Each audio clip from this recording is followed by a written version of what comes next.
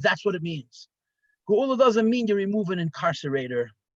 Geula doesn't mean you unlock a jail cell. Geula means you give freedom. And freedom comes from the Eibishter. Freedom is not what the world thinks freedom means. The world thinks freedom means I can do whatever I want.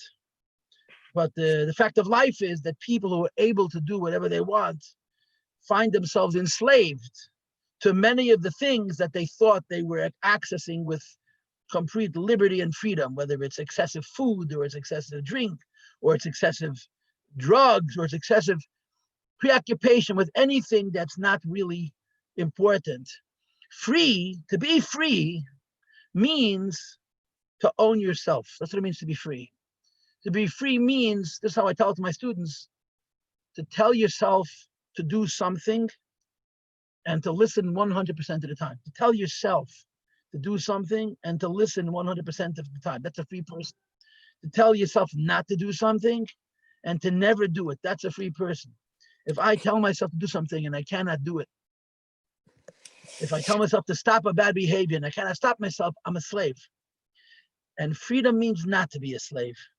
And for this, we learn in Hasidus that freedom is not taking away a master or removing a chain or a lock or a door or a wall. It's being free. And that's why Hasidus says, that Rashi says, Shem Gula Chadu, every redemption is the same. It's Hashem giving a koich for freedom. So if all gulas are the same, then your Beis Tammuz is a gula and Mashiach is a gula and all the gulas are connected. And it would really be wonderful if we say it in Gula Shleima today. You're already in the evening hours, but I understand that the mile of living in England is that the Yom Tovim lasts a couple of hours longer. It's nimshach b'tzen alfa zeker. Is right toch staan met Farbrengen nog in Manchester. L'chaim lebrach, l'chaim tevim l'shalom. L'chaim lebrach, it's all the Yiddish kinder. L'chaim.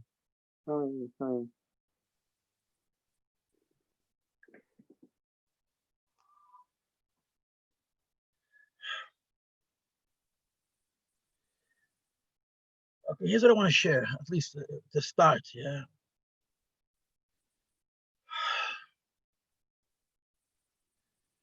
We learn Hasidus from an early age. And as time passes, the children are taught Hasidus at earlier and earlier ages. When I was going to yeshiva, they started teaching Hasidus later. Now the kids learn earlier and they learn more. We can debate whether it's right or wrong, but I have a very strong suspicion that the Rebbe believes the earlier and the more the better. The Rebbe doesn't mind younger children learning more Hasidus because the Rebbe has a better understanding of how desperate the times we're living in and therefore the need for as much oil, as much light, as much lichtigkeit as possible, even though we may not necessarily see the fruit directly. But we learn Hasidus from a very, very early age. And then as we live life, we don't only learn Hasidus, we begin to observe it. We begin to see it in the world. We begin to see the place that Hasidus has in our lives based on the way we live. We live in Elam Hazid. We live in this real world, in quotations. Real is in quotations. And the longer we live, the more we see the Divrei Elokim Chayim component of Hasidus, that Hasidus is life. And I think one of the things we learn as we age, at least that's how it is with me, is every day that passes in our life, it makes more sense to us, not just how important the tzaddik is, the Rebbe, the tzaddik, but how in truth everything is the tzaddik. Everything that happens in this world that's positive can be traced to the tzaddik. The world has its own direction. And the direction of the world, like it says in Tanya, based on Kabbalah, is not good. The direction of the world is lazy. The direction of the world is heavy. The direction of the world is, to be simplistic and general, evil. The direction of the world is dark. And the Eibishter puts tzaddikim in this world. And they are, to use a fancy expression, atzmiyim. Atzmiyim means they draw their energy from inside of themselves. They don't draw energy from their environment.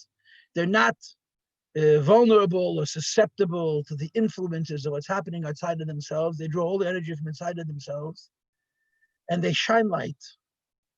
That's what a tzaddik does. That's what it ever does. He shines a light.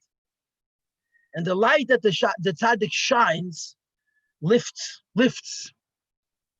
Some people it lifts a lot, 100%, 90%. Some people it lifts very little, 5%, 1%, 0.5%. But how much the light of a tzaddik lifts each of us, the tzaddik hoiped. That's what tzaddikim do. They lift, they raise us up. The Frierdiker Rebbe was a tzaddik. Tzaddik was a Rebbe. And for reasons that are known only to Atzmos and Hussein Shal Baruch Hu, for reasons known to the Eibishter, the Frierdiker Rebbe was gifted. The Frierdiker Rebbe was left to shepherd one of the most difficult periods in the history of the Jewish people. One of the most difficult periods in the history of the Jewish people. The Rebbe Rayatz, the Frierdiker Rebbe, was the tzaddik who had to carry us through Kasha Yisa, Oymen, Esayonik. Just say 1920 to 1950. Just say those numbers and think what happened in those 30 years between 1920 and 1950, and you have a little bit of a sense of the burden, the achrayus that the Rebbe carried, the Frierdiker Rebbe carried, shepherding Klal Yisrael through one of the darkest periods in the history the Jewish people ever experienced. I'll tell you a ma'aseh and Polish tzaddikim, but the emes tzaddikim, the Frierdiker Rebbe had a contemporary who was an incredibly holy man. He was born the same year as the Frierdiker Rebbe, but he lived 7 years longer than the Frierdiker Rebbe because his father lived 7 years longer than the Rebbe Rashab. The Baron of Belz, the Heilige Belzer Rebbe, the Baron of Belzer. His father passed away the same year that Rebbe Rayatz went out of jail, 1927, Tafresh Pei Zayin. And in the Belzer Hasidic group, the custom is that by the Levaya, they announce succession. By the funeral, they announce who the next Rebbe is, and they actually give him Mazel Tov. This is their culture, their tradition. So by the Levaya of Rabbi Yisachar Doiv of Belz, the Hasidim announced who the next Rebbe was going to be, and they gave him Mazel Tov. And Abba the Belzer stood at the open grave of his father, and he cried, and he said, Tate, Vosar Adoros the Megilost. What kind of generation did you leave for me? The Frierdiker Rebbe was left to shepherd, to Rebbe, one of the most difficult generations the Jewish people ever experienced. Like Yirmiyah Novi says, like Jeremiah says, the Pasuk says in Sefer Eicha, Ani hagever ra oni b'sheve basemi. Yirmiyah Novi was the Rebbe, was the tzaddik, carrying the Yidden from before the Churban of the first Beis HaMikdash until a substantial amount of time after the Churban of the first Beis HaMikdash. And he had to shepherd, he had to shine light to this incredibly dark time and to an incredibly pained generation. That in addition to all of the other nisyonis and tzaras that they experienced, they also experienced extraordinary change. Their world was very, very dynamic, in constant flux. It was a new world. And whenever there's change, there's a sakana. Whenever there's change, things are precarious and uncertain. And there's risk, there's dangers, even physically and certainly spiritually. And the Rebbe Rayatz, this was his inyan.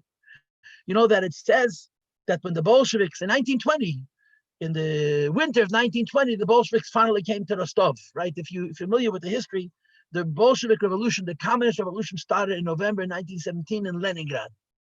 Leningrad's in the Baltic Sea, which is near the top of the world. Yeah, it's pretty close to your neck of the woods. And Rostov is on the River Don, which is very far south. And there was a terrible civil war that took place all over Russia, where there were 2 camps or 3 camps fighting, competing for dominance in Russia at the time. And of course, they all had one common enemy, which is the Jew. And they all did their share in making life impossible for the Jewish people. And in 1920, which was a little bit more than 2 years later, they finally came into Rostov. When they came into Rostov, the Rebbe Rashab commented, the Rebbe Rashab, the Frierdiker Rebbe's father, said, I cannot cohabit with them. I can't live with them. And it's quite clear that the Rebbe Rashab made a conscious decision to, as they say in yeshiva language, to check out and to leave this test for his son. And there's, by the way, there's an exact story with the Mittler Rebbe. When the Kantonists started, the Mittler Rebbe said, "Ich kann das nicht, I can't do this." He went to his father's Tzion in Haditch, and he came out and he said, "The Tat hat mir abgesagt from the Rabbanos. My father has redeemed me from the Rabbanos." And of course, the Mittler Rebbe was nostalgic. He passed away, and the Tzemach Tzedek had to deal with that test. So it seems a very similar story with the Rebbe Rashab. He made the conscious decision that he's not going to deal with the Bolsheviks. And there's a famous story how there was a very, very, very dramatic Purim Farbrengen, which was on a Thursday night, where the Rebbe Rashab expressed incredible disregard to the whole communist system, and he spoke about them in ways that could have gotten him into an enormous amount of trouble. Sunday after that Purim, he started writing his will. It took him a week to write his will. The will of the Rebbe Rashab has never been seen, but it's known to be incredibly scholarly, very learned, very scholarly will. The next Friday night, he got sick, and the Motzei Shabbos after that, he was nostalgic. You read the story, and there's there's almost an hour by hour account of that story. You see that this man wrote his own ticket. He decided he had enough, and and the Frierdiker Rebbe became a Malim, became Kodshe. The Frierdiker Rebbe did. And as the Rebbe would say, the Frierdiker Rebbe had to reinvent himself 3 times. The Frierdiker Rebbe had to make himself into a new person 3 times over. The first time this happened was in Russia itself. I told you a minute ago that the Rebbe Nishmasei Ages, the Rebbe Rashab's will, has never been seen. The Rebbe Rashab's will was very long. It's in the Rebbe's library, I understand. And it's very, very, very scholarly. And it's about halachas of Yerusha. Even though the Rebbe Rayatz, the Frierdiker Rebbe, was an only son, how complicated could the laws of inheritance be with exactly one heir? But the Rebbe Nishmasei Ages will is very scholarly. The previous Rebbe publicized 1 page of that will, 1 page of that will, where the Rebbe Rashab gives the Frierdiker Rebbe instructions about what he should do. And in short, what it says on that 1 page is that the Rebbe Rashab, the Frierdiker Rebbe's father, wrote to the Frierdiker Rebbe that he wants him to continue all the things that he is doing, which is to say Chassidus to Chassidim, to be Makam people to Yechidus, to strengthen the Moed HaKodesh, to maintain and to expand the Moed HaKodesh, and also to continue the various projects that had started after the First World War about people learning Hasidus. All over Russia, there was a renewed interest in learning Hasidus and having Chassidish Farbrengen, and the Rebbe were very involved. The Frierdiker Rebbe became a Rebbe under a certain pretense, under a certain assumption that he's going to continue the work of his father. Within a year or 2, Russia began to come to pieces. The Soviets went into every single city. And of course, you know the tragedy of it. The tragedy of it is that it wasn't Goyim. It was the Yevsektia, right? Yevsektia means the Evreiska sektia, the section of Jews who were ardent, who were religious, who were fanatic communists. Many of them were former Yeshiva Bacharim, big Talmidei Chacham in some cases, who now had become very angry with Torah and with Yiddishkeit, and they went around uprooting any bastion, any establishment, any security in terms of the continuity of Torah mitzvahs all over Russia.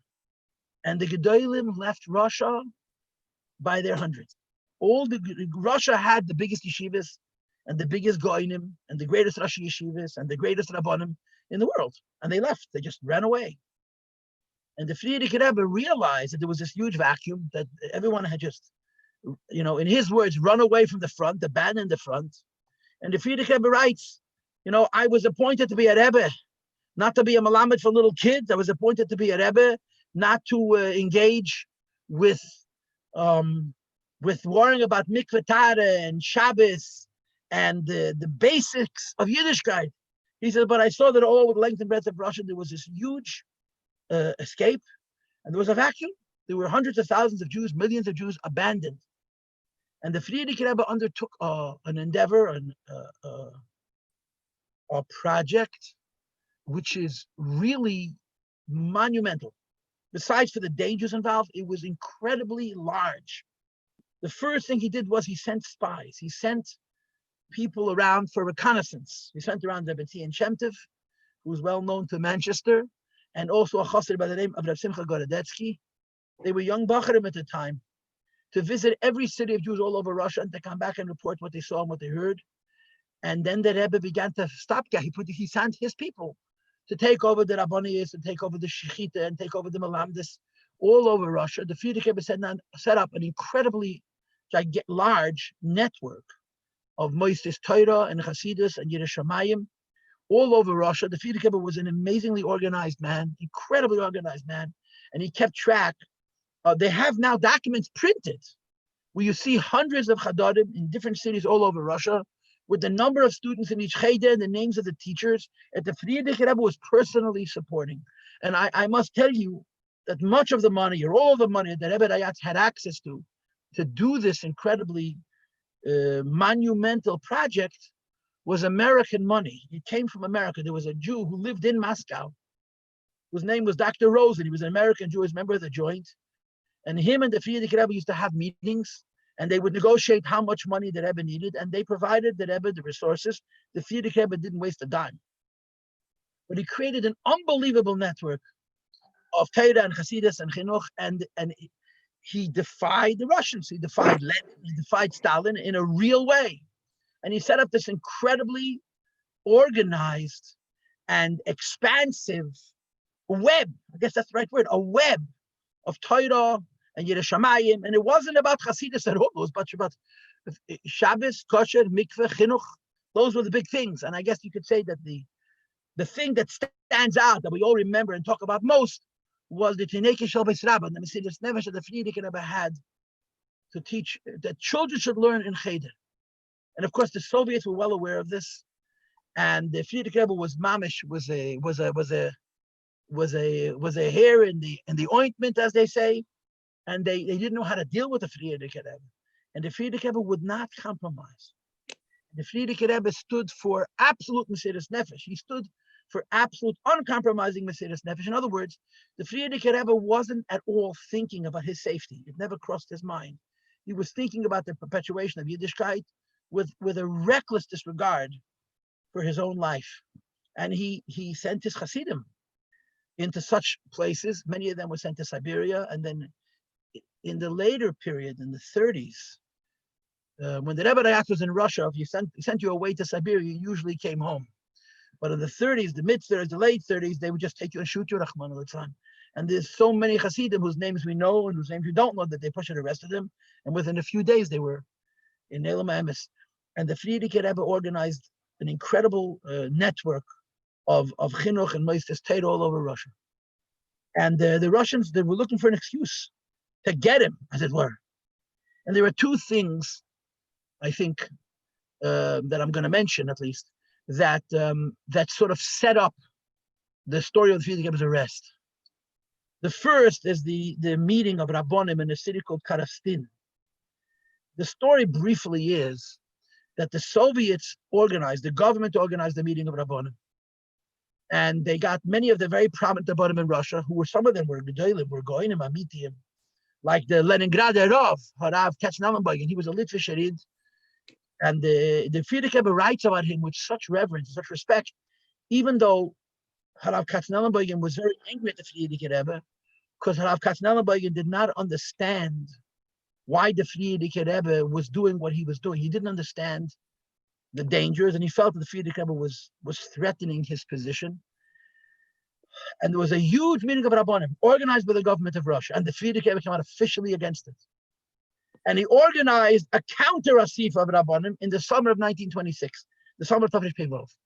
And everybody knew that act of defiance was the nail in the coffin. Everybody knew that decision was going to be the last straw. The Soviets were not going to ignore this chutzpah, this defiance, this arrogance, and that the Rebbe Rayatz would be punished for it. Everybody knew it. And the Frierdiker Rebbe knew it quite well. And the Frierdiker Rebbe saw it through because he felt that it had to be done. And there's a lot of details about that meeting. Much has been published and written about that meeting.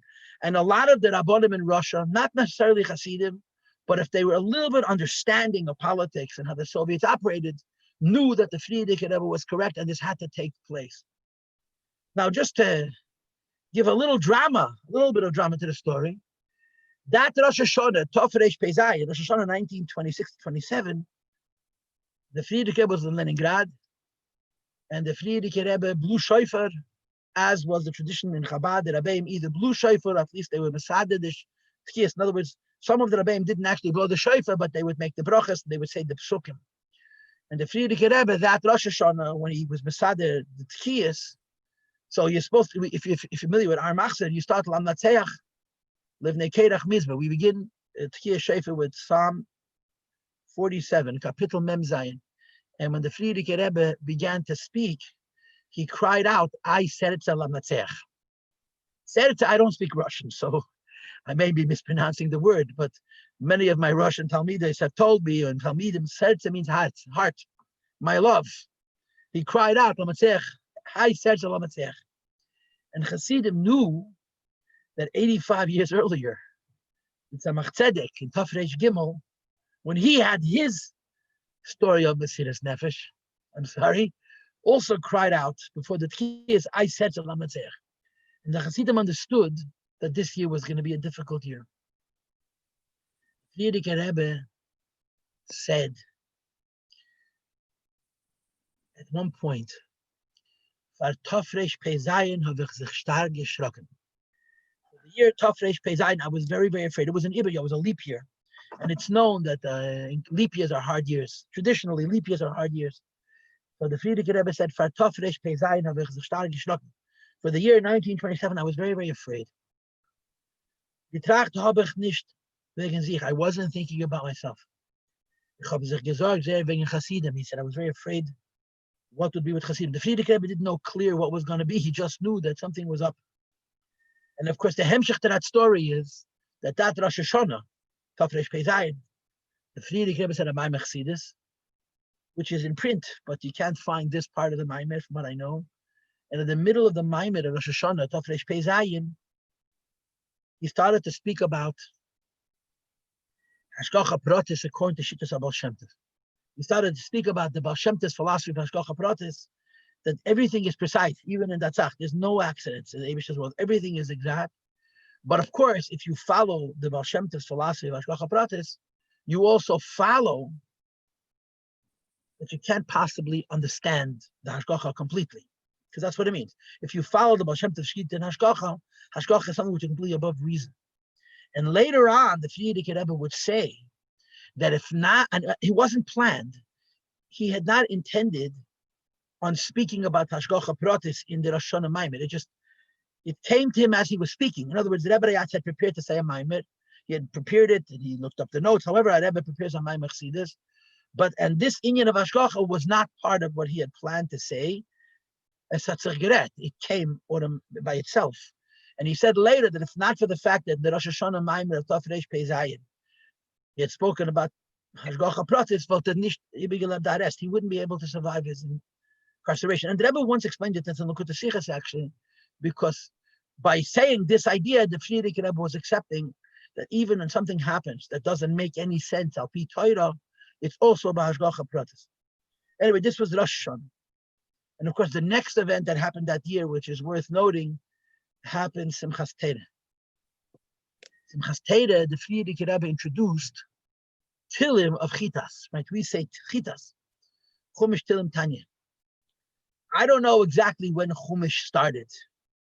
Tanya, we know. Tanya was started. The Takon of saying Tanya was introduced when the Rebbe, our Rebbe, the Rebbe Zogazan made the Hayyim Yoim. The Friedrich Rebbe, they actually showed pages. The Rebbe used to write the Hayyim in his own handwriting, the entry of Hayyim Yoim, and it would say the date, Shiyurim, Chumash, Tilim, and then Tanya, and he would leave an empty space, and the Friedrich Rebbe in his Heilige handwriting would write in the Shir of Tanya. And there's actually facsimiles that are printed in some of the Hayyim Yoim where you can see this, how the Rebbe wrote out the Hayyim Yoim and he left an empty space, and the Friedrich Rebbe wrote the Shurim of Chitas, of Tilim, Tanya. That started in 1943, 42, 43. Tilim started Pezayin. It started the year of the Rebbe's arrest. And Rebbe L'chaim asked, so the Friedrich Rebbe said to Rebbe L'chaim Altes, when he was already released from prison, when he was in Kasrama, he says, For Tafresh Pezayin habe ich sich stark geschrocken. For the year 1927, I was very afraid. Bis ich habe gebeten, sagen, Tilim ist mir angekommen sehr schwer. Till I asked that Hasidim should say Tillim, I had a very hard time. So the Baal Chaim didn't remember. The Baal Chaim said to the Frierdiker Rebbe, when? So the Frierdiker Rebbe told him Simchas Teda. Simchas Teda of that year, there was a Kiddush in the Frierdiker Rebbe's mother's apartment, and there, or a room, I don't know, whatever the case was. And during that Farbrengen, the Frierdiker Rebbe said he wants people to say Tillim. When the Frierdiker Rebbe was arrested, they ransacked the house. When the Frierdiker Rebbe was arrested, they ransacked the house. The ransacking of the house was done to look for supposedly documents that they wanted, but it was primarily done for the purposes of antagonizing and intimidating and humiliating. It was done to unsettle a person. When the Frierdiker Rebbe was taken away and his entire office had been turned upside down, he had in his office a stender, and on the stender was a piece of paper. The piece of paper is written in pencil, and it begins with the word Her Yidden was Gleiben in Mashiach. That's how it started. Listen, Jews who believe in Mashiach. And the hope, it's a few lines. It's printed in the back of the Tillim. It's printed in the back of our Tillim. You can see it inside. I'm not saying it verbatim. He says, Chsidim heisich. Und Stam Yidden betech. Chsidim, I'm commanding. Stam Yidden, I'm asking. That with the union of Avos Yisrael, they should say every day a Shir Tillim. That was Simchas Teda, that Yitafresh Pezayin. And the Frierdiker Rebbe said that the Tillim that people said helped him a lot. And just Terech Agav, to tell you something about Hanocho Minik, when the Frierdiker Rebbe made the takon of saying Tillim originally, he said that after Aleinu, they should say Kaddish, and the Chazan should walk away from the Amit and to go over to the Bimsa and to say Chitas Tillim. So it shouldn't be like a Haisaf on Tefillah. You probably didn't know this. This is not very well known. When the Frierdiker Rebbe originally made the takon of Tillim, he said that after Aleinu, the Chazan should go away from the Amit, go to a different place in the shul. So it shouldn't be like they're adding on to the Siddur. This was for 1 year. After 1 year, the Frierdiker Rebbe said that you could already say Tillim behemshech. It became a part of the davening, a hemshech to the tefillah. This was Simchas Teda Tafresh Pezai. Now, during the year, there was a lot of things that were going on that were very, very unpleasant or unsettling, disturbing. One of the most famous ones, of course, is the Frierdiker Rebbe's visit to Moscow, Purim Katan, and the Maimeh V'Kibel HaYehudim, which we know as the Maimeh Ve'ata Tetzaveh. It's the same Maimeh, right? The Frierdiker Rebbe said a Maimeh V'Kibel HaYehudim, and in Beis-Gimmel, he begins, Yesh Lahagdim Tchila Masher Kosav Ve'ata Tetzaveh. The Rebbe turned it around. He started off Ata Tetzaveh, and in Beis-Gimmel, he mentions V'Kibel HaYehudim. Perek Dalet, he mentions V'Kibel HaYehudim from the Frierdiker Rebbe, which was a Maimeh about children. And if Ye'elim V'Yenki B'Sad Te'ez, L'Hashper Sevim L'Snakim, the children have. He mentioned the Medrash on Mordechai, who spoke to the children, and he told Haman Arasha that the Besura Teva Bisrani, the famous Utzu Eitz Altira, Pachapisim, Utzu Eitza, and Altira, Avad Zikna. This was Purim Katan. Purim Gadol, the Frierdiker Rebbe was in Leningrad. Purim of 1927, the Frierdiker Rebbe was in Leningrad. And there was a Farbrengen, and Hasidim came. And on the one hand, it was an incredibly dark and dangerous time. But on the other hand, the mood of Mesiras Nefesh, the Frierdiker Rebbe, had raised up the Hasidim, not one or two, hundreds, to a mindset of Mesiras Nefesh. Rabbi say it's impossible for us to understand what it means to eat Mesiras Nefesh for breakfast, lunch, and supper, breakfast, lunch, and dinner, whatever you call it in Manchester. But the Anash, Chassidim, and Stam Yidden in Russia, the Frierdiker Rebbe rallied them for Mesiras Nefesh to give everything, the last drop of blood for Yiddishkeit in the Soviet Union, and we'll never know until Mashiach comes how many Tmimim and the children of Tmimim paid the ultimate price to do the work of the Frierdiker Rebbe. We know the names of some, and we know the stories of even less. But the degree of Mesiras Nefesh that the Frierdiker Rebbe inspired in his Chassidim is unbelievable.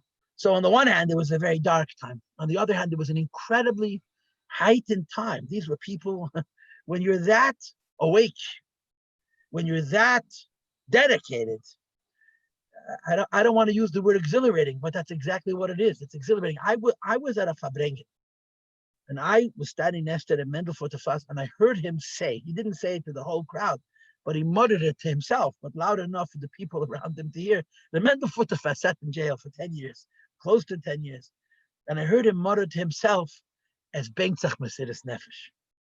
I miss it. I miss Mesiris Nefesh. How could any human being Benkenzach noch Mesiris Nefesh? It's very difficult to understand. But that was the mood. There was an energy of dedication.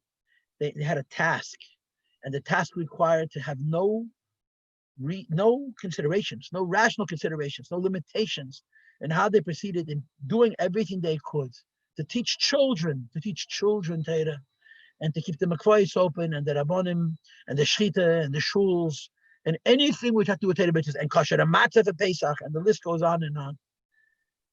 So the Farbrengen put him, and everybody knew what was happening. Everybody understood that the Frierdiker Rebbe had crossed the last line with the Soviets, and there was nothing holding them back. In other words, the decision that the Frierdiker Rebbe had earned, he pushed the envelope so far that it was only a question of time before they would come and get him. And everybody understood this. And the Frierdiker Rebbe understood it very well. And there was a Feierdik Farbrengen that put him. And there's a letter for the Frierdiker Rebbe where he describes that Farbrengen and put him. And amongst the things he writes was that he doesn't even remember everything that he said. And that later, Sipruli, he says, people told me what he said. And amongst the most poignant moments of that Farbrengen and put him was that at one point he stood up and he pulled open his shirt. And he pointed at his bare chest. And he said, as if it's as der Guf brennt, sollte nicht aufhören und lernen mit Tashbar. Frierdiker Rebbe said, you see this body burning, do not stop learning with the children. This was the mood. This was the condition. You understand? Now, just Stamazeh Amaise, I'm telling you a story that I don't know the details of, but I forgot even from whom I heard it. I didn't hear the story from my father-in-law, but my father-in-law was a Moshe Nemenov, Reb Nissen's son. I didn't hear it from him, but I heard that Reb Nissen itself, Reb Nissen Nemenov was in Leningrad then in 1927. And he heard, however, he knew it. He was still a Boch and Mistame, but he was very choshev. But the Frierdiker Rebbe Reb Nissen Nemenov was very choshev. And again, I didn't hear this from my father-in-law, but I heard from other people that Reb Nissen said that a little while, but before the Frierdiker Rebbe was arrested, he called in our Rebbe, who was not yet his son-in-law. He was Chosn, Miyudli is Chosne, Chosne, the Frierdiker Rebbe. The Frierdiker Rebbe told the Rebbe the following: I want to ask you a shaila in halacha. And the shaila in halacha had to do with how we should behave in prison, because he may be in a place where there's not so much sneas, and there may be a latrine, not proper smells and so on. And he asked the Rebbe shaila how you're supposed to behave as far as davening goes.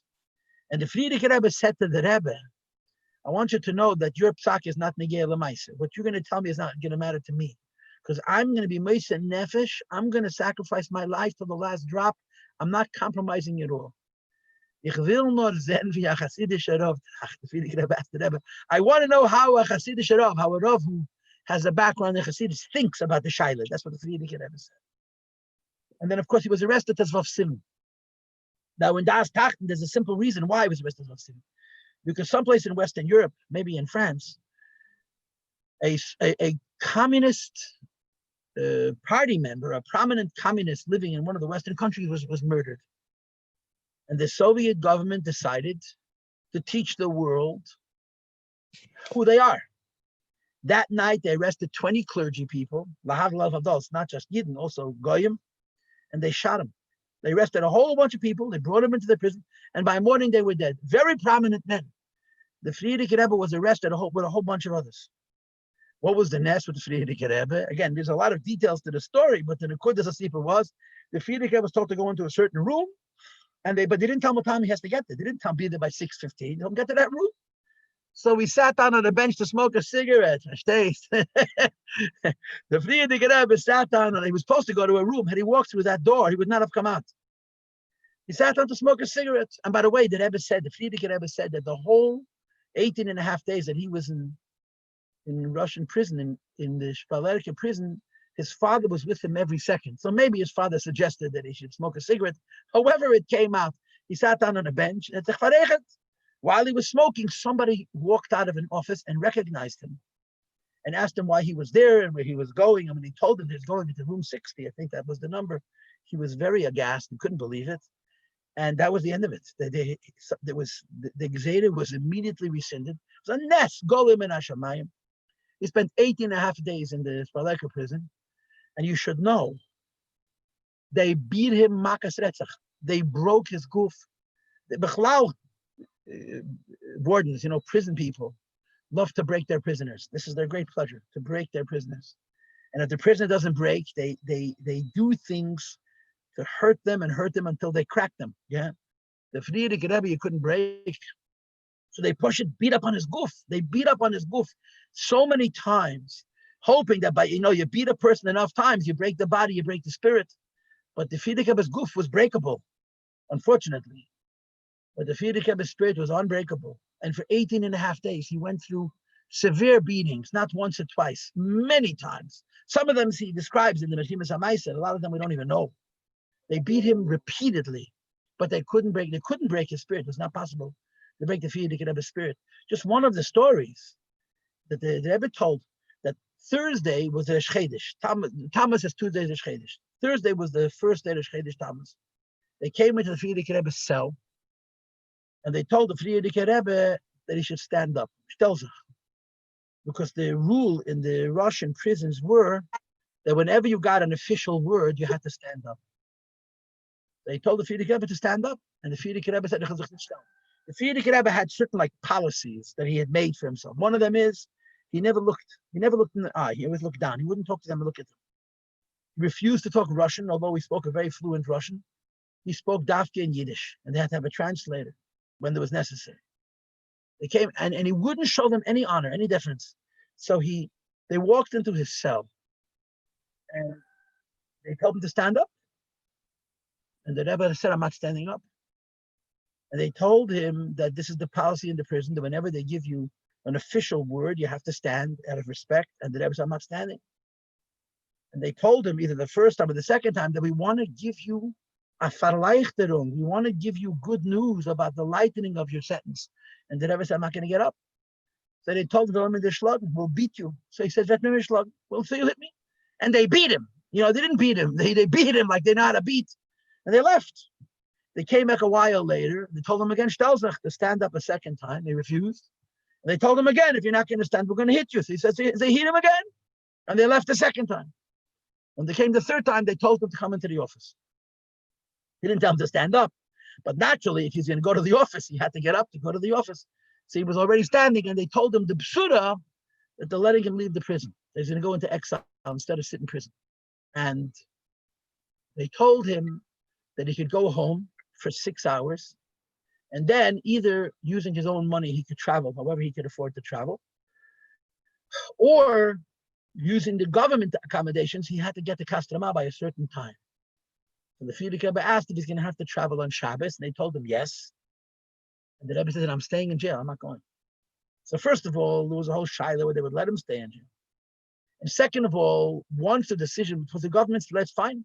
The Rebbe explained that this act of staying in jail for another 48 hours was a terribly reckless act of Mesiras Nefesh. It was an incredibly reckless act of Mesiras Nefesh, because they used to say in Russia, they say it everywhere, but especially in Russia, accidents happen, mistakes, accidents. In the Soviet prisons, accidents could have happened.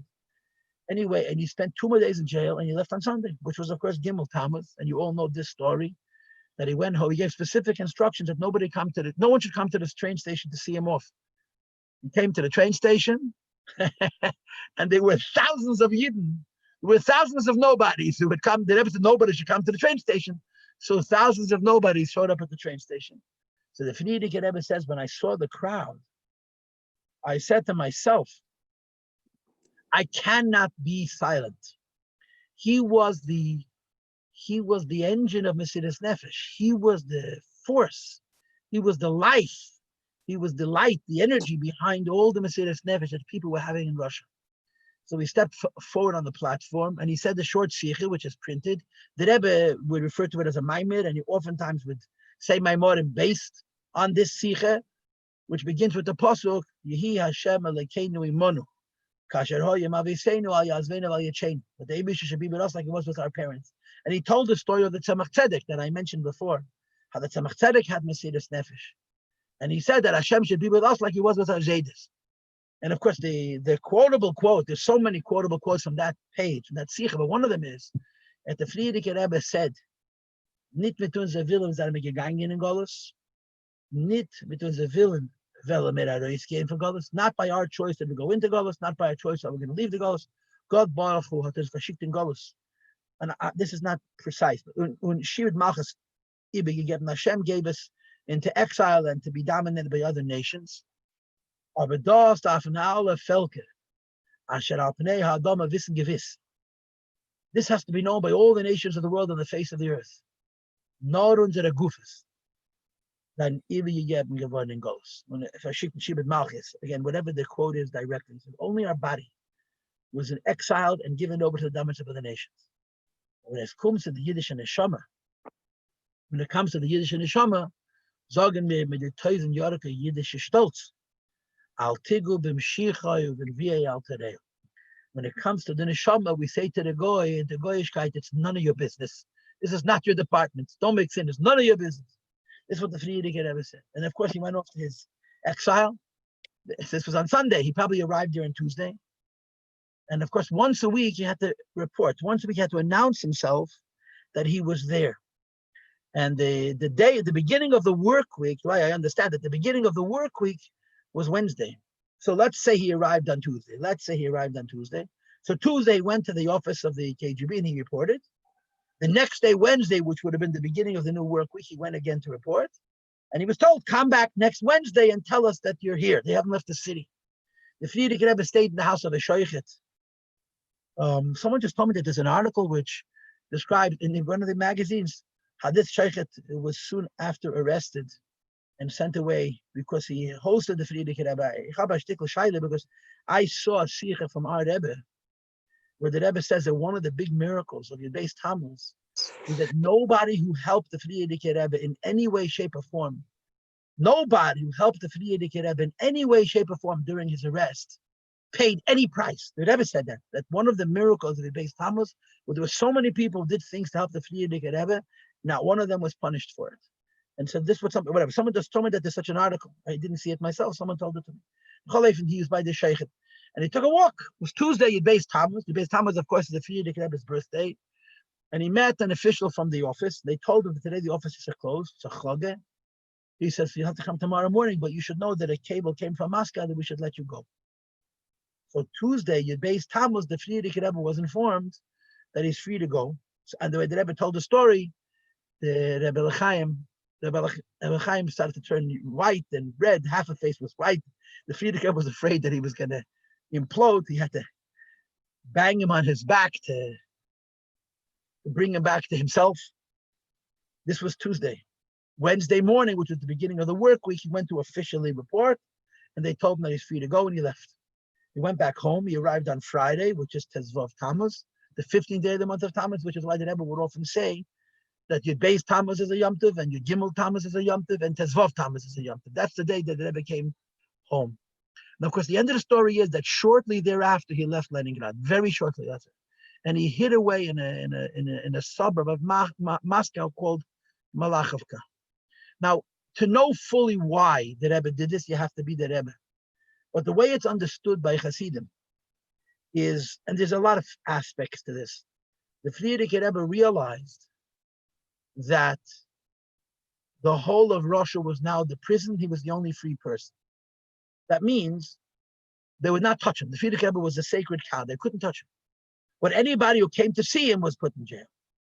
So they just turned the prison inside out. In other words, the Frierdiker Rebbe was the nerve center. He was the head of a movement that was incredibly wide. I described it before as a web. It's exactly what it was. All over Russia, wherever there were communities of Jews, there was underground activities that Frierdiker Rebbe was supporting, certainly with his word and with his wisdom, and in many cases, possibly with his wallet also. And the Rebbe realized that now they were not going to touch him, but they were going to make it impossible for him to communicate, to be involved. And then he decided, so he disappeared for a long time. He was hiding in Malachovka. He wouldn't let anybody come next to him. He was very, very careful to not to risk his own life and the life of the people who would come in contact with him. And he spent the whole summer figuring out what he wanted to do. The story is that for Tezvav Elul, that year, which was the birthday of Yeshivas Temchet Mimim, the Rebbe Rayach took a very dangerous trip all the way to Rostov, which is the other end of Russia. And he was Mishtateach al Kever Aviv. He was by the tzin of the Rebbe Rashab in Rostov. He came out and he said that Tatat Migigeb Mereshus Arois Seforim. My father gave me permission to leave the country, and he went right back to Leningrad. And now he went public. He announced everybody could come. And there was a Shturim de Tishrei. Tishrei Tofresh Beches was very freilach. There were many, many people who had never seen the Rebbe before and would never see him again. They saw him only that Tishrei.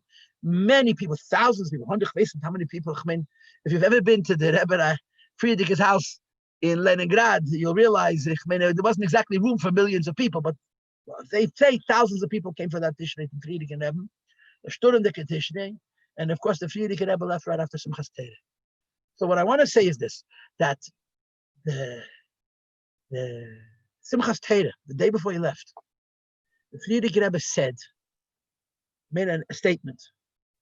And he asked that the statement should be mispars, and he asked that they should make sure that everybody hears it. And the statement was that there are people who think that his departure from Russia has to do with a threat or with fear or intimidation. And the Rebbe says, Dvorim she'ein ha'seichel sevlosan klal. Things that don't make any sense. What the Rebbe was saying is, if you know me, you know I'm not frightened. I'm not leaving out of fear. Why am I leaving the country? This is a direct quote. Seidem is suder yeshkan. There's a master plan. Seidem is suder yeshkan. There's a master plan. In other words, the Friedrich Rebbe did not see his departure from Russia as a departure. The Friedrich Rebbe saw his departure from Russia as a moving to another step. Now, I started to tell you in the beginning, the Friedrich Rebbe had to reinvent himself again and again. He came out of Russia. He settled in Western Europe, in Riga, Latvia, and he lived there for about 6 years. The entire time that he lived in Riga, Latvia, his stationery, the Friedrich Rebbe's personal stationery, said his name, and there was an address. And it said in Hebrew and in Latvian, whatever language that is, temporary residence. The entire time he lived in Latvia, the Friedrich Rebbe was not decided where he wanted to be. And he traveled all over. He was in Israel, he was in America, he was in many countries in Western Europe, he was many countries in Eastern Europe. The Friedrich Rebbe was doing reconnaissance. There's a better word, but it's not coming to me now. He was checking out the landscape, deciding where he wanted to settle. And eventually he decided that he wants to be in Poland. The day after the Friedrich Rebbe became a Latvian citizen, he moved to Poland. And that's what saved his life when the war came, which is a discussion for another time. And he wrote a letter to our Rebbe, which is printed in Igros Kodesh now. When the Friedrich Rebbe made the decision to leave Latvia and move to Poland, he said, when I sit by myself and I contemplate, I say the only thing I want is I want to be in a Mokum Torah. He moved to Poland. First he was in Warsaw, and then he had to leave Warsaw. He moved to Otwock, which is a suburb of Warsaw. And those few years, 1934, 35, 36, 38, 39, were the closest in the Friedrich Rebbe's Messias to what Lubavitch had been. He went back to being, in effect, an old Lubavitcher Rebbe, involved with Avodah Pnimis and Chassidus and Avodah Tefillah, and people who were worried about such lofty things as Bidei Amidus and the Skafia. And the Lubavitch took over Poland. The Temchet Mimim in Poland was incredibly effective and successful. The best Bachner from all the yeshivas joined Temchet Mimim. It was an incredibly successful period. And then the war came. Now, for purposes of full disclosure, the Friedrich Rebbe's decision to come to America had been made in 1938. He had already decided to leave Poland before the war had started. And he had put in papers for immigration, and that made it a little bit easier for him when the war started for the State Department to allow him to come to the United States. He came to America. The Friedrich Rebbe describes in a Sikha in 1946, Tafshin Bov. He says, imagine being 60 years old, broken in body and spirit, and starting your life over again like a child. It's the Friedrich Rebbe's own words. The Friedrich Rebbe did not want to be in America. Friedrich Rebbe did not like America. He didn't like the American mentality. He didn't like American showiness. He didn't like American phoniness. The Frierdiker Rebbe said about Americans, they're very easy to inspire, and they just as easily cool off. And he referred to his period in America as the Hashgacha Ha'Elyonos Shlichus, as the Shlichus of the divine hand. In other words, by no means was it his choice. The Frierdiker Rebbe came to America because the Eibishter brought him here, against his wishes. Onos al pi dibu. And of course, he sat on a ship for 9 days, crossing the Atlantic. And during those 9 days, he was in deep meditation. And he was asking himself a shaila, I'm a Rebbe. A Rebbe leads. What am I going to do when I get to America?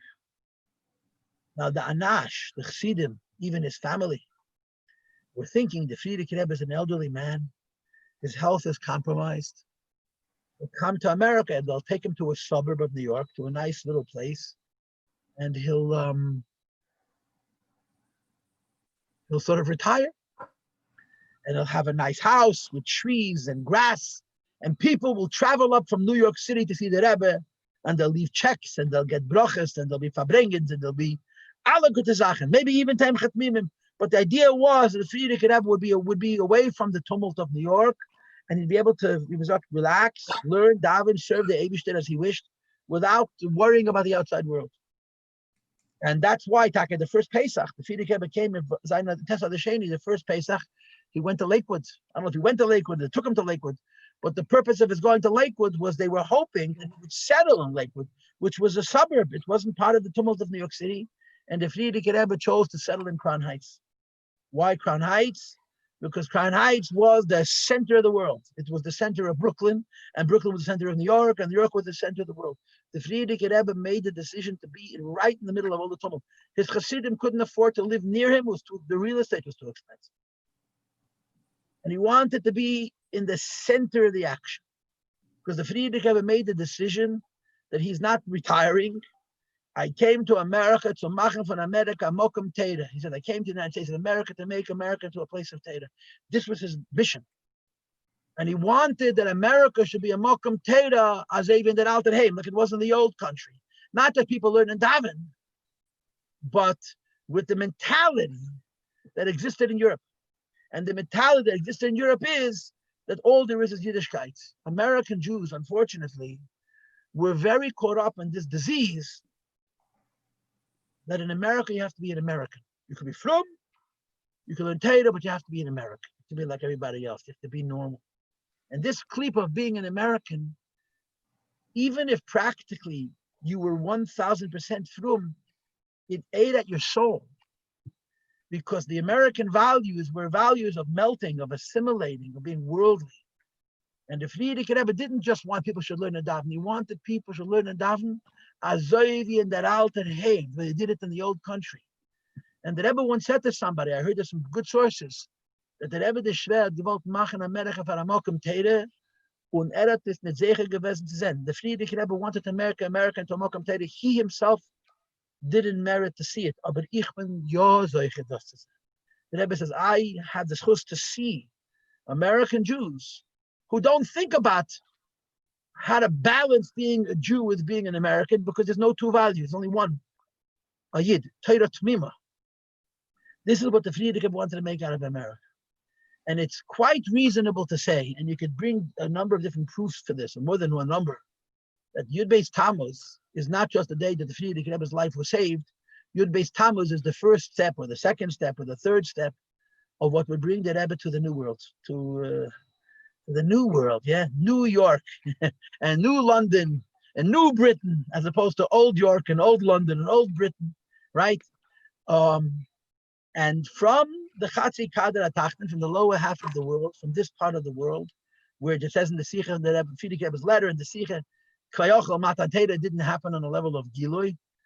It will be the source of Yiddishkeit for the entire world. And that's how it's been now. Now it's 80 years. It's 80 years since the Frierdiker Rebbe came to the United States of America. And this is the Yom Tov of Yud Beis Tammuz. The Yom Tov of Yud Beis Tammuz, it celebrates Mesilas Nefesh, no doubt about it. And it celebrates a Nes Golui, an unbelievable Nes. I've been saying this a lot. I don't know if I'm supposed to say it or even allowed to say it, but I believe it. When the Frierdiker Rebbe walked out of the Shpalerka prison, when the Frierdiker Rebbe walked out of that jail cell, on that Sunday, Gimel Tammuz, the person most surprised was himself. The Frierdiker Rebbe did not have an exit strategy. The Frierdiker Rebbe didn't go to jail with a plan of how he's getting out. The Frierdiker Rebbe wanted to Mesidas Nefesh with the chips fall when they may. This was his attitude. This was his shtel. The Frierdiker Rebbe led from the front. The Mesidas Nefesh that he demanded of others, he practiced himself 1,000-fold. It was a nes min hashamayim that he survived, and that's why he made a Yom Tov. When the Frierdiker Rebbe made Yud Beis Tammuz into a Yom Tov, he said, because I didn't do this, the Eibusha did this. I did everything in my power to give my life away for Eibusha, and the Eibusha kept me. The Eibusha preserved me, and that's the Yom Tov. And that's why he said, like Rabbi Cohen said in the beginning, that Yud Beis Tammuz lo yosi b'vad gol HaKadosh Baruch Hu b'Yud Beis Tammuz, the Eibusha did not only redeem me on Yud Beis Tammuz, ala kol mechav v'teinu mitzvah, all those who love teinu mitzvahs, ad asher b'shem Yisrael Yechunah. Even such people whose entire identity as a Jew is that b'shem Yisrael Yechunah, that they identify as a Jew as a secondary name. We were all redeemed Yud Beis Tammuz. Like I said in the beginning, we live from the Rebbe. Every year, every chassid lives from his connection to the Rebbe. That goes without saying.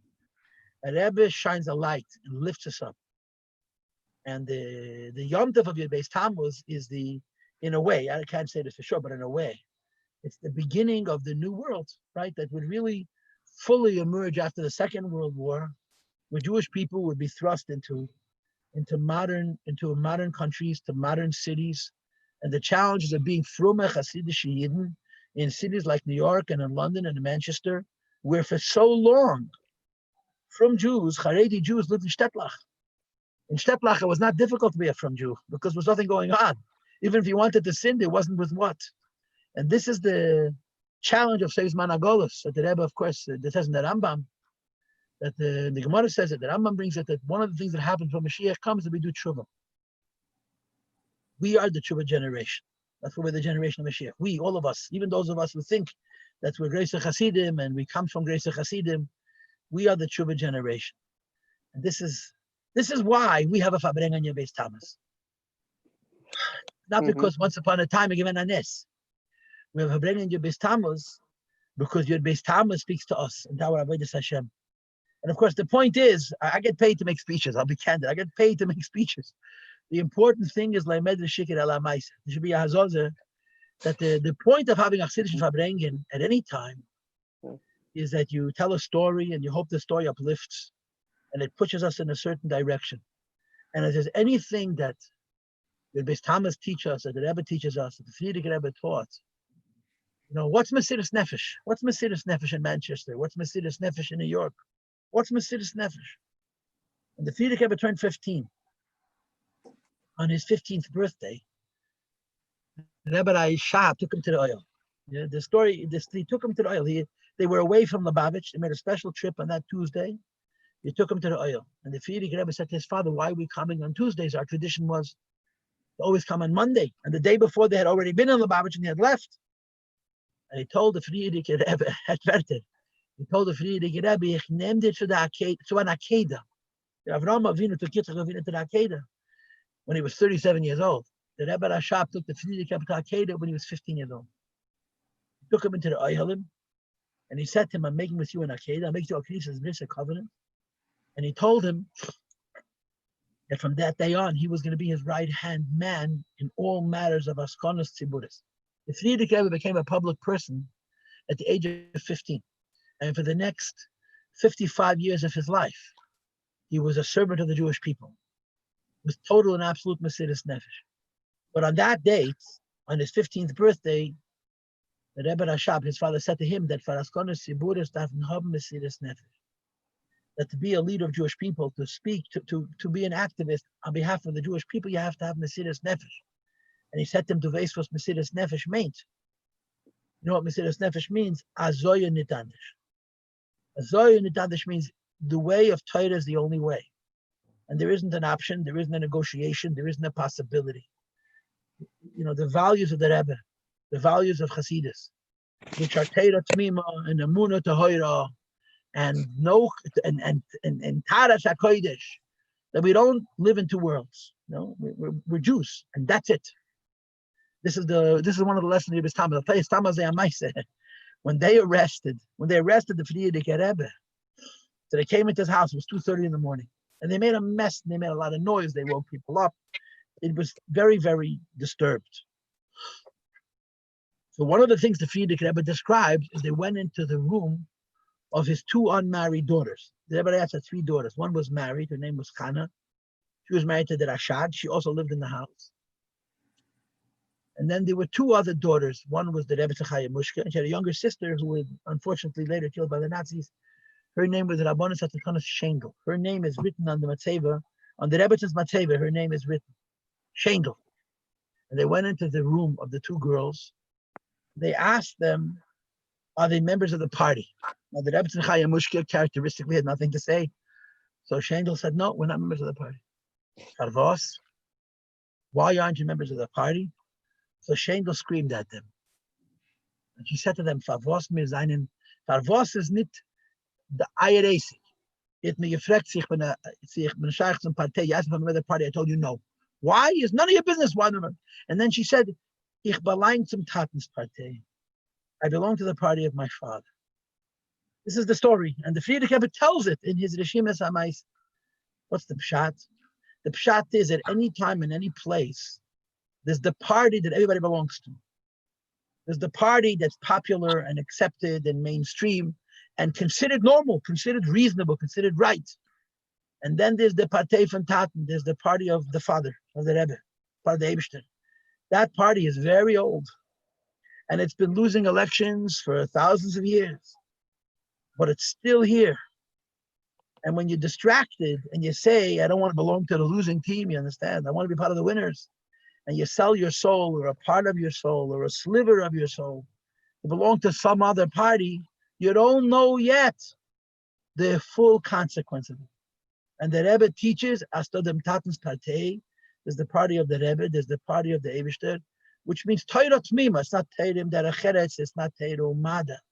And it's Taras HaKodesh. It's Yiddishkeit with full Amunah and full B'tochen and full Tad and full Kedusha. This is what we celebrate in Yebes Tammuz. This is what we Farbrengen about. We talk about Yebes Tammuz. So the Eibishter should help us all that we should revisit those values, which are our values. And we should strengthen our commitment, even in action, in the direction that keeps us belonging to the Rebbe's Partei. And L'chaim Levracha, the Eibishter will help him, the Zachas Ein to the Gula Shlema, the Shtein and Admasai, and the Eibishter will help him the Geshrei, man soll Reis geben den Bitten in Golas, weil, there's no other truth, it's eine andere Sache. Okay, L'chaim al Yiddische Kinder. Okay, L'chaim, nice to see you all. And please visit InsideChasidus.org. Please, InsideChasidus.org, InsideChasidus.org. Please visit. I can talk to you until, like he said, you can go to sleep and you can wake up and I'm still talking. L'chaim, L'chaim. L'chaim, Rabbi Paltiel, thank you very much for Farbrengen. We have with us Rabbi Chitrik. Oh. Rabbi Chitrik from Tzvas. Rabbi Chitrik is one of the shluchim that the Rebbe sent in Tafshel Lamed Zayin, if I'm correct, to Yisrael. And he made the very famous seminary, Beis-Gimmel, in Tafshel Mem, I think. So it's already 40 years, Kenai Nahara, that he's making the seminary, and countless Jewish homes were built. Chassidische Heiser gestellt from his chinuch. Personally, I also benefited from that on a number of fronts. So we're very grateful that Rabbi Chitrik can be here with us and join the Farbrengen. Rabbi Chitrik, is your camera on?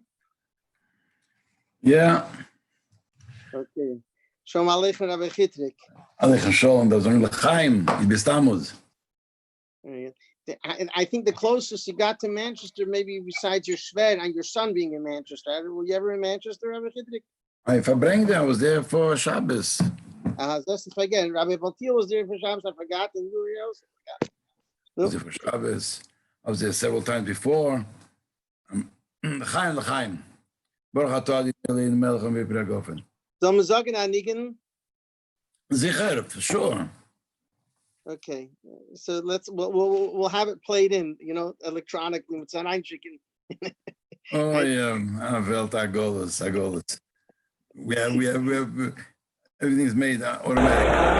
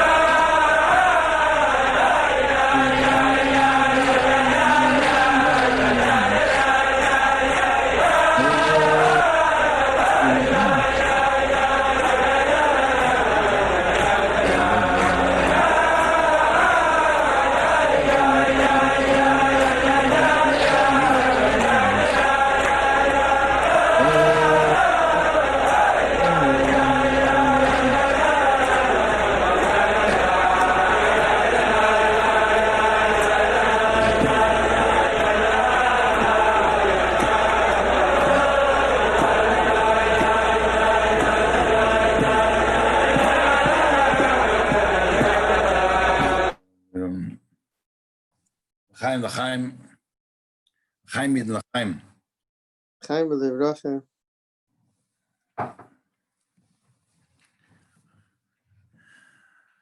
Das ist eine schöne Welt, man geht lecha. Wir sitzen bei Farbrengen zusammen, genau, können wir noch sagen l'chaim, können wir durchreden, sich einien. Wir sitzen als Zwache Choks. Haroitze la Shake Yarche Kiduse, red von Zwas in Manchester. Alma de Shikra. Rabbi Chitrik, just can you ask that in English also? Some the easier. Oh, I'm for sorry. that. I'm sorry. I'm sorry. But I don't know if that introduction you can say in English. I don't know if it works.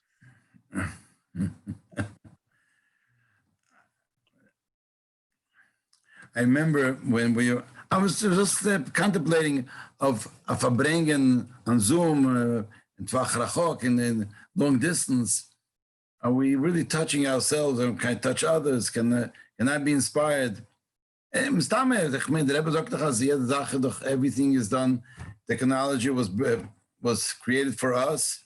Assuming that's shaykh. I remember when we learned in Newark, Toshin Choftes, and it was first time that Reb Melech Olav Sholem Tzvibel brought out a mashpia. Whom did he bring? In our class was Itche Pevzner, Reb Nissen's Einikel. So he asked his grandfather to come, because his grandfather was in New York, and he came to Farbrengen. I remember Reb Nissen comes to Newark, and he sits down.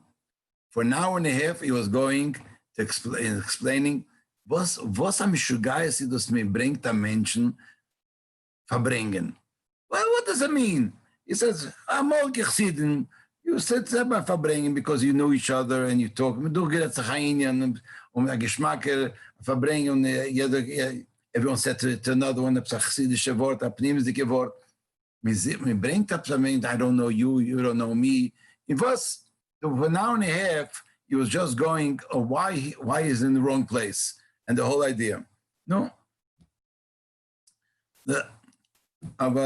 Apparently, this is what the Eibishter wants, not apparently. Azay will the Eibishter. So apparently, there is a mator, and there's a tachlis, and there's a illis benefit of this. So, l'chaim again. Let's matrachten, what is Yud Beis Tammuz? If we look at the Rebbe's Sichas Yud Beis Tammuz, there's one nekuda which in many Sichas of the Rebbe, that this is the Friedrich Rebbe's attitude of how he's going to go to, he writes in the Rishims, and we were zecher that the Rebbe, Friedrich Rebbe himself, wrote the Rishimis of his arrest, and the Rebbe explained so many details of that Rishima, which becomes such a very the main foundation, very, very fundamental nikudis of Siddishkeit, of Avidas Hashem that the Rebbe takes out from those Rishimis. And the nikudah that runs through many sikhs of the Rebbe of Yubis Tammuz is the Friedrich Rebbe's Avegistelzach, the way he put himself in the first stage, right in the beginning of the arrest. That to him the Welt is nicht kayam. Einid mavade. Wird nicht misspol von him. He's not going to be misspol from him. He's going to do what his thing is. If you read, for example, that part of the Rishim is that the Friedrich Rebbe is on Thursday, Rosh Chodesh Tammuz, they're coming to tell the Friedrich Rebbe the B'sura Teva that is being released. And according to the minhagim of Bet HaSohar, when you're getting, when somebody comes to tell you something, you have to get up and you stand up. The Friedrich Rebbe doesn't stand up, and they hit him, and the Friedrich Rebbe doesn't pay attention and continues. And then there's a second set of guards come in. One of them was Lulav, one of the Eden, which arrested the Friedrich Rebbe, and said, Rebbe, betach shlogen. They were going to hit you. Stand up. They're going to want to tell you B'sura Teva, and Friedrich Rebbe doesn't get up. And they hit him again, and then this third set of guards come in. And then they tell the Friedrich Rebbe to follow them into this office. And they follows in his office, and the Friedrich Rebbe says, I read on the table, I saw my whole report on myself, and I see that the first line was erased. The Rebbe, when he said the story, he said that the Friedrich Rebbe did not want to say what he saw there, but on the first line was Hepech HaChaim, that was erased, and then was 10 years in hard labor, and that was erased. And now was in the third line, there was that his Golus in Kastarma for 3 years. And the Friedrich Rebbe says, okay, they told him you have 6 hours to go to get home and to go to Kastarma. And he said, I'm not going. When am I going to reach Kastarma? He says, on Shabbos, he says, Forech nicht. And Forech nicht, I mean, remain in prison until Sunday. And the Rebbe says,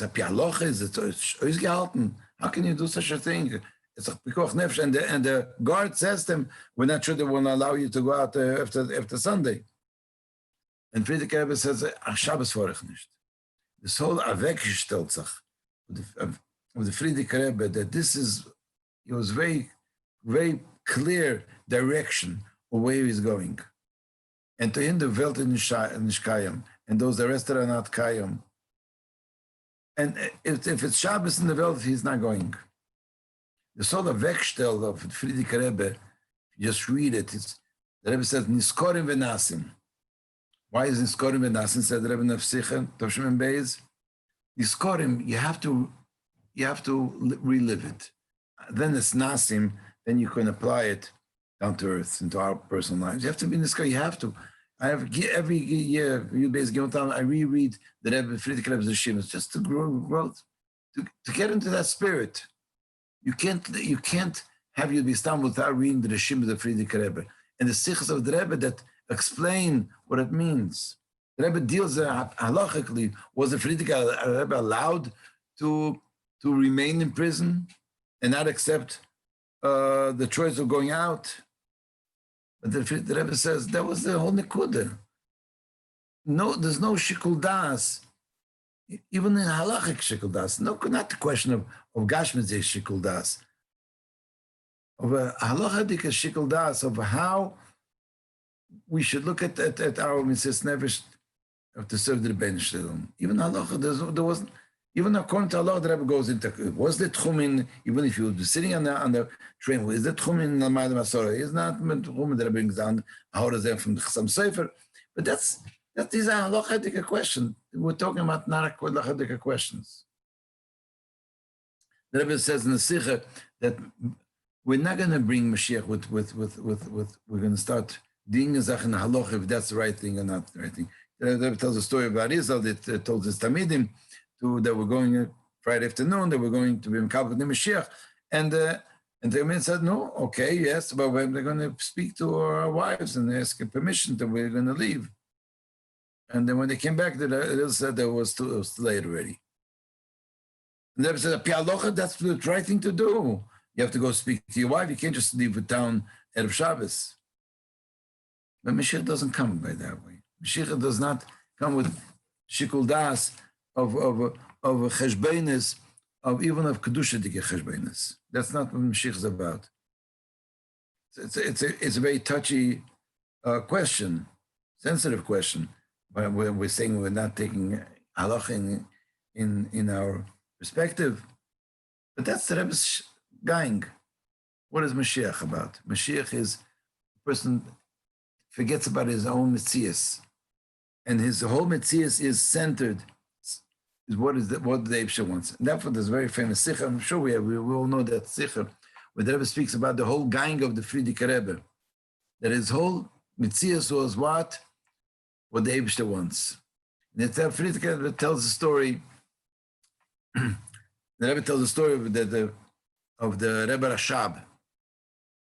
The Rebbe Rashab was instrumental in having a Sivas Rabbonim in Peterburg, and together with the Chaim Brisker, and they called all the Rabbonim to come to Peterburg. When the Rebbe reprinted the Tziche, Muge, and look at the Tziche, the word the Chaim Brisker is not there, but in Teres Menachem, the original, you see it, that Chaim Brisker was one of the partner of instrumental in getting that meeting. What was the meeting about? About having, they wanted, the interior minister wanted to enforce that the Rabbonim should learn the Mudichol. So they called a meeting. And after all the Rabbonim spoke, the Rebbe says, the Rebbe writes in the Sikh, the Kalblutik, everyone spoke very Kalblutik, very stechne. What does stechne means? Mesudar. Not bisrakshas. And in the middle of the meeting, the interior minister writes them that if you don't accept my proposal, there can be praot, riots in 101 cities that we didn't live. The Rebbe Rashab went on. And then the Rebbe Rashab asked the Rishus Dibur to speak towards the end of the meeting, and he started speaking with Israkshas, with Achayes, against the whole idea, the whole notion that that Rabbonim should be required to learn the Mudichol. And he fainted, and he was taken out, and he was escorted to the hotel. And while later, Chaim Brisker, well, everyone knows the story, but it's just it begs to be repeated. Yud Tammuz. The Rebbe says it's in the Sichas, in the Sichas also printed Muge. So the Rebbe said, came to Chaim Brisker to visit the Rebbe Rashab. So he saw the Rebbe Rashab sitting and crying. So he said to the Rebbe Rashab, Lubavitcher Rebbe, for was weinst du? Wir haben getan, was wir können. Asinu kol shebicholteinu. Why we did all we can. The Rebbe Rashab answered, but man doch nicht matzliach gewesen. And the Rebbe said that this is the difference between the way a balabos and a angestellter, a pakid, a worker. Both have time at work, they're both very much devoted, with den ganzen Herzen to do and work. The difference is, where can you see the differences? The Rebbe says, at night, at home. The work of Baruch Hashem hat menucha shleima shat oretzebo. I can schlafen, ruhig, and nobody's bothering him. Nothing's on his mind. The Balabos schlaft nicht. Es im negeh benefesh. Es im negeh benefesh. The Rebbe says, the Frierdiker Rebbe wasn't an Angestellter. Ist im given negeh benefesh. Yiddishkeit was there was a pivot of his life, bringing Davish down to this world. He wasn't even an Angestellter. He's not here to be a shlichus of somebody else. I mean, I just want to association. I remember the Rebbe was once talking about, it says in Tanya, to be a Mora de Chushbana. Mora de Chushbana, Balabas from the Cheshbon. Mora de Chushbana. So, when the Rebbe spoke, his hands were under the table. Never. But I remember that as a child. I remember the Rebbe speaking about being a Mora de Chushbana, a Balabas from the Cheshbon. Make a Cheshbon Nefesh, but Balabas from the Cheshbon. Never said a story. I heard it personally. I was a child, I was 13, 14 years old. I don't remember the date. Never said, Samol given a Shtetl. Und der Shtetl given Eden, Poshet Eden. And people didn't know how to read illiterates. As he came in a brief, a letter came. There was one person which was a Melumed, was the Melamed of the city. He would know how to read. So if a letter would come, they called in the Melamed, and he would read the letter. No, the letter came to the Sishuvnik, and the Sishuvnik is reading the letter. This Melamed is reading the letter, and what does he see? He sees that he's reading to the people. Unfortunately, Psuras Iev, he's telling, the Melamed is telling this the Shuvnik that the Shuvnik's father, Lo Aleinu, passed away. And Shuvnik fainted, Tata weg, Shmon Islam. And the Melamed continues reading the letter. Doesn't get emotional. He continues reading the letter.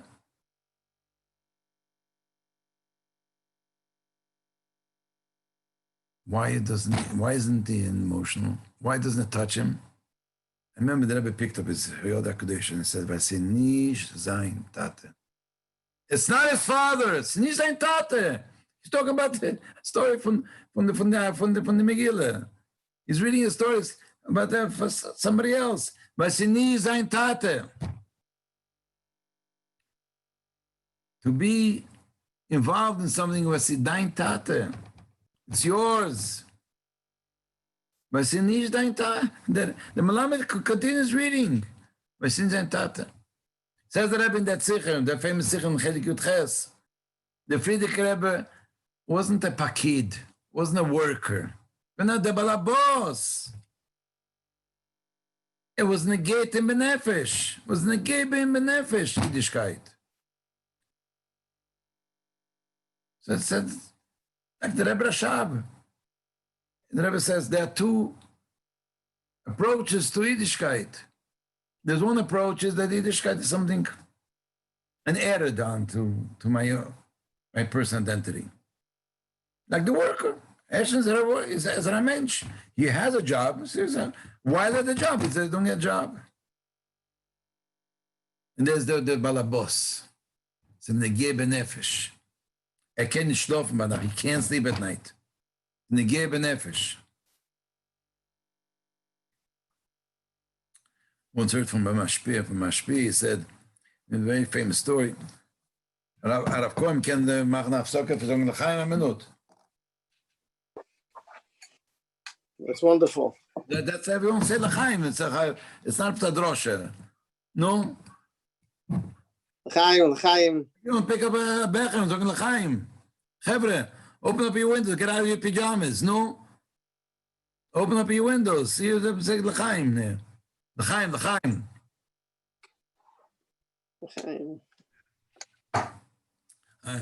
By association, I once heard from the Bitzchok Groner al Vasholem. It was from the first Mimim 770. So he told me that Friedrich Rebbe said, why does he want that Shmuel Levitin should sleep in the Cheder, the Cheder Sheni, where the library is, in the second room, with the two rooms, the adjacent rooms, that was the Shmuel Levitin's home. That's where he slept there. So he said that the Friedrich Rebbe said, why does he want that Shmuel Levitin? I still remember Shmuel Levitin sleeping there. So why does he want Shmuel Levitin to sleep there? It's mamish in the Zal. will, dass die Amerikaner Tmimen sollen sehen, und wir können schlafen Pyjamas. Wer gesessen, the way he sat, and the way that was it. He never, mit put on pajamas. We can't schlafen Pyjamas. And if you ever called the pajamas, I don't know the Russian term for it, clown suits. Piatske Hazen. Oh, so that's it. So we can't schlafen Pyjamas. Heber, get out, you'd be Tammuz. It's with pajamas. You're ashamed to open up your windows. L'chaim.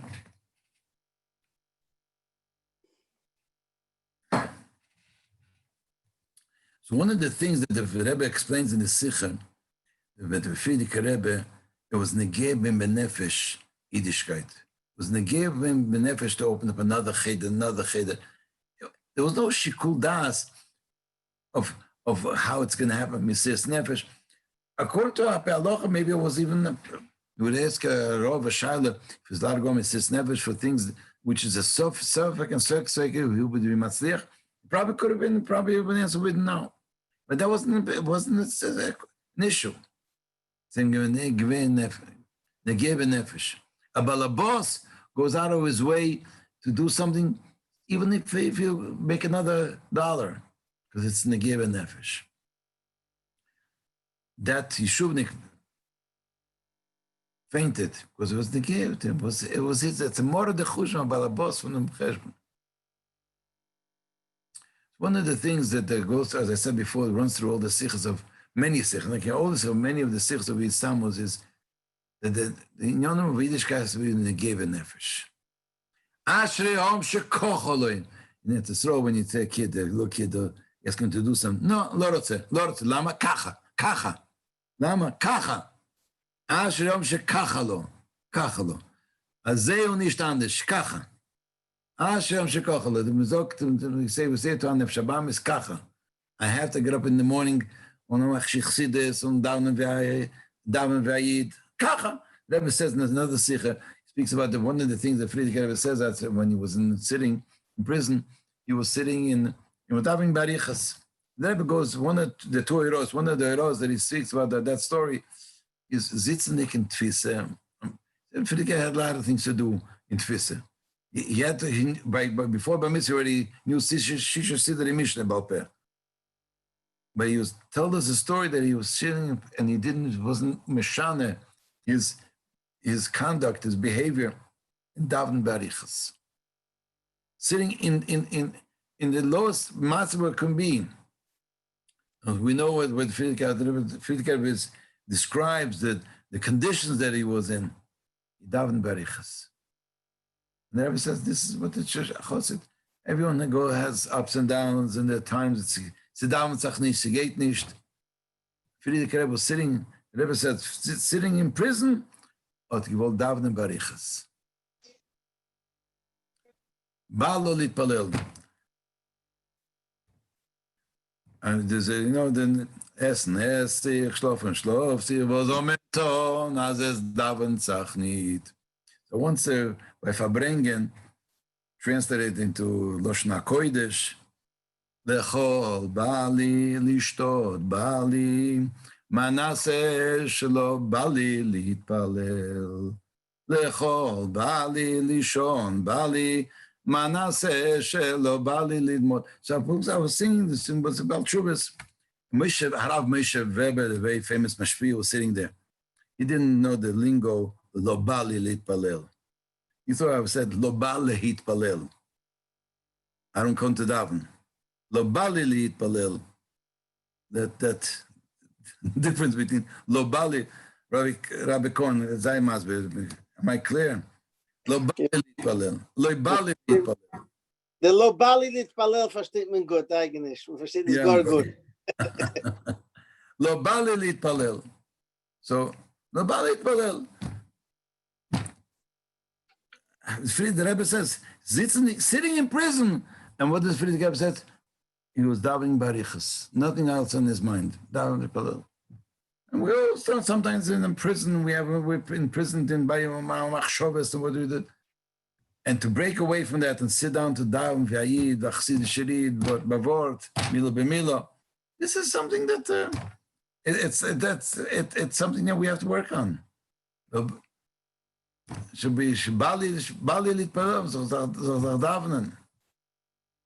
that's one of the heroes of that story that the Rebbe says.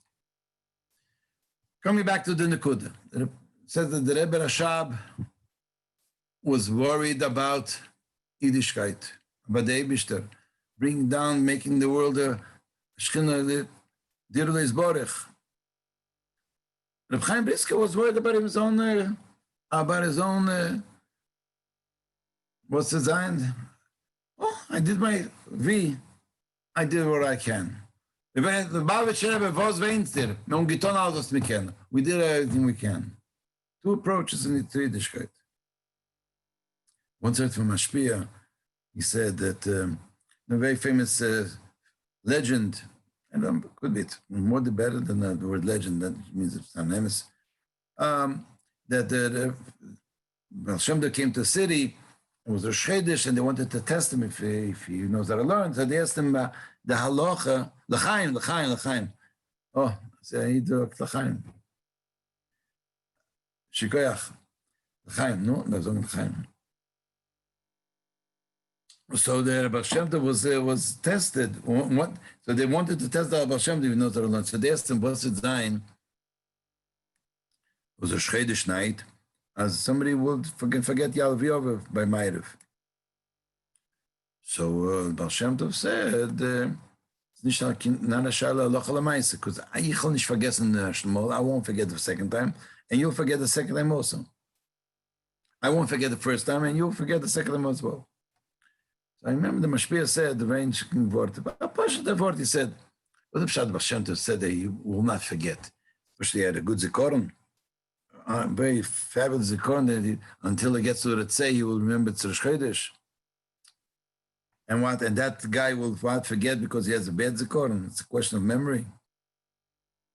The part is a poshet, but the Shem Tov, Rosh Chodesh, something that was Meir ben Nafshe. He lived was Rosh Chodesh. Rosh Chodesh. It was something he couldn't forget. It says in Tanya, Shikha Mitzuya. Shikha comes from a klipa. Because it's why? Because it's not negei benefesh. If it's a negei benefesh, we don't forget. Nobody forgets the birthday. You can forget my friend's birthday, but on my own birthday, you don't forget. You don't forget your wife's birthday, hopefully. It's something which is negei benefesh, you don't forget. But if it's negei benefesh, you don't forget. So Hashem said, it's not Shana Alach L'Maisa. But me, Rosh Chodesh is something that it's unforgetful. It's not shaykh to forget. It's something negei benefesh. And but it's something you added on. By the time I forget, so Machshav Azor, until it's say, I'll forget the Rosh Chodesh. And that's a question we should ask ourselves. How much is Yiddishkeit to me integrated in my life that it's me? It's my self-identity. Ashram shekocholei, kachaze, azeu nicht anders. And this is the issue that we have to think of ourselves. Tammuz is a yontev, Chag HaGeula, of Mesiras Nefesh. Of not some Mesiras Nefesh. Of Mesiras Nefesh, says the Rebbe, that stellt sich weg in the right direction. You look at the right direction. Arav Cohen, sag mal nach Niken, mach nach Afsoke. No? Yeah. Other fear. You want to put the sing? Bechabotchu avoiseinu botchu vatfaltei Jetzt ist auch gegangen der Platz. Was er fragt. Ich noch gedacht, dass er das ausgeben muss.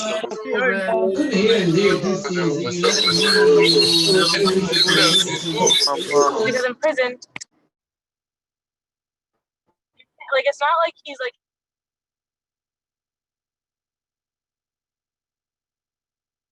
בכבודך ולבש. בכבודך אבויסנו, בכבודך פתמי.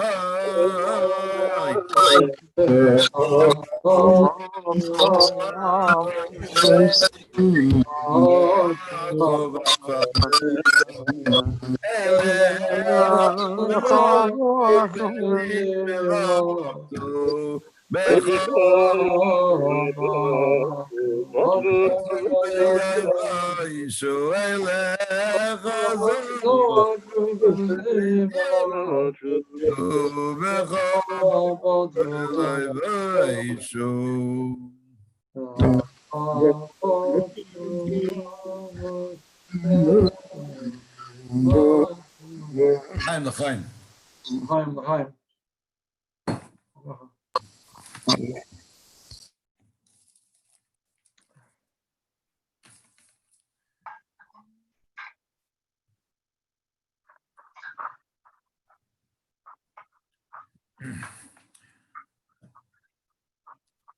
As the Rebbe says, the Friedrich Rebbe was weggestellt. The whole Nus HaMaaseh was weggestellt with very stiff and stern makshones, that this is what it's going to be. And he didn't budge. He had a clear direction. Having a clear direction is not just because I'm going to get to my goal, because I know where I'm getting. A clear direction is that I don't get mevulbul, I don't get distracted. I know exactly where I'm heading, what I want to do.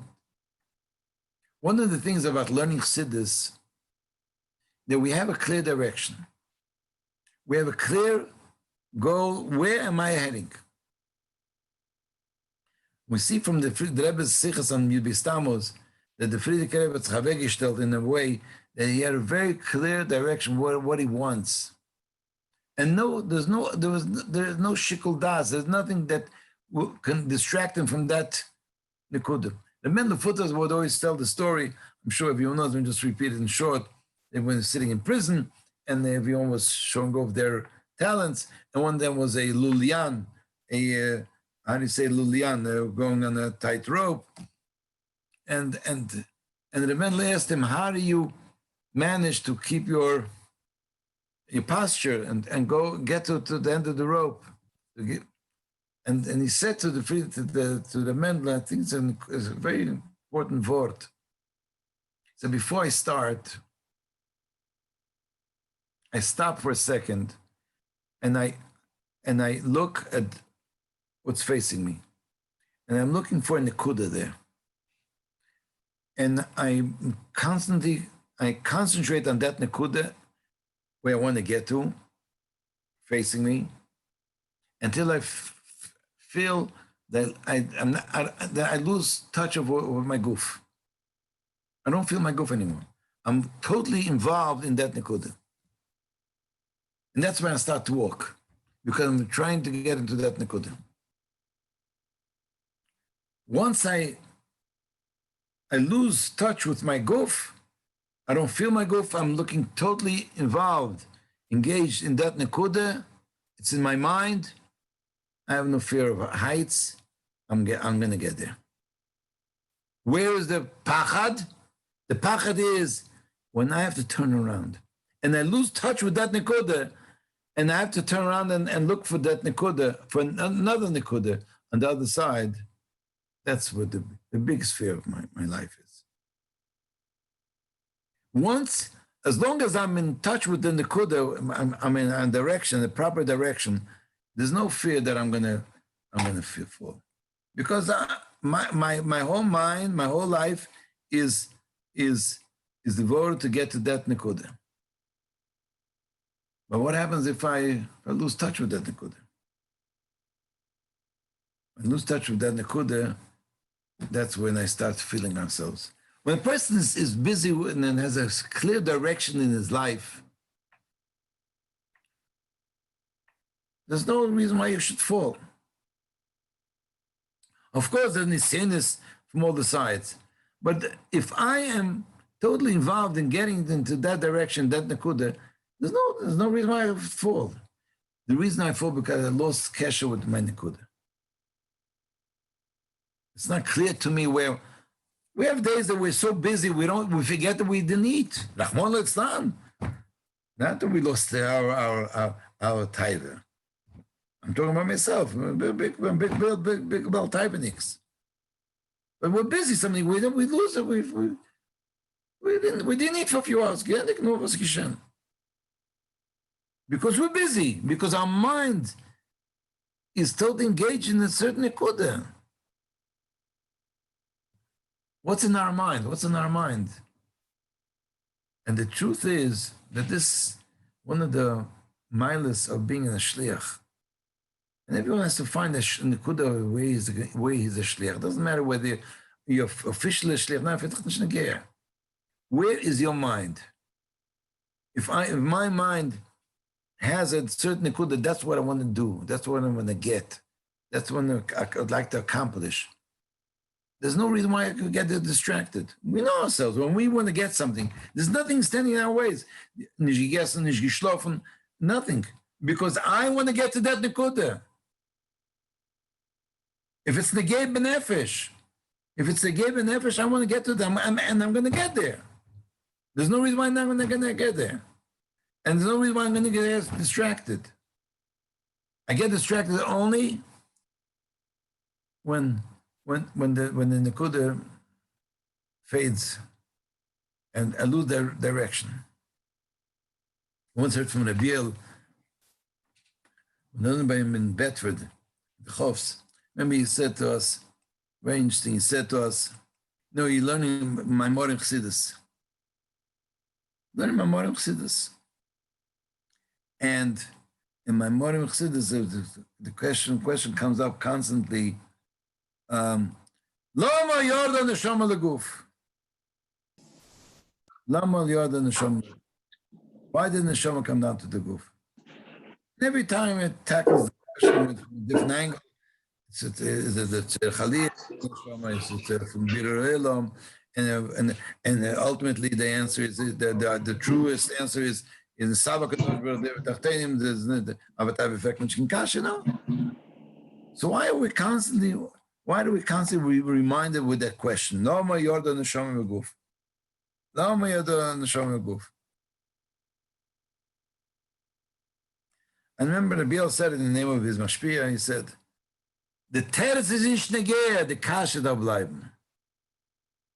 The kasha, I said a word in Yiddish, I never know what it means, I still don't know what it means. As of Egberen. Anyone knows the translate? I don't know what it means.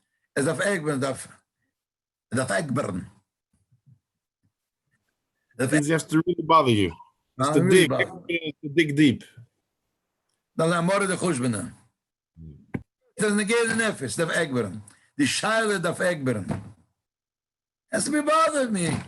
If I'm bothered by the question, I'll find an answer. As I enter, the Galis give me days of begin to make das macht some of that teretz. All of truths are true. It depends on which darga. But it's not the question, it's not the answer. The answer is not negated. The question has to be bothered. It's Egberen. That's bothered. That's something that has to be negated nefesh.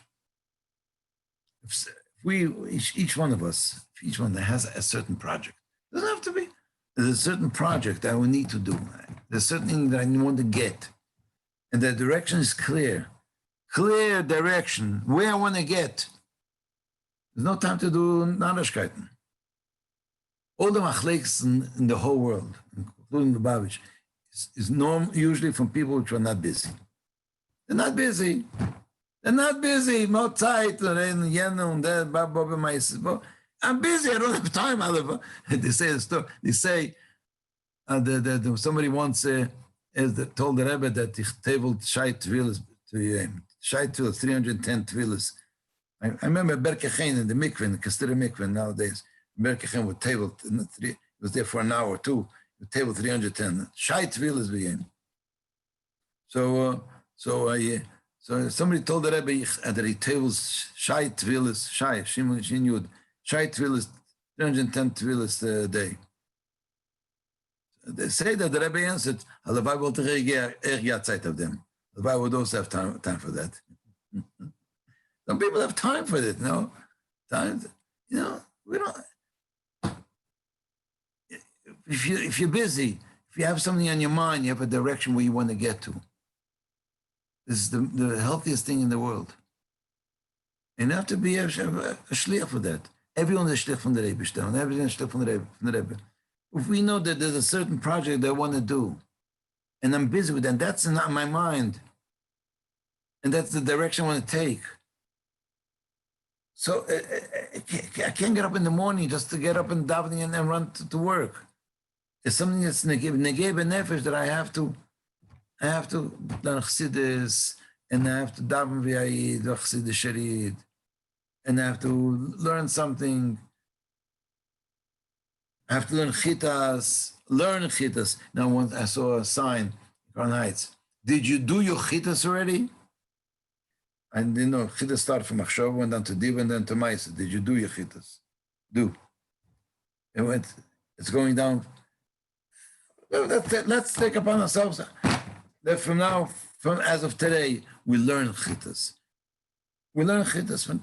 In Chumash Mitataych, I learned Chumash with today's a beautiful Chumoshim which have Oizi Taich Rashi. Somebody I don't want to say the Rashi.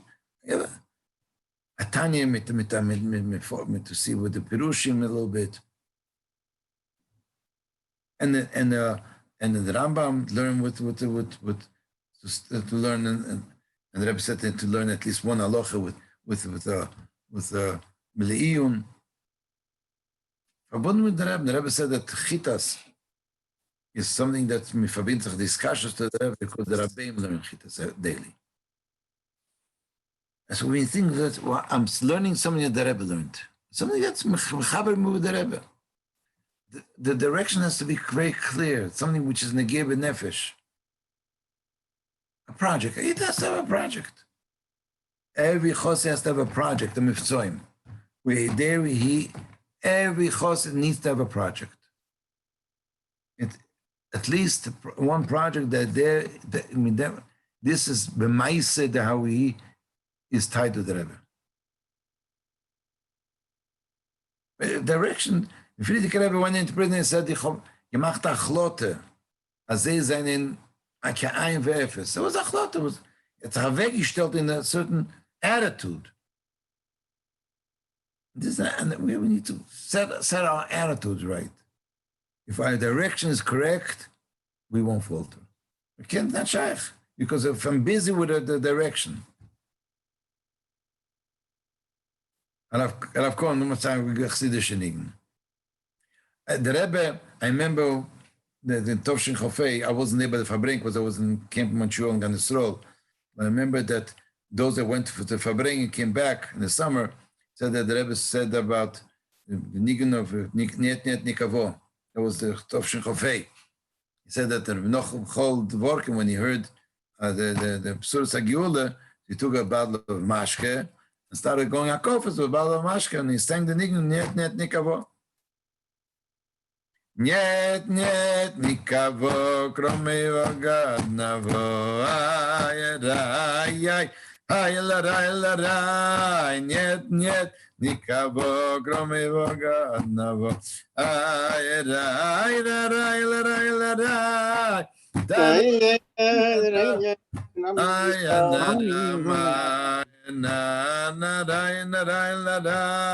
niet nikavo Come yoga navo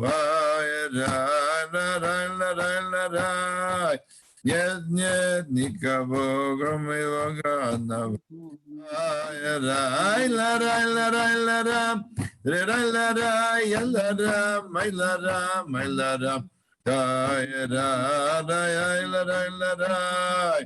Niet nikavo. This nigun is not a nigun. It's an attitude. An attitude in stock in Welt. You know the story. The Rebbe said the story that Chosid was sitting by Farbrengen, And we left the Farbrengen, he was a little bit begilufendik, a little bit intoxicated, and he was walking down the street, and the policeman stops him and said to him, "Wer geht das?" He said, "Bittelgate, Bittelgate."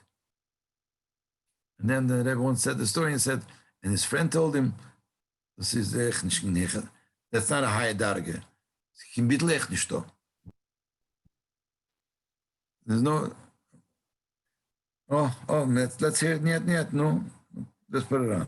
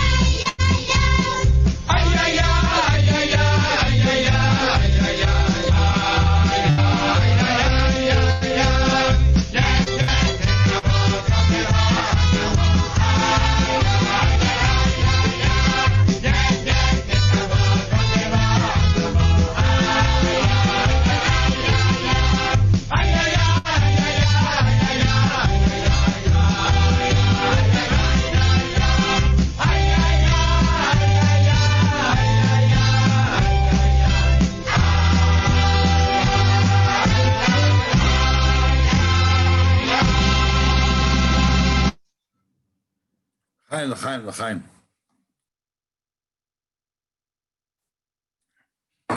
Yizkorim v'nasim.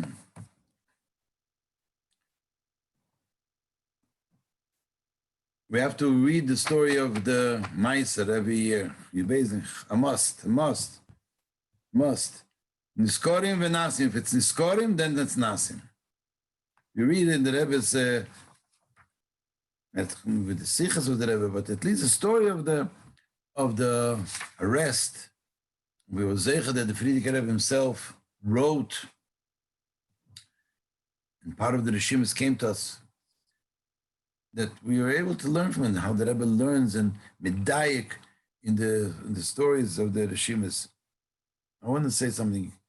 When you read the Friedrich Rebbe's Rishimis, Chaz Hashem, we think of the stories, and written very nice. If it gave such a beautiful lotion, there's no it's Gila Lakus. Anything that Rabbeim wrote is Gila Lakus. It's not a story nice, written so nicely, so literature. It's Gila Lakus, and we see how the Rebbe is Megala Lakus through these stories. One of the things that touches me every year when I read Beis-Gimmel Tammuz, I read through the Siches, and is the story of the Friedrich Rebbe, because it all started. Didn't start on Tezvav Sivan, the day of the arrest. It started Bechlal in general, Bechlolus. It started with the Friedrich Rebbe, which made a change in Russia and made it his gave a nefesh. They have chadorim and mikvos and so forth. But really what striked and that what really bombed the whole, initiated the whole arrest was Purim Tov Reish Pezayin, Purim prior to this Tezvov Sivin, where Friedrich Rebbe made a Farbrengen. And at that Farbrengen, which was illegal to come, Chassidim, when Mrs. Nevish came to the Farbrengen. And it was illegal for the Farbrengen, for the Friedrich Rebbe to Farbrengen. And the Friedrich Rebbe said L'chaim, and said very sharp words. I'm just going to read you can read it yourself, but I think it's important to go through it every year, again and again, because you to get into the state of mind of how all this happened. And Friedrich Rebbe was standing in Tov Reish Pezayin in Moscow,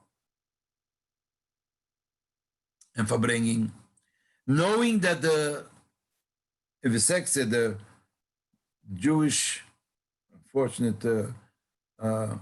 patrons of the communists were there spying in into of what he's saying. And the Friedrich said, "Ich weiß es einen da, and I know they're here, and I know they're."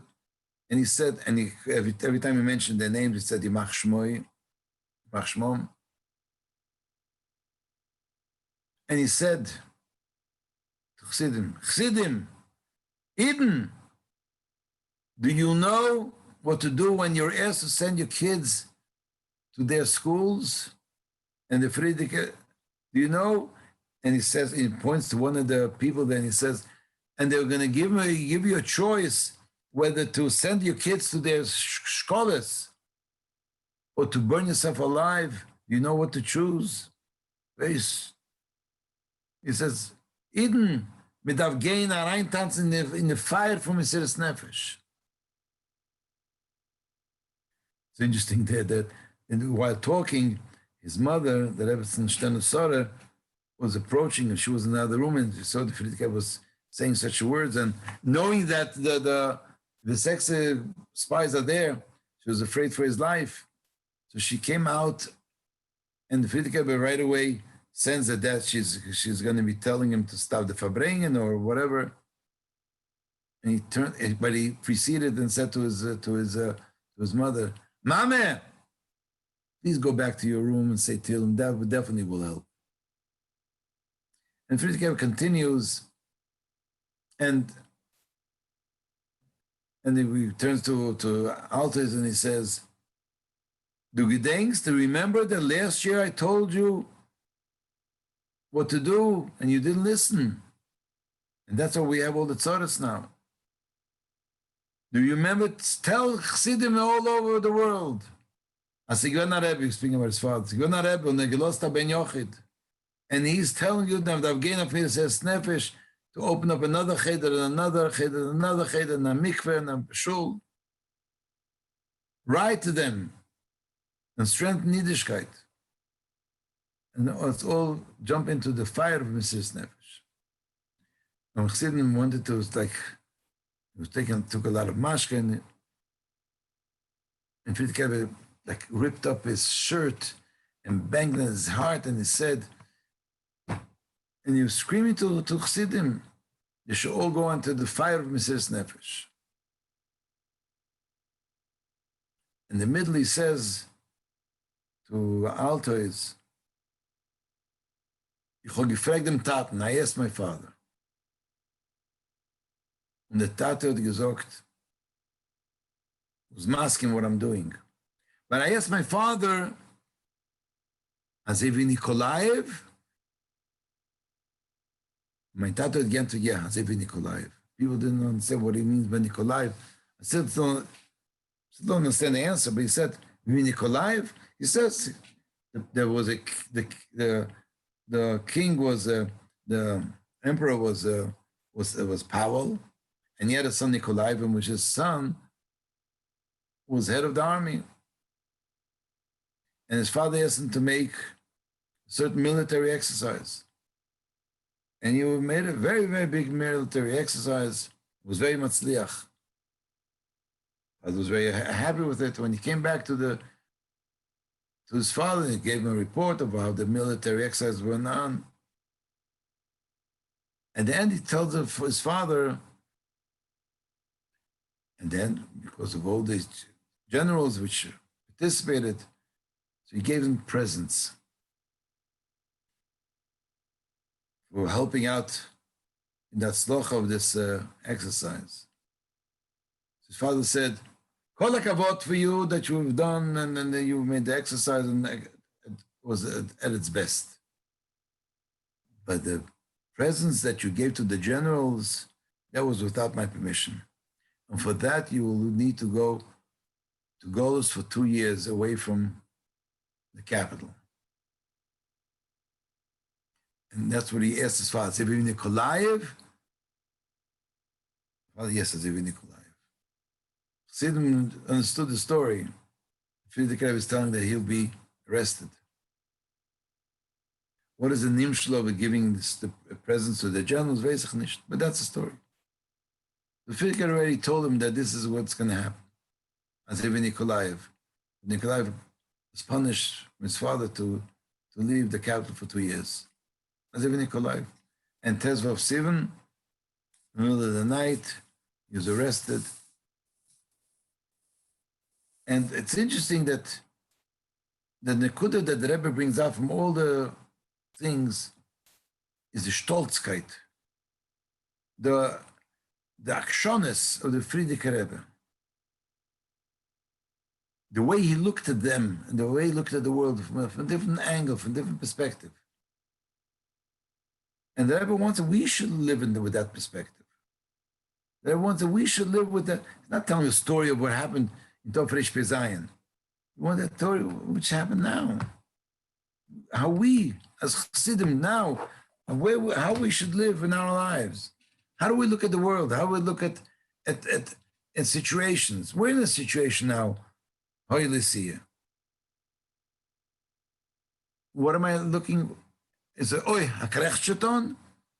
Hakrechcheton, the situation? No, we it's a challenge that we need to overcome it and see the good of it. I mean, chinuch. Unfortunately, there's not many problems with this situation.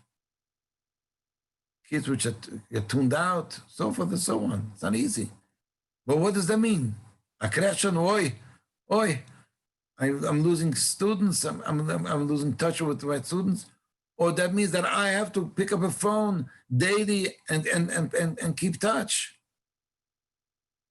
I need to make that cheshbon nefesh to me, to myself, in my life. To give a krech, that's not what Yiddishkeit is about. If I'm put in this situation, I'm put in this situation is because the Eibush put me in this situation. And I need to say, why did the Eibush put me in this situation? Put me in this situation that I can handle it. And there's no question I can handle it.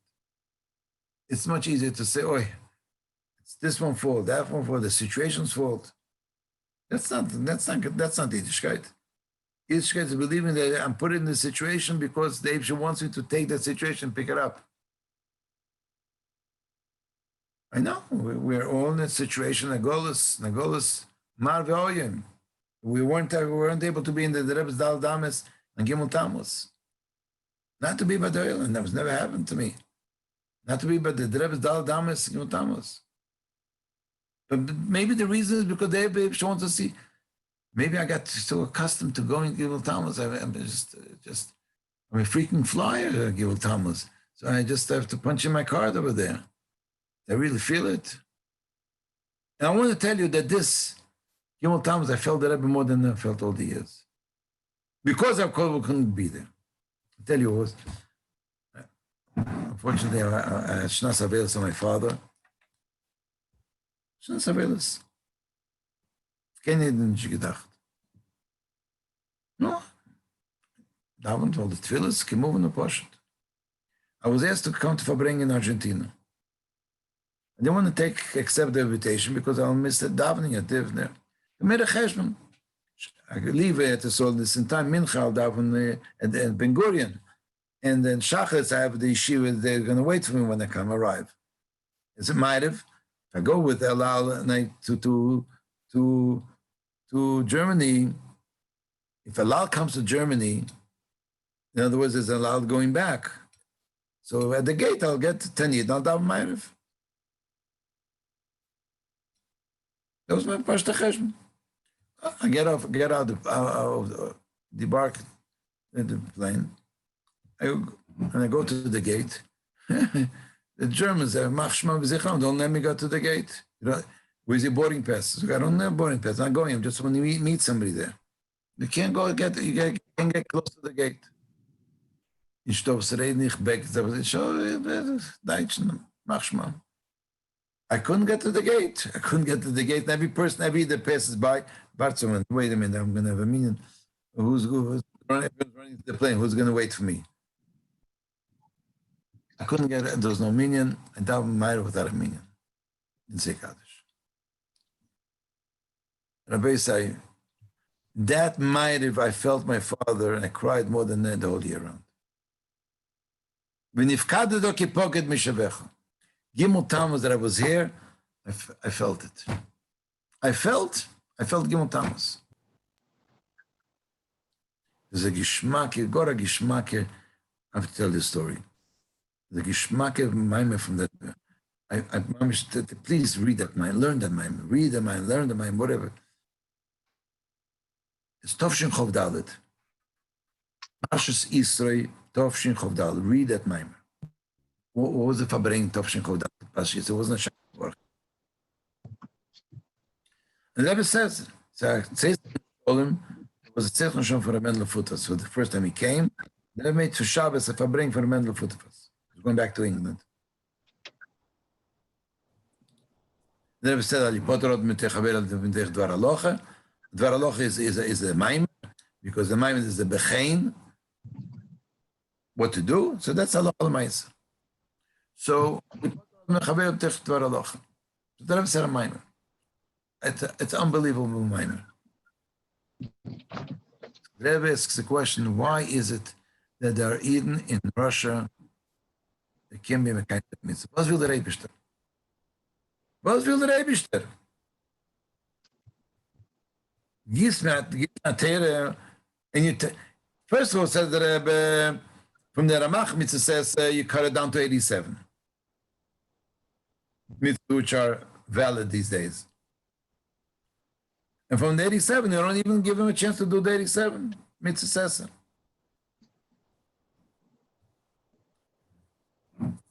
So then Tere said, why is it that the Eibishter take away all of the mitzvah says? Is that punishment? So punishment, give him a punishment. Why you take away the mitzvah says? The Rebbe says, when you have a friend, you want to give him something. You give him, you do a teva, you do another teva. Mitzvah is a teva for Eden. When the Eibishter Chashon loses his friendship to Am Yisrael, he takes away the mitzvahs because I don't want to give you that teva. So he left us with only 100, with 87 mitzvahs. Comes a kitzur of such words in the Maimon. Read that Maimon. Easter Tosh Chabad. Comes the Maimon, kitzur Maimon says the Eibishter, he left Eden with 87 mitzvahs. Even those mitzvahs, the Mekayim mitzvahs are noshim el modem. Then that no avavir. There have no feeling for the Eibishter. Even the 87 mitzvahs that you're left with them, also it's mitzvahs are noshim el modem. Comes the Eibishter and says, I'll prove it to you not. The Eibishter says, I'm giving a believer, Soren to Amim, he should arrest Eden and put him in a position that they can be kind to mitzvahs, and to prove that they krechten, koev lehem, shem teire mitzvahs, shem lehem, efsharut lekayim teire mitzvahs, they're not able to come to mitzvahs. And that proves that even those which are Mekayim, which Bechitzenis is mitzvah Anash Melamodo, the truth is that they're doing it because they have feeling to the Eibishter. And that's why those Eden which are sitting in Russia, Maimer, they validate the mitzvahs that we do at home, mitzvahs Anash Melamodo, out of routine. I thought to myself that Maimer, maybe the reason why I wasn't allowed to get to the Rebbe in Gimel Tammuz is to strike a light and think to myself, every time I go to the oil, I go to come to the Rebbe, is it something that I feel or become a routine already? Kenos Ahilo. What Kenos? Kenos Ahilo. I did it every year. I'm doing it now again. So maybe that's the reason why we were put in such a position that we don't have that feeling. We don't have that feeling. We don't have that gishmak. Because they put in a position that we awaken our gishmak of going into the Rebbe, to the oil. Not as a mitzvah nosh melamoda. It's part of a routine that the Gimel Tammuz I have to go. I should feel it. Like that might have that I felt my father, and I cried. Mit Geschmack vor zum Reben. I asked the Chassid one time, when do you decide to go to the Rebbe? When do you decide to go to the Rebbe? When it becomes routine, it's technisch. When do you decide to go to the Rebbe? And he said, when I come back, I have a gagoin to go back. When I lose that gagoin, the urge to go back, that's when I have to go back. When I feel that I have a good test for not going. I have a good test for not going. I was sitting by Farbrengen the Shabbat before Gimel Tammuz. It's Farbrengen. So he says, a guy gets up and he says, we can't go to the Rebbe this year. I don't want my Nefesh Habamis to say for a second, oh, verdient $1,000, $100,000. I won't have to pay for a ticket. Now I'm saying I'm taking that $1,000, I'm giving to this and this Mesid. I don't want my Nefesh Habamis to think for a second, oh, at least I've verdient. I earned something. I need to feel in the Rebbe. In Simon Chov Zayin, we get a Kodesh when the Alter Rebbe speaks of what is Kashas these days, and he writes in the beginning of the Igeres in Simon Chov Zayin that he's writing to whom is he writing to? To Ne'anochim v'Ne'anokim, those which are groping and with tears, and they feel a loss. They don't see the Rebbe. Simon Chov Zayin is the very famous Igeres that the Rebbe is being Menachem Ovel, the sin of Ramel Haradoka, which the Alter Rebbe himself felt there was a chassid of Ramel Haradoka, and the Alter Rebbe didn't accept didn't see it until Ramel Haradoka left. And he said, and he's telling them, and this is a very important Igeres because the Alter Rebbe there is directing, giving direction to Chassidim how his kashus is ongoing even after the Istalkus.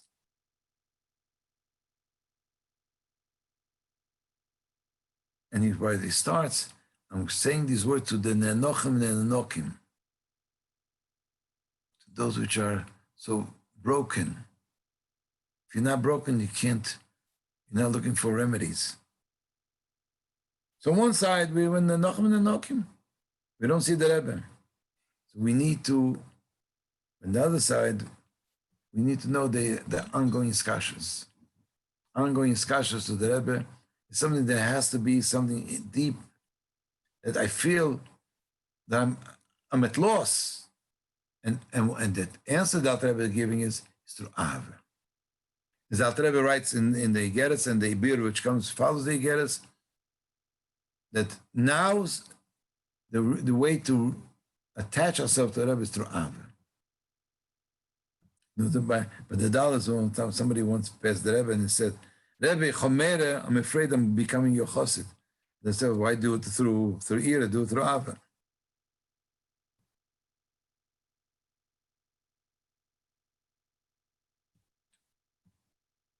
And the way to now be mechazek our iskashis is through Ava, loving the Rebbe, bringing about that love to the Rebbe, the inner love that we have to the Rebbe. The Frierdiker writes in a very beautiful letter, the Chassidim had a minig. They would from time to time get together and recall the Rebbe, and to bring about an Ava to the Rebbe, to recall, to live with the Rebbe. Find every possible opportunity to remember and remind the Rebbe. I once had a guest that came to my house. I asked him, you want to wash or you want to mezainus? He said, I want to wash. And he had, you know why? Because in washing, you have a rachman. You mentioned the Rebbe. Alamicha, you don't mention the Rebbe. I hergish machosid. In Alamicha, you don't mention the Rebbe. You found an opportunity to remember the Rebbe. That's why I'm very upset at those that printed the Harachman in Siddur and Siddurim. It became part of Ashrei. You have to remember the Rebbe, not to say it. Kanzarach Lemer. It should have never been printed in the Siddur. The Rebbe was a chassid of Frierdiker Rebbe much more than I am. And he didn't print, and he writes that we said the Chassidim have many Tzev Harachman, he didn't print it. It didn't become part of the davening. So it's interesting. The whole idea of loving the Rebbe, something that the only place that I know which deals with it is Simcha Zayin and Gezak Kodesh. Normally, Kesher to the Rebbe was always a bittul, a yira, it's a kovid. Ava to the Rebbe is something which wasn't, it wasn't something which was spoken. It was Ava to the Rebbe, a friend of yours. But apparently, this is the way. If that Yud Shvat and Beis Nisan are not Gimel Tammuz. With all due respect. Yud Shvat is not Yud Shvat, Beis Nisan, and all other the important dates are not Gimel Tammuz. Gimel Tammuz is the my nefesh. It's not another date in the Lubavitcher calendar. And Gimel Tammuz always is the day that falls out Shivos V'Tammuz, Tisha B'Av, Thursday.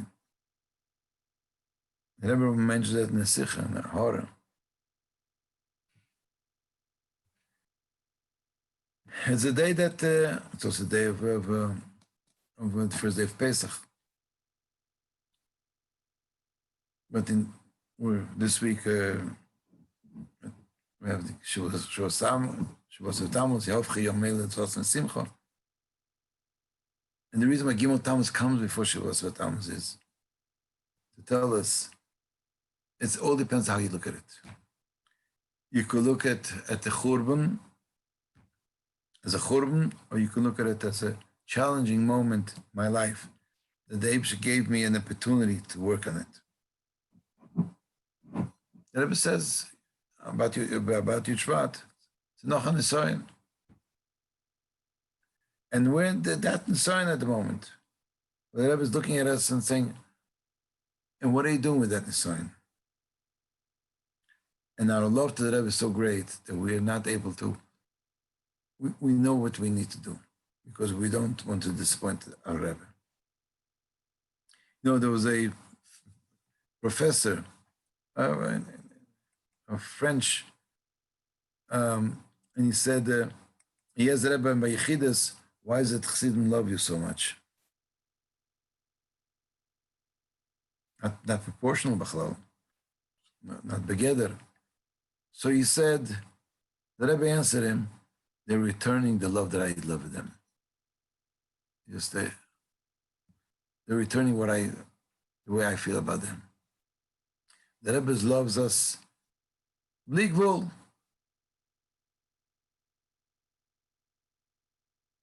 The question is how we feel about the Rebbe. You know, in the Babish shuls, they always have, and in this Chedishis, they have signs, don't forget the Nasi, right? Don't forget the Nasi.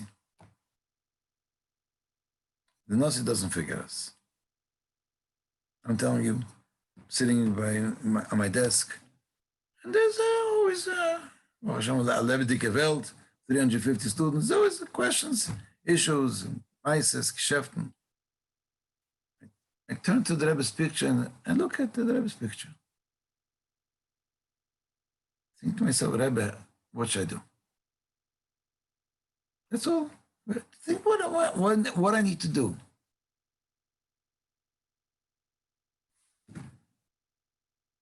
The Rebbe doesn't forget us. We need not to forget the Rebbe. Yubis Tammuz is a day, the menem tachlotes, ashom shekochaloi, kachaze. Kachaze velo acheret. Azeh und nicht anders. Aber ich sage, da gehen bei mir noch Chatzos, noch trinken Chatzos. You know that the Rebbe says a story of a chosed, he used to learn Krishman, and after Krishman he would say, morgen wird sein Gor anders. Morgen wird ein anderer Tag. Auf learn Krishman, and if then gehen schlafen, have another work day tomorrow with Hashem. They should give us keiches to continue. I don't know if you know, I was near Lom Emes this year. I was up there. And then the Ebshe gave me back my life and I came back. I say for a joke that I heard two Malachim saying to each other, what did you bring me here? Didn't finish your job, send them back. I'm back here. Baruch Hashem. The Ebshe sent me back here to work, to continue working tomorrow. Seid alle gesund, Surus Tevis. Last time I met you was in person on Shabbos. All Shabbos was there, Farbrengen. And now we were using out this new technology. Seid alle gesund, Chassidim. I'll tell you, I'll finish with a story. I was I was born in Crown Heights. There was my Sandik, one of the three. When I was when the Rebbe sent my parents to Brazil, I lived 10 years in Brazil. My father was a shliach there. My father was the first shliach with the Rebbe. And when we returned then, Sars Mechuvek, Tovshin Chofalev, came back to Crown Heights. My father, Al Bashon, was looking for the first opportunity to bring me to the Rebbe. So the first opportunity was a lekach out of Yom Kippur. The Rebbe standing below Dorosei, by the door of the Yechidus. But at that time, there was no numbers. You had to push yourself in. And some people went like my father went to Derech HaMelech, from the front door. And then there was some people came from the prosdor, the wall. Some people came from the windows of the 770. Some people came, and there's the stairs coming up. And later, some people went from the other door, which was as a snoshim, and later turned into Rabbi Groner's office. And they came from all the sides, and there was no line. And I remember my father schlepping me. I was a little kid, 10 years old, and I couldn't understand why are they pushing me? Why are they making me into a latkes? What's about?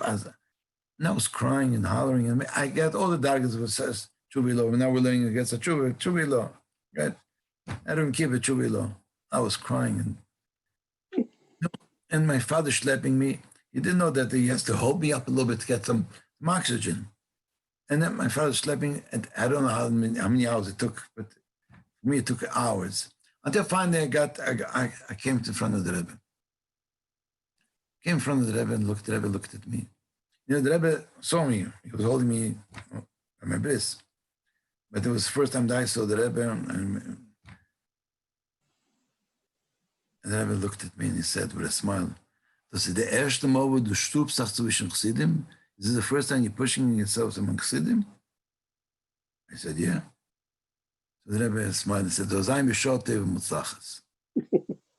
I'm Bishotev Mutzachas. So the thing to stubst auch zwischen Chassidim.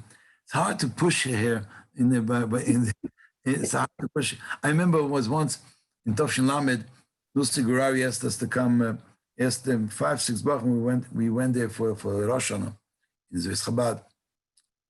I'm not going through the debates in my mind, leaving the Rebbe, the Rosh Hashanah, and going. But anyway, we went to the Rosh Hashanah for. I'm standing there in Lucy Gurari, Chassid Sharid. I was standing there for the first time. This wasn't Tkiyas. Tkiyas means I'm pushed and hugged and choked. I'm standing there next to Battle Levin and Yossi Handel, and I said, this is not serious. This is not Tkiyas. I said, Battle, give me a stub. Let me feel it. Tkiyas. This is not Tkiyas. Tkiyas means,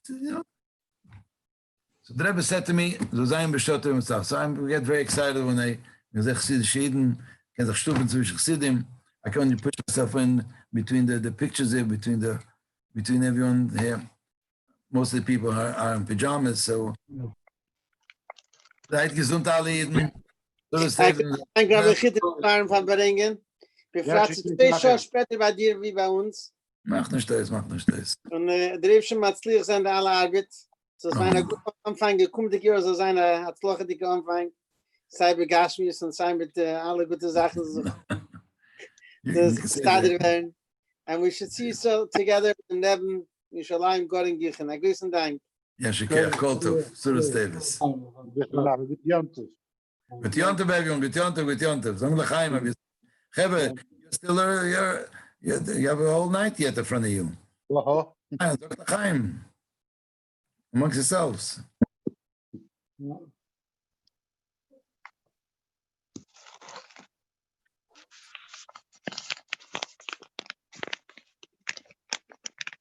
I think the mic's open now, and you're welcome to unmute yourself. Say a word, Farbrengen zwischen sich. And anyone wants to say something? Formalities are now over.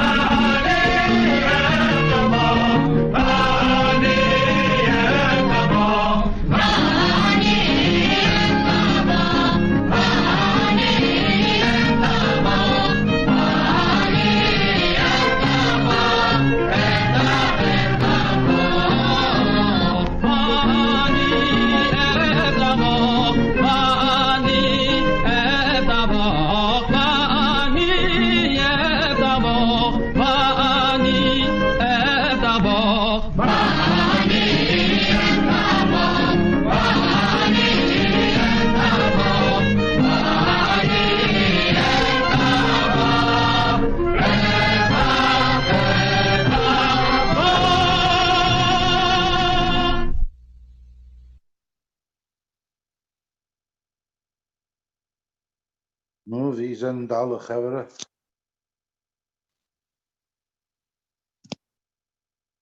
Kennen is there, no one's here. L'chaim Moshe. L'chaim, that sounds like David Cantor. L'chaim. L'chaim, who's that? You're right.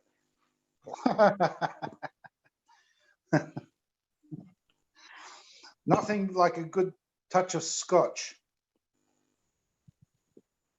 Yeah, and I have nothing like a good touch of Scotch. L'chaim, a good yontif. Well, why don't you come here and have some? I'm gonna have to go to the participants to see. Mendel Cohen, Harry Eaton, Avram Kievman, Chaim Hart.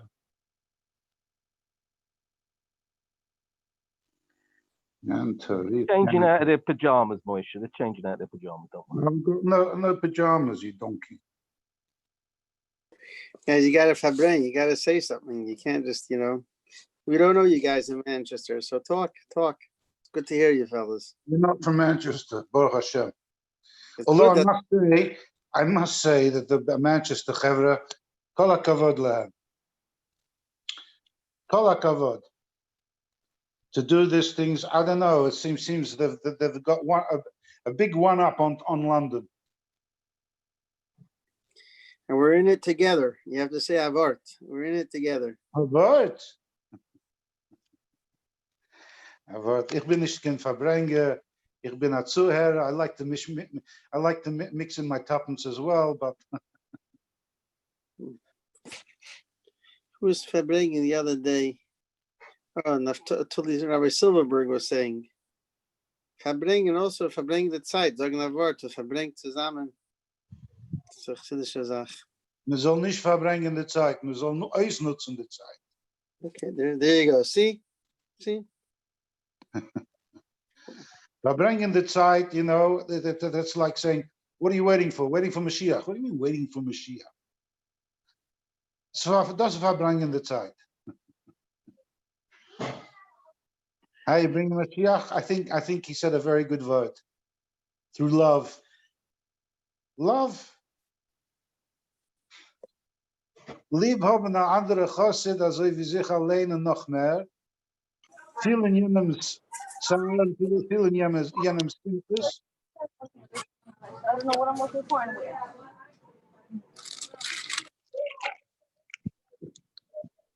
It's like the what's his name? The story he told of the Melamed who's reading out a letter for the Pashto Yid who can't read.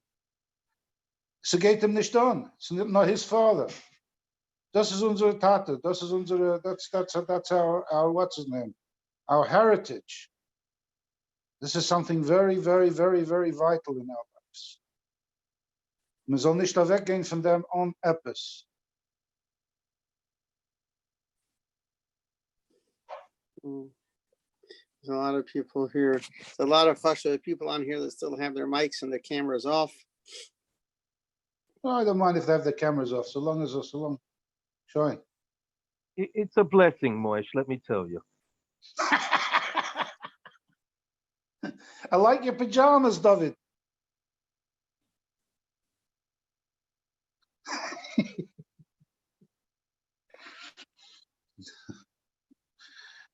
We zullen wissen wie Achos geht schlafen on pajamas. Listen to this. Rabbi Edelman's on. Rabbi Edelman, can you turn on your mic, Rabbi Edelman?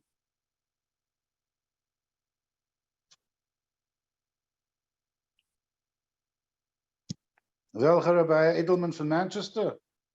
Yeah. This has been Sin Hackner, Allah Vashon, Lahavd ben Chaim Chaim's Chosen, Edom. Yeah. Oh, there you go. Shakel ni bidvarei. L'chaim. L'chaim bracha. Lass me zendig. Du weißt mir nicht. Jetzt zeg ich.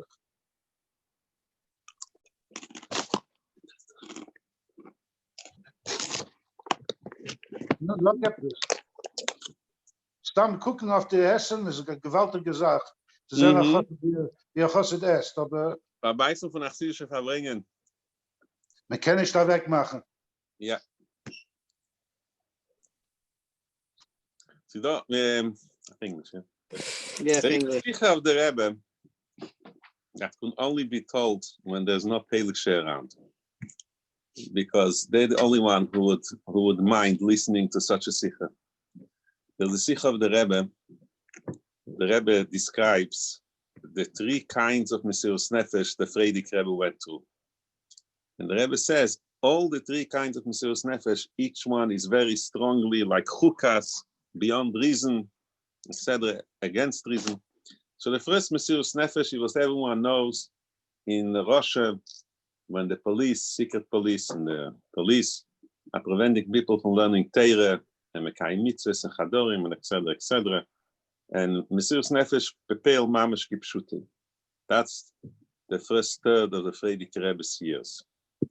The second third of the Frierdiker Rebbe's years was in Poland, but the Frierdiker Rebbe, the Rebbe uses a lashon that it says about the Rebbe, the Alter Rebbe, with his friends, but the Talmidim was such a magid, that there was Vaikanu Be'echov.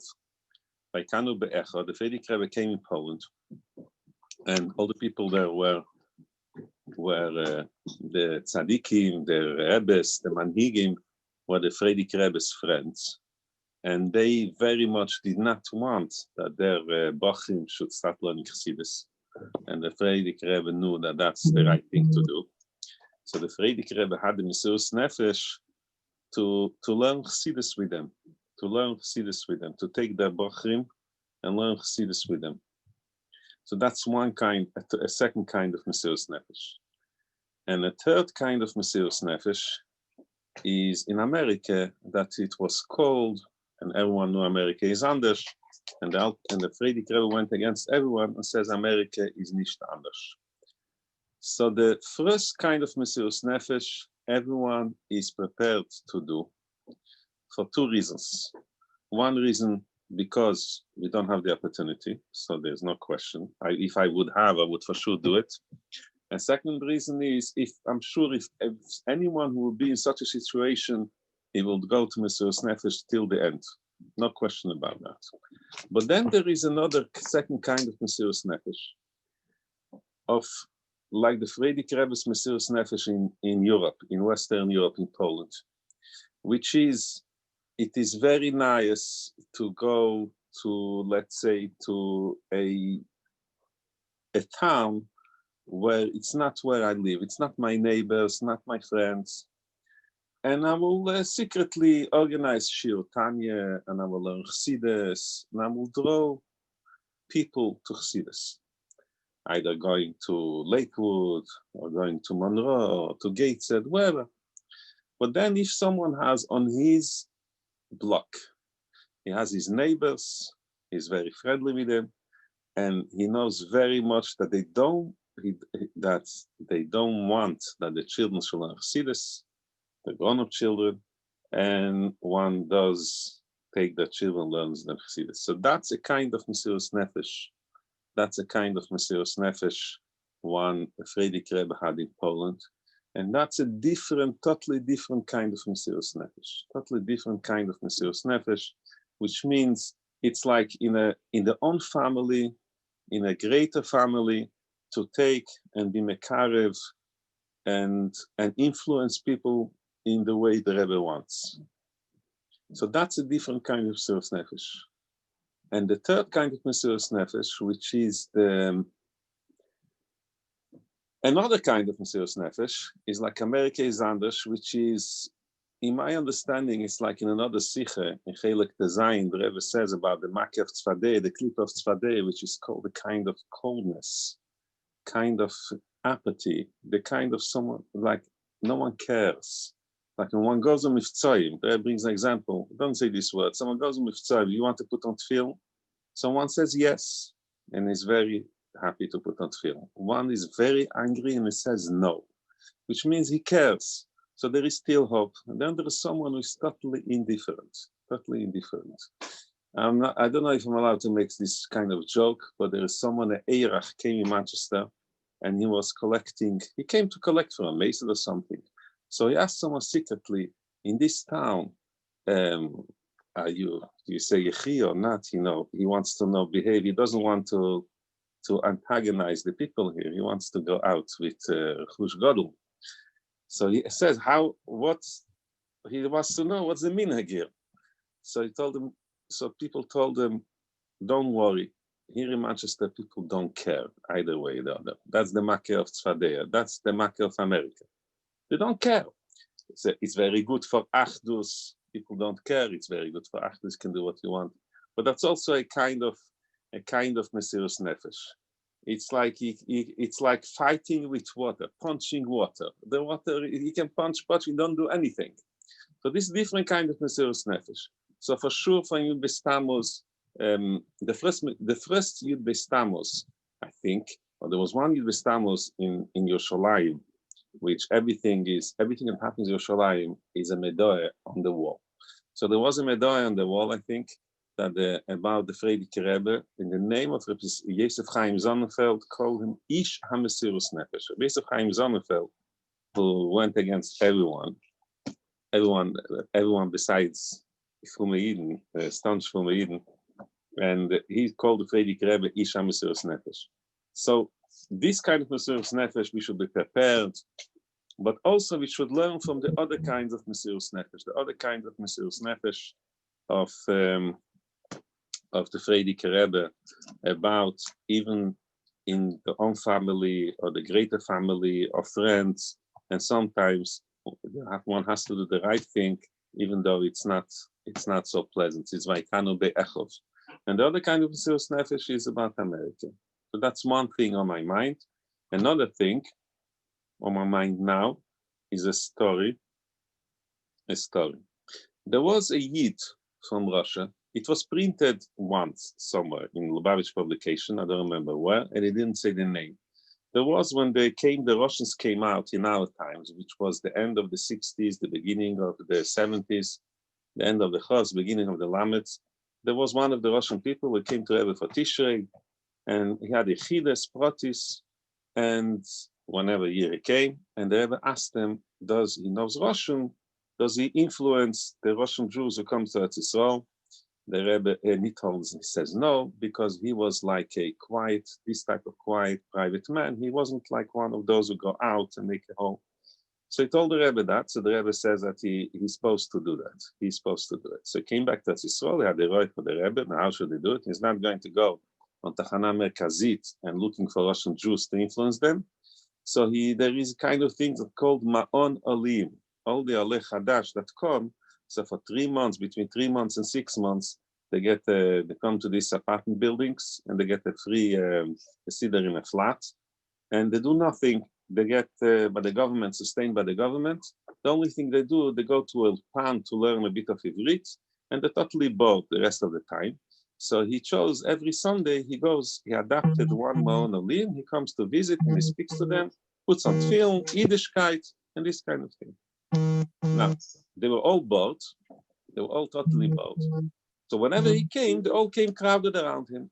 Now, one Sunday he comes, everyone, all the new faces come crowding around him, and there is one who stays to the side.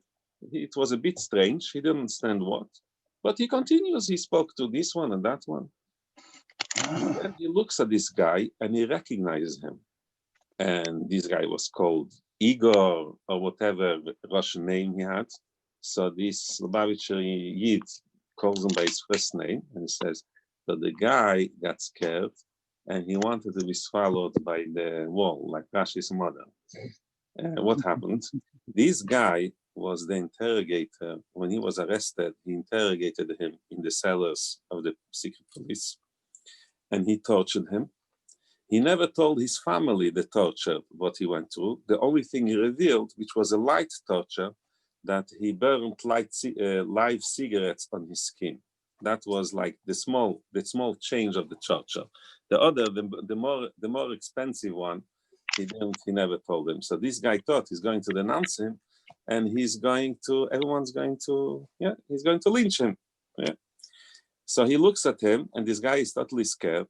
So this Lubavitcher Ingeman, I don't know his name, looks at him and he says, listen, I do not find in my heart the ability to forgive you, but can you please come with your family to me for Shabbos? And that's the end of the story. So this story is an amazing story that even if you can't find in your heart the ability to forgive someone because he's so terrible, etc., etc., but there's no trouble to invite him for Shabbos and spend time with him, etc., etc. This is the story I like the most about Yud Beis Tammuz. We should forgive. We should give people that really justice says we shouldn't forgive him. That is Yud Beis Tammuz. Oh, when I was a child in Morocco, so there was once Yud Beis Tammuz on, that's the mamash really last thing I'm saying. There was, Yud Beis Tammuz was on a Shabbos. So they made a kiddush in shul. So the shul was where the yeshiva was. They made a kiddush with Moroccan fish and Moroccan salads, and all the teachers came, the morim came for the kiddush, and they sat in Farbrengen. And Reb Shlomo Matzov was saying a sicher about the Nes, Nasele Rabbe, and Nasele. I was a child under 10 years old, and I still remember he was speaking about. And then my father, and the both on Elam Hemes already, and Leif Karaskin was sitting at the side and laughing. And I found out what happened. On that night, there was an Arab, a burglar, who went into the house of Matzov through a window somewhere. And he was in the dining room table, and the only thing by the dining room table was the challah knife. So he was holding the challah knife, and Madame Matusov was found in the middle of the night, and she was standing on the other side of the table. And she saw him with a knife, so she started screaming on the top of her lungs, I don't know, from fright or trying to scare him away. And he ran away, this Arab. So this is a big ness. So when he Farbrengen, and he says, Nes Shenasel Rabbe and Nes Shenasel Atzmi, so he was really Farbrengen about himself. So Shlomo Matzah was Mekayem, the letter of the Frierdiker Rebbe, Le Eisi Bilvad, Go HaKadosh Baruch Hu, Elo Kol Echad Ve'echad. He really celebrated his own Geula from last night. So the Frierdiker Rebbe went out of prison and he was saved also. So Yerotzim should also feel a private connection, besides the general connection with Beis Tammuz. Everyone should find a private connection to Beis Tammuz that he could celebrate. I could celebrate how it was a poda b'shalom nafshi, and he's on Geula, the Chaim.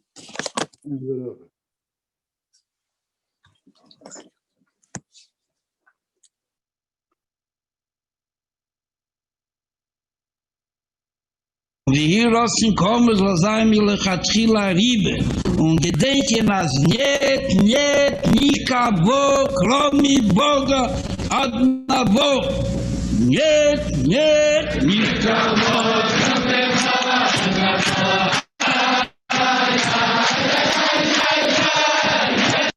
Нет никого, кроме ай-яй-яй, нет никого, кроме Бога одного.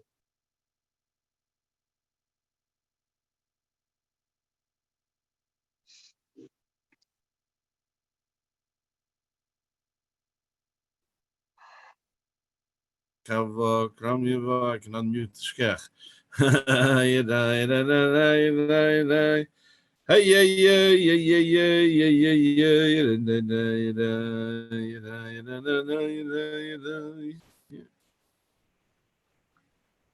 No?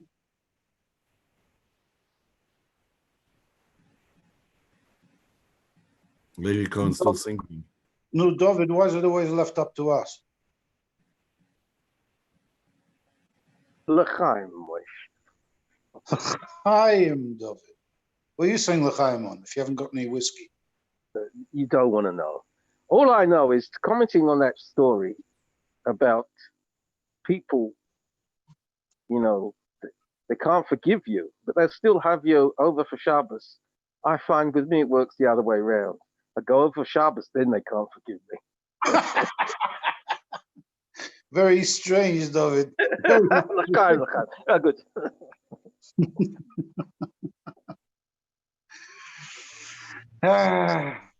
Your nemesis, Tzvi, has lost a lot of weight.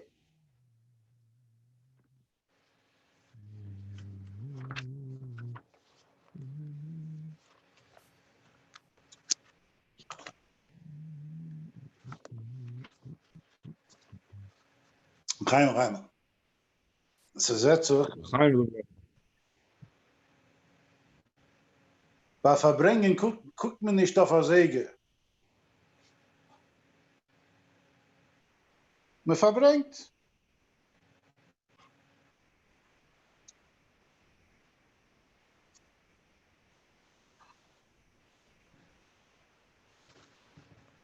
Who was the one who brought us into Chassidus? I mean, together also as Penny Feldman, but also those ein gesunden Staat. There's also Mattes Kanter on a protestic basis used to verbring with us. In fact, I remember sitting in his house the first time Reb Mendel came to Australia, and he told us this Mrs. Nefesh Dike Yid, who's come all the way from Russia, and that was the first time I met Reb Mendel.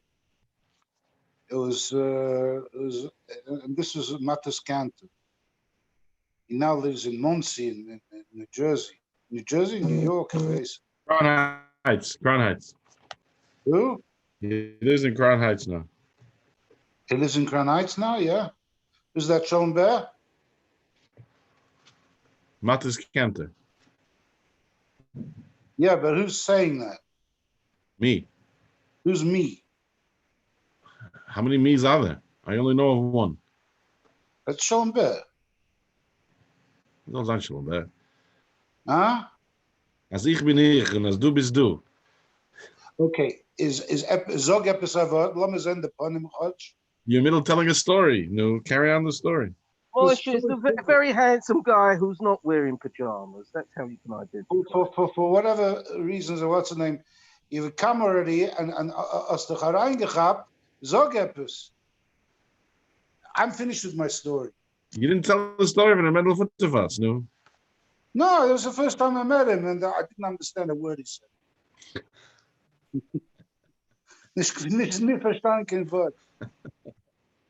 My Yiddish at that time was really a what's his name Yiddish? It was a English Yiddish, because my Melamed Yosef Shimshon Weiss Oliver Shalom came from Hungary. And well, actually, I think he came from Bratislava, actually from Czechoslovakia. But he was gesagt, as a Satmer Chosset. But I must tell you, when sie gewesen a hookup from Rebbe, he sat there with a Zab Bittul and sat there for hours and hours listening to the Rebbe Farbrengen. It was mamish unbelievable. When I Messias Nefesh Dike Yid, he lost the whole family in the camps. He actually buried his own children. But he was Amalamed. So my Yiddish, first of all, was a English Yiddish. Whose face do I see over there? You're wearing a kittel. Your face has come up. Who am I looking at?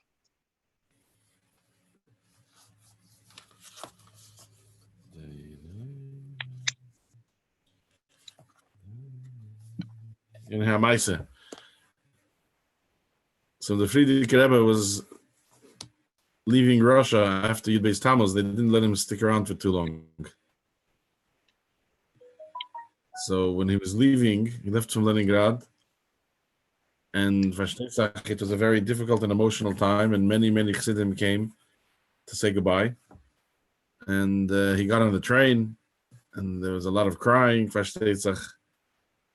And you know, the old trains wasn't like the London Underground. It goes, slowly, chug, chug, choo, choo, chug, chug, and get five, and it slowly builds up. So the people who were there were running along with the train to say goodbye and see the letzte Blick, to be able to see the Friedrich Rebbe. And as they were running, it takes time till it picks up speed. So there's quite a distance where they're able to run. And then the train picked up speed, and the train went, and it went faster than them, and gang. And then there's a chassid coming running late with his child in his hand in a lift. So sister, what's left to? The train's gone already. The Rebbe is saying it's over. So he said, I want my child, my son, to see the smoke from the train, from the Rebbe's train. That the steam that comes out of the locomotive, I wanted he should see the steam from the Rebbe's train. Not verstanden, yeah. Today we live in the time the kinder don't see the Rebbe Begashmis. Baruch Hashem, we have the wonderful gift of videos. But Begashmis, there's a whole generation now already who didn't see the Rebbe. It's already a third generation beginning already. They're already getting married or got married already. So it's already a next generation. But the smoke from the Rebbe's train, that they could get, that we can give them, and that they can take in. Normally, smoke is not good to inhale, but this state by it says "V'ata nafachta bi." You say in davening, "They wish to blue v'ipach b'apav nishmas chaim." So there's a word the Rebbe brings it in the Rishimis that there's a mitzvah, there's such a possibility that there's a yid where neshama ba'apay. That the neshama geblieben ba'apay. He never inhaled, so it never came into his body, and he geblieben. That's Yisrael b'shem Yisrael Yechuna, from that the Frierdiker Rebbe talks about. He has a neshama, but he never it geblieben ba'apay. It remains in his nostrils. What has to happen is we have to inhale and take in the neshama. It should take over our life. The same thing is with the smoke from the Rebbe's train. The smoke from the Rebbe's train we have to take into our lives and for our children and for all the next generation. That not just they should see the smoke, they should be able to. It should be a reality. And it should bring it into their lives. That it should affect them. This reich. The teva of smoke is that once it gets into your clothing, it's very difficult to get rid of. Anyone who's been in camp and overnight, and a bonfire, a campfire, and once the smoke gets into the kleder, it stinks, and it's really difficult for your mother to get it out, even in the laundry. We have to soak ourselves in the smoke. That's the Rebbe's Chassidus, and the Rebbe's Maimorim, the Rebbe's Siches, and alle gute Sachen. L'chaim.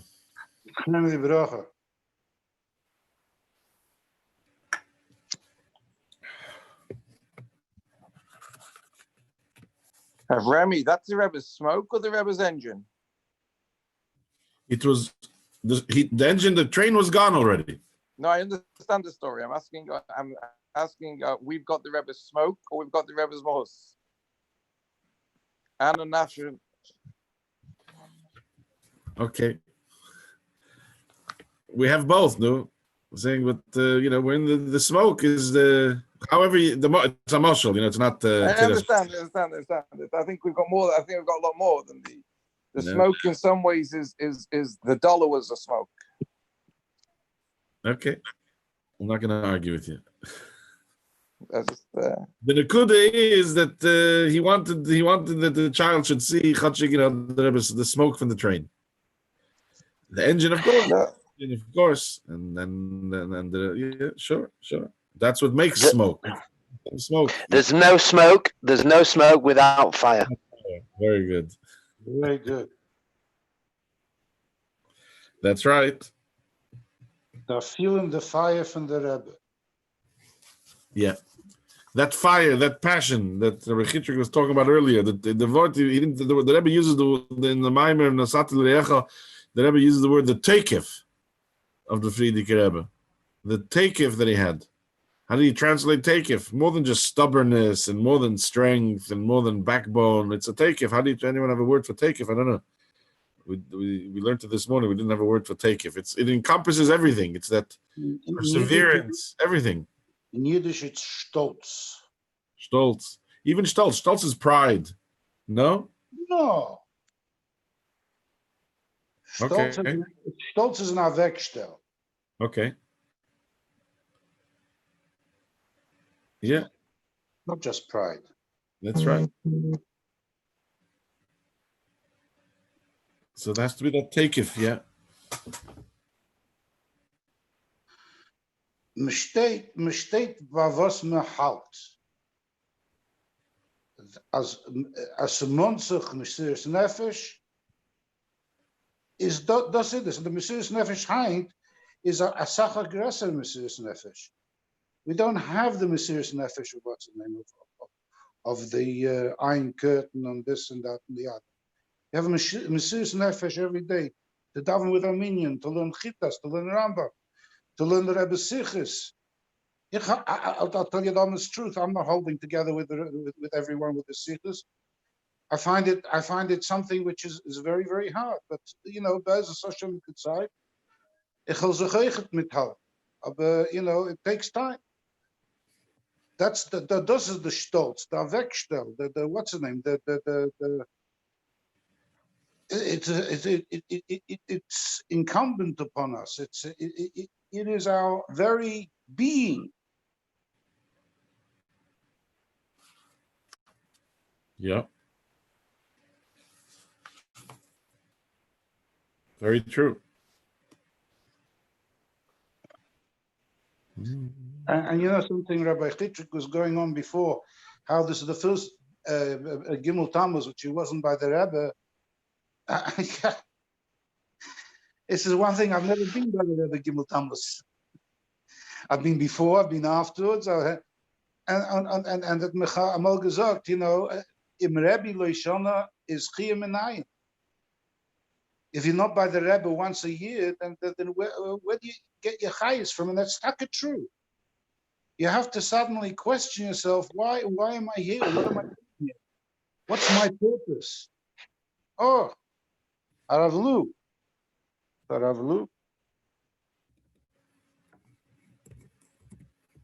Ich kann sagen aber, ich bin nicht der Farbrengen da.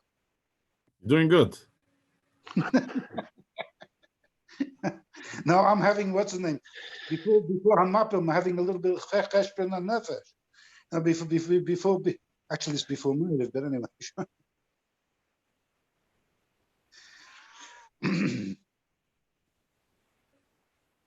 No, Rav Shmuel Bala Maisa.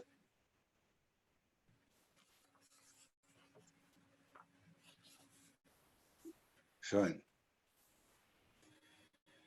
He might have just left his phone on.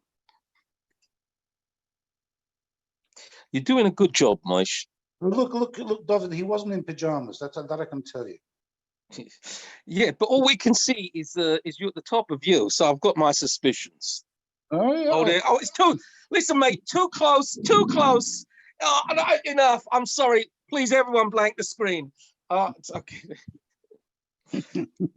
This is a family Farbrengen. Just go back to smoking cigarettes. There you go.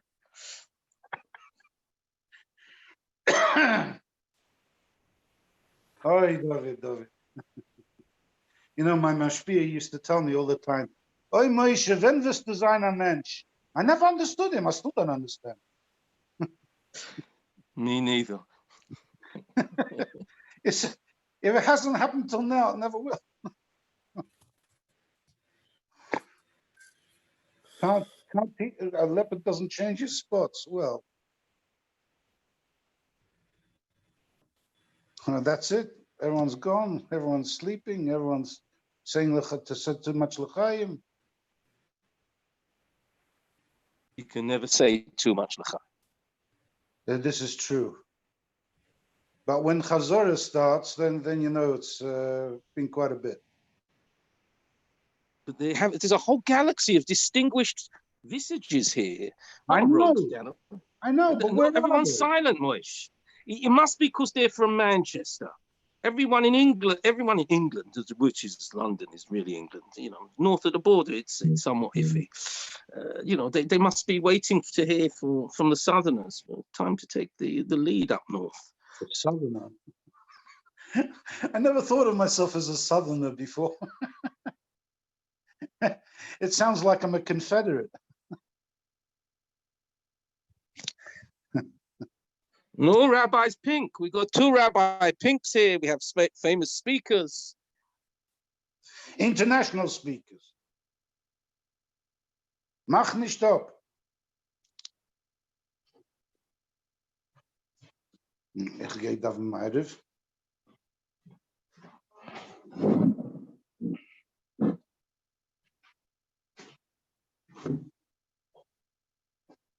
Oh, good Yontef, Chevra. Yontef, David. Don't leave the whiskey unfinished. Yontef.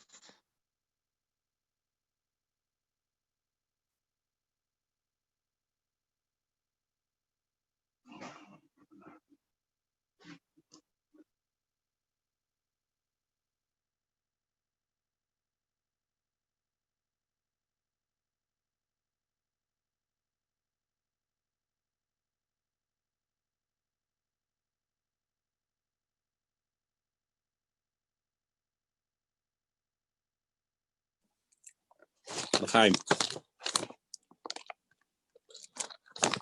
When the Frierdiker Rebbe was arrested, then two people came to arrest the Frierdiker Rebbe. One of them was called Lulev, and one of them called Nachmanson. And Nachmanson, he came from a town called Usvet. Usvet was a town where Michal Dvorkin, his hometown was. So Michal Dvorkin went to Usvet to get Nachmanson's father, who was officially a member of the Kehila, the Lubavitch Kehila, if there was any other Kehilas there. He was a kind of a Lubavitch Chassid, that he, just because he's a great grandchild of a Chassid at Tzemach Tzedek or something like that. So he wasn't. So Michal Dvorkin came to him and he asked him to come to Leningrad.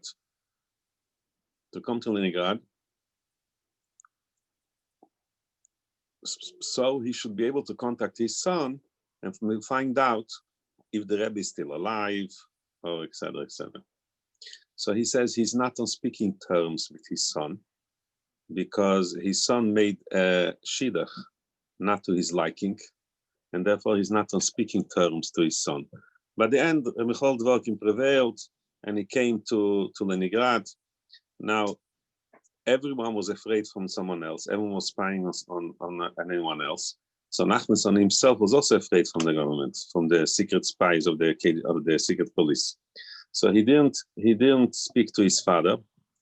He just made up that Nachmanson's father will sit in the park. And when Nachmanson in the morning he went to the office to work, to do this destructive work, he used to have a shortcut to the park. And if his father gave a small nod, when he gave a small nod with his head, then his father knew that the Rebbe is still alive. That's the only source we have. That's how they knew that the Rebbe is still alive. So we could learn many things from this story. First of all, it should be a warm chassid, not just a laid-back chassid that's not interested, etc., etc. But the fact when the Rebbe's life is in danger, and Nachmanson was busy still having a feud with his son because he didn't make a shidduch to his liking, which is legabe it's varushal mabekach. It's like mamash. It's like every machlekes, which is really for nothing, and it's very important small nothings that people are involved. But when it comes for the Rebbe to save the Rebbe, then all the other things. So to us it looks that Nachmanson was totally in the wrong. So wherever we look someone else in the wrong, we need to find in ourselves something similar to right, to do right. That's one thing. Another thing, the Frierdiker Rebbe came to Riga. Now, there was a chassid there whose name was Lulev. He was the father of Lulev.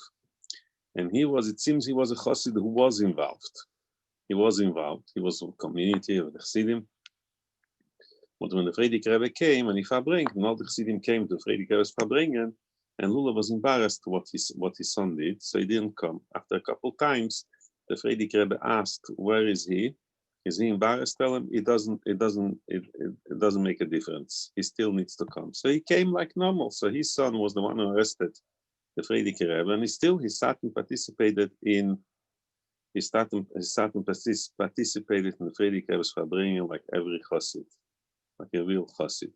So what we can learn from it, the same if a son has a father it's easier to give heroes to the sons. If the sons have a father who is not so still the son has to know he's a full-fledged Lubavitcher Chassid, and that does not take away from him anything, and vice versa. That means sometimes we get embarrassed by real things or imagining things that happened with someone close by, and therefore we're going to scale down in our connection with the Rebbe, which is not right. Which is not right. I'll give an example. I'll give an example from my imagination. There was a story with Rav Avon Mayor. For years, the Rebbe was merachikim. And he didn't get this, and didn't get Yechidus, and didn't get that, because he didn't want to go back to Pachabat, etc., etc.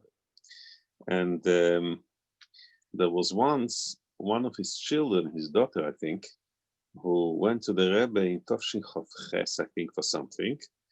And the family knew, like I know now, the family knew that he's like, how you say in English, persona non grata. He's not allowed to Yechidus, not allowed to anything.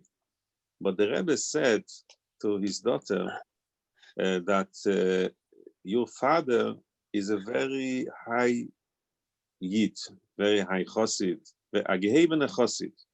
Wieviel mi is a merachik wird mer nennt. As much as you push him away, he becomes closer. So that was like a surprise to the daughter.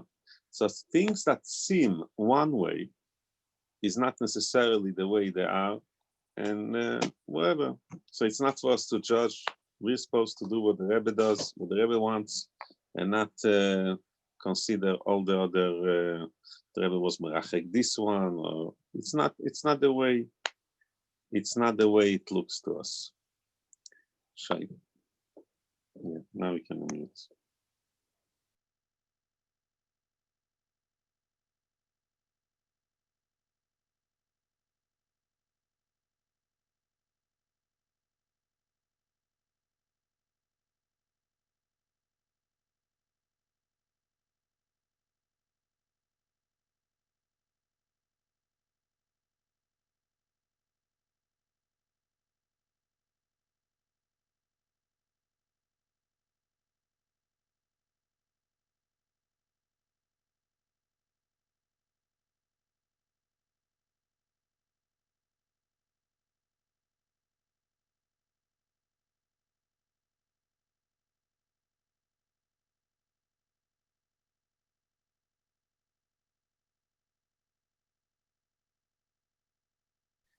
Ay, ay, ay, ay, ay, ay, ay, ay, ay.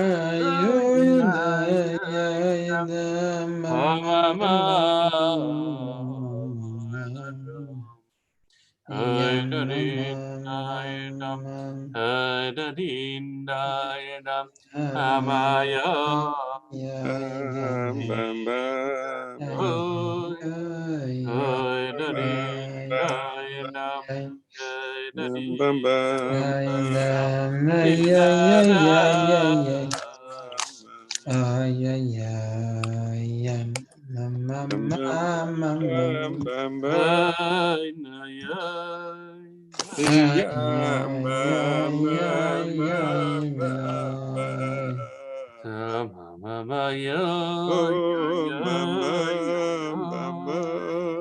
na.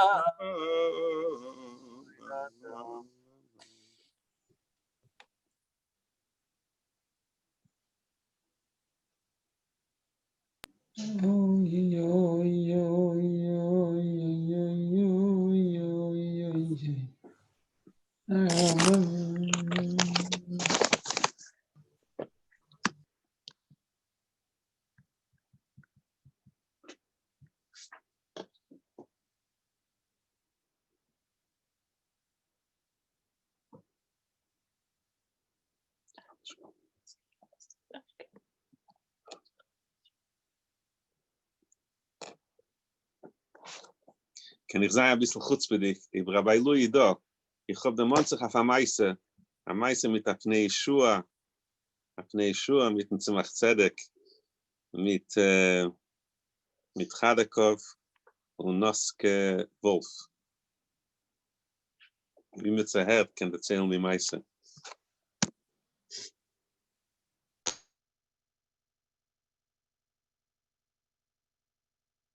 The tail.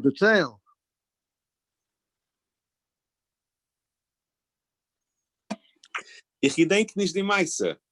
Ihr gedenkt die Meise, ich gedenk nicht. Hast du das erzählt dir? Okay. The Maisa is, start from the beginning, that there was once a simcha in Crown Heights.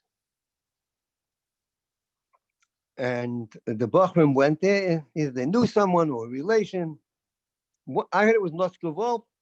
He didn't remember, like my grandson was in the yeshiva there, and he was by him for Shabbos about 40 years later. So it's no raya, but the story is too specific. I heard it at a Siyum Rambam from Dayan Raskin, and the Maisa was that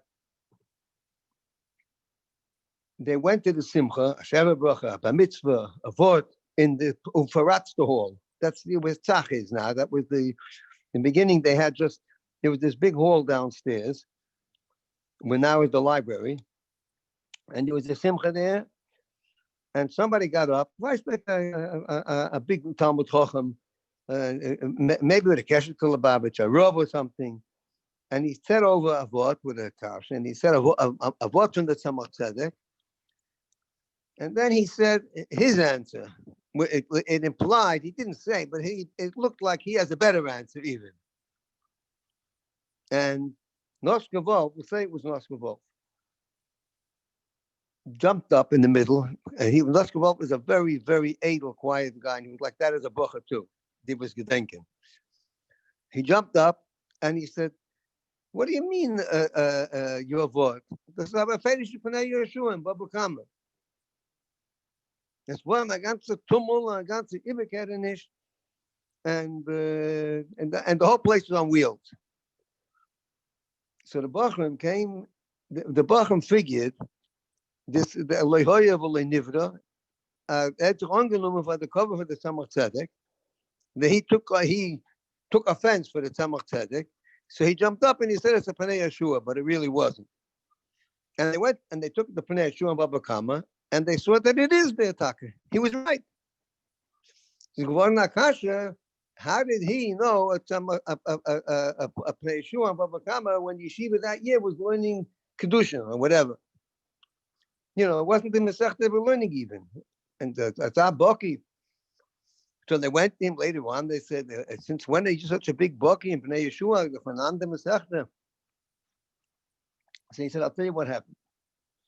The Rebbe used to come out 3:15 for Mincha. Everyone who learned in 770 knows. You could set your watch. The Rebbe came down 3:14 and 60 seconds, exactly on time.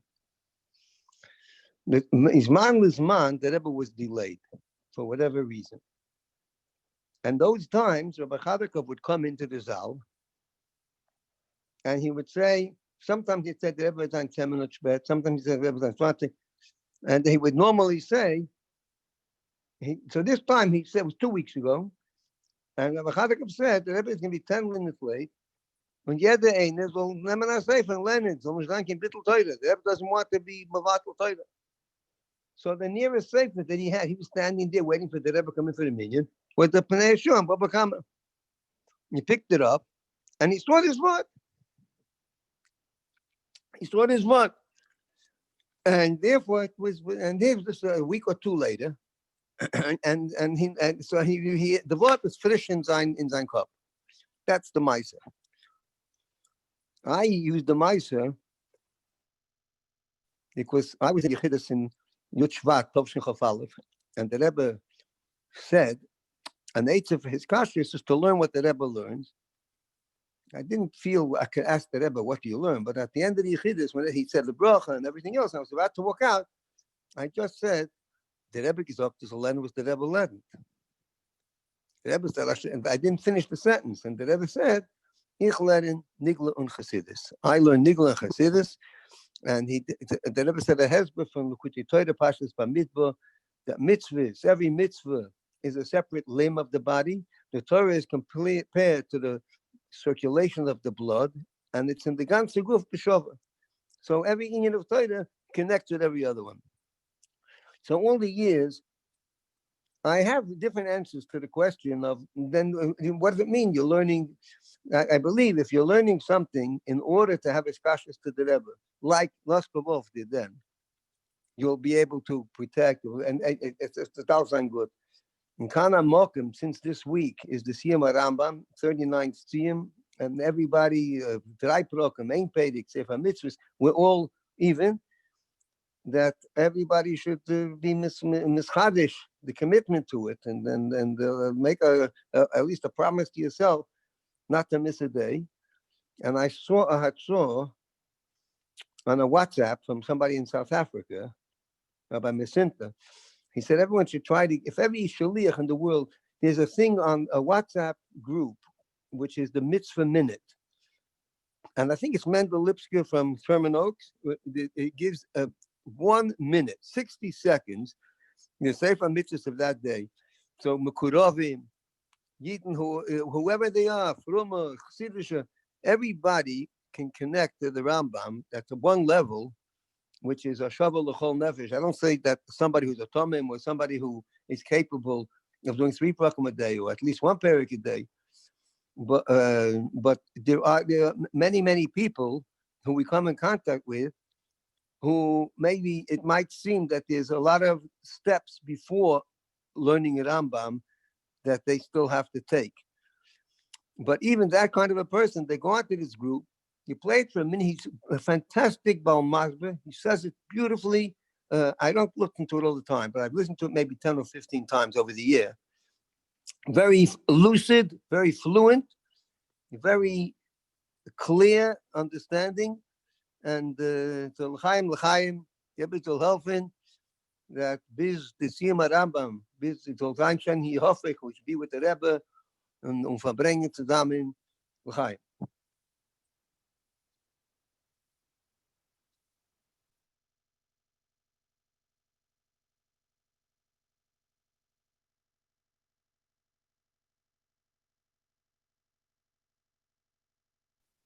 I'm in a place where I can't, I'm in a situation I cannot talk anymore now because people sleeping. But I could listen.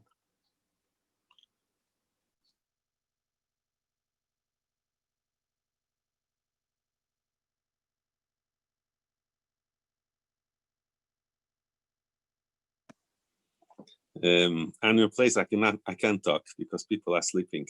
So it says in Rishimus, I think it says in Rishimus the story, when the Tzemach Tzedek was in Peterburg, in Farbrengen, which Rabbi Baltiel mentioned that in Batkiyas, in the beginning of Farbrengen, the Tzemach Tzedek started Lamnatzeach, says, I serce Lamnatzeach. So on Farbrengen, they say, the story goes, I think it says in Rishimus, I'm not sure, that one of the maybe not, one of the tinus. One of the tinus of the goyim there was that it says in Gemara, Tevshe begeim harig, katel harig. So that the Tzemach Tzedek said Rabbi Volozhiner, who was the representative of the Litvische, was one of the 4 people there, that he should answer. So Rabbi Volozhiner said that Tzemach Tzedek should answer. So Tzemach Tzedek said Rabbi Volozhiner should answer. So Rabbi Volozhiner answered that it really doesn't say, it doesn't say hareg, it says katel, and it means a Catholic, it means a Christian. We know Catholic as opposed to the English, wherever, but a Catholic could mean the Christian Bichlal. So they said it's a Baba Maisa. So they took out in the archives of the library of the Russian government, there was the old Shas, the old Gemaras, and they found the Gemara that it says really, Katel, don't say Harik. So everyone agreed. Then Rabbi Volozhiner afterwards said that he knows that it wasn't his chap, because he would never could have such an answer. It is the Tzemach Tzedek, Zalbavitcher Rebbe, who planted this answer in his head. That is the story. Now, that is the end of the story. Now, Chassidim ask a question: why did Tzemach Tzedek have to plant in the head of Rabbi Volozhiner? Why couldn't he say it himself? So the answer is, they say, because the Rebbe couldn't lie.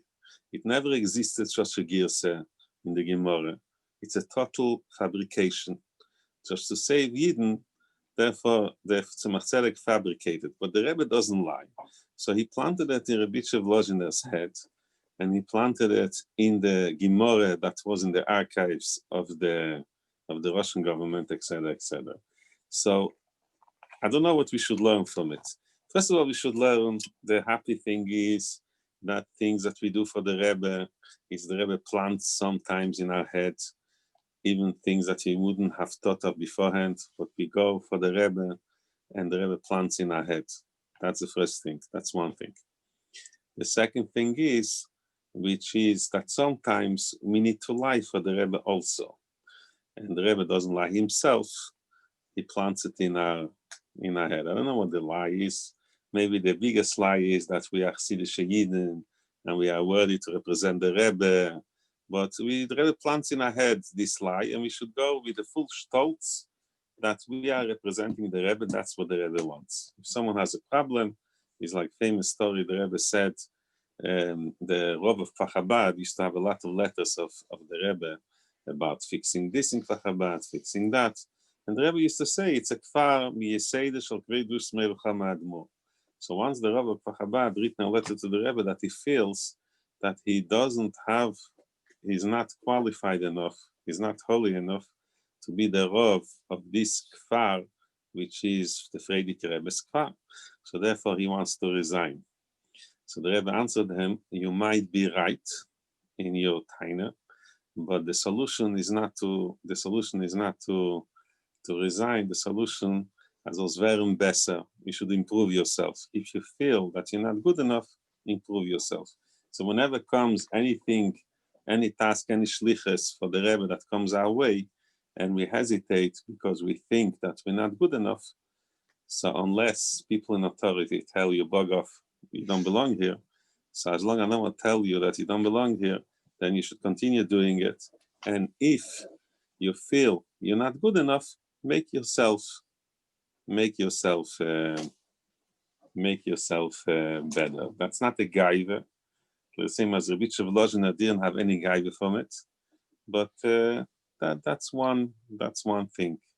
And all the people who went on Mesiras Nefesh with the shlichus of the Frierdiker Rebbe, they were all beinanim, or tzadikim, gemurim, tzadik shene gomo. They were Baal Mesiras Nefesh. They were Baal Mesiras Nefesh. There isn't good sichas chelek ches in Pasha Bamidbar. The first sicha, there is a whole discussion. There are 3 levels. If people had Mesiras Nefesh, how much they changed. So one level is they changed nothing. They stayed the kal shebekalim.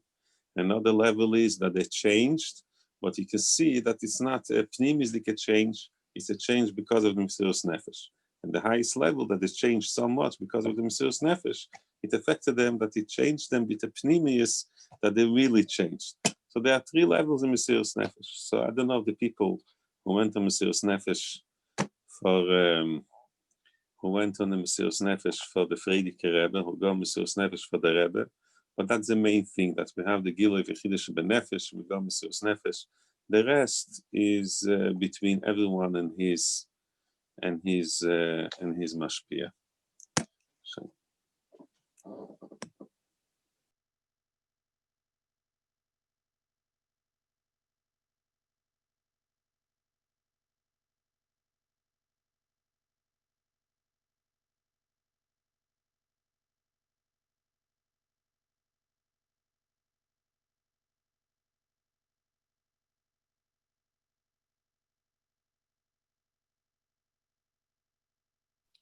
Levi, we can't hear you.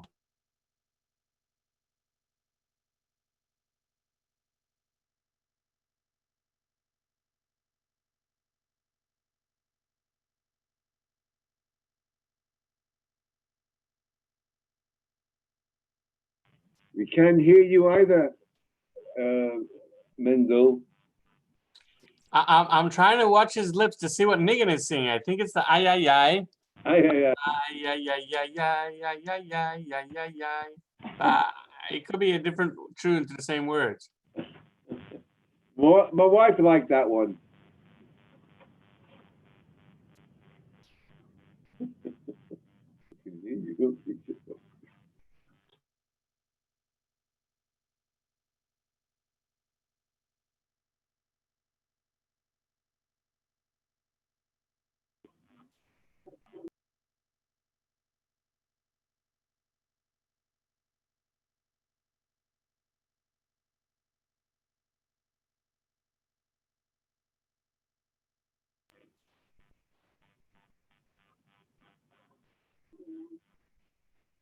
Nobody wants to speak.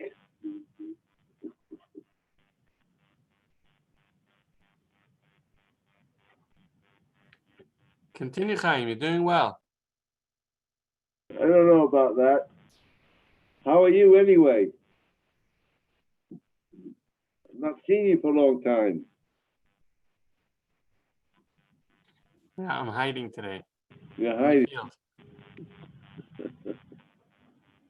Does that mean you're in your pajamas? No, no, no.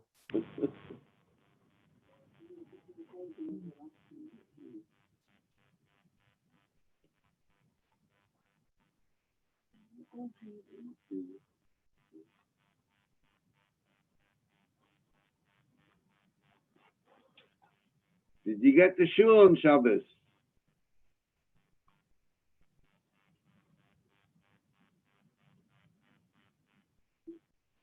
He's gone.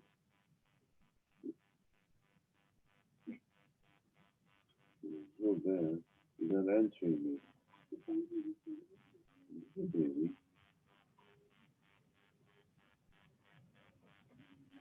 Rabbi Edelman, any good memories from Farbrengen in 770 at Beis Tammuz?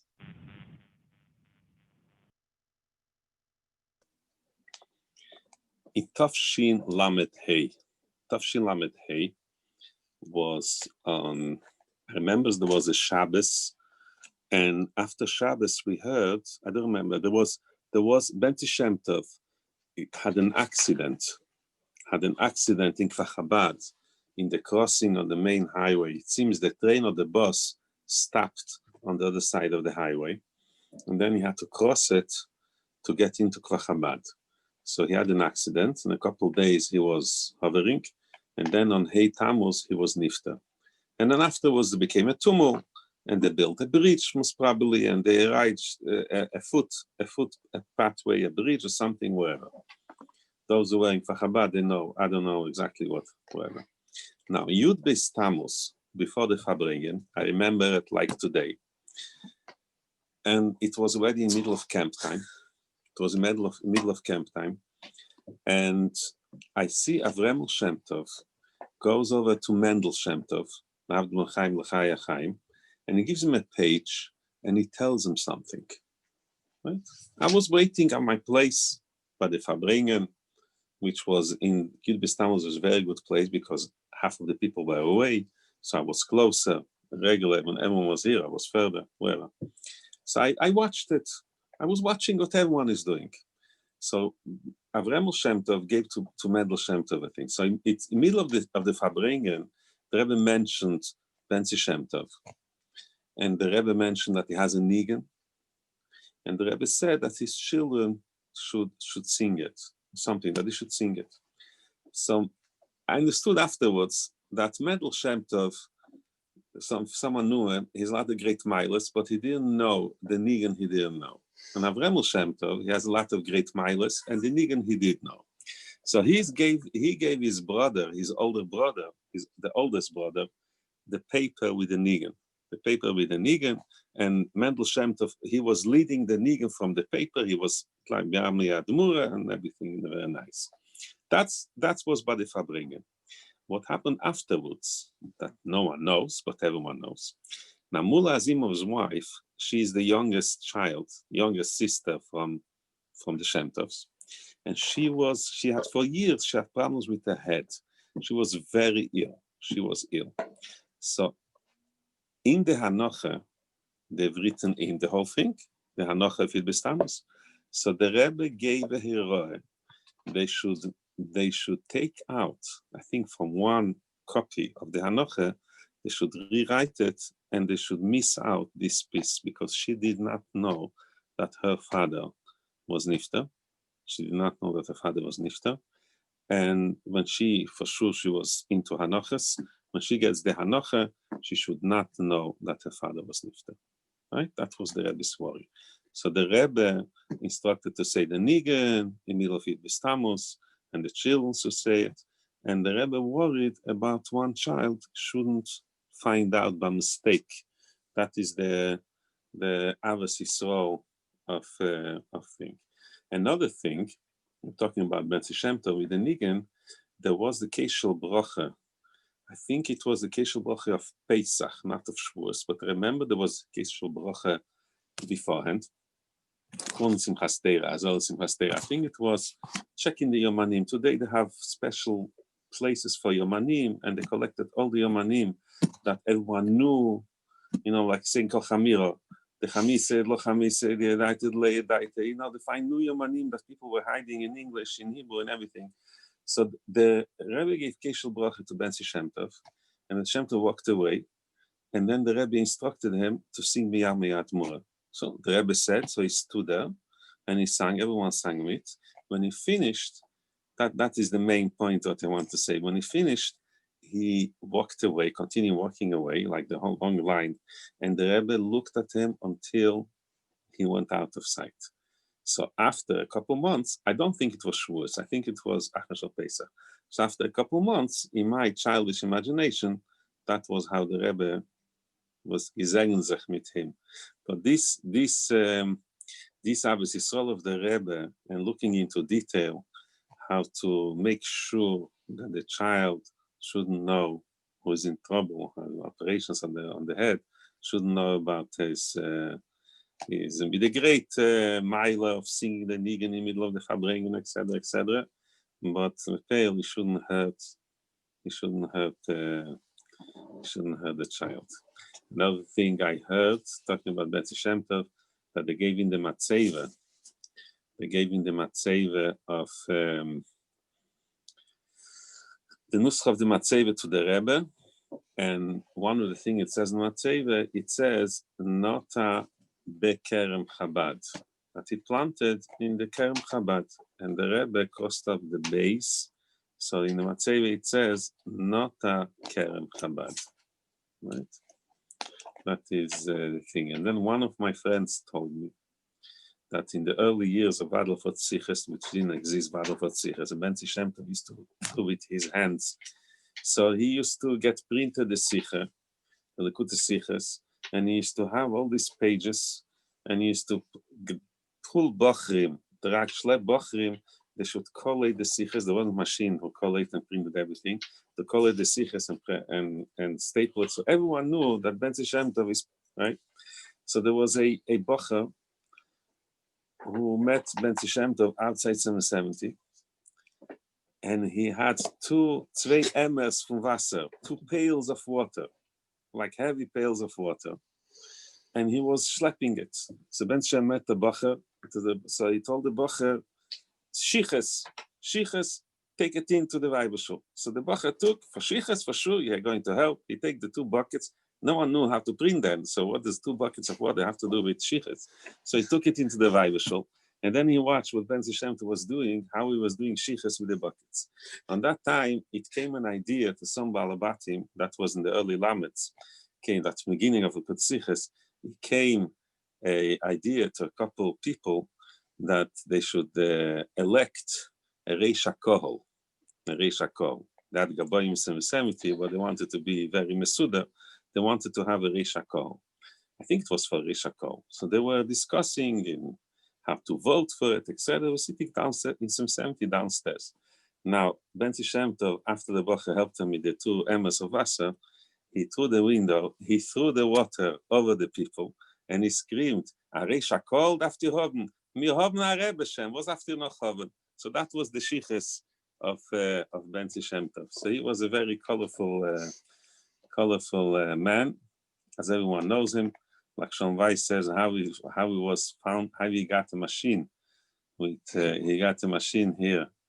And that's one of the bonuses to have Sean Weiss speak to you for an hour or 2 in any occasion. And Ben Shem Tov was here. He wanted to should bring the Siches here in Manchester, but they need a machine. So 2 hours later, 3 hours later, he arrives with his non-English or whatever.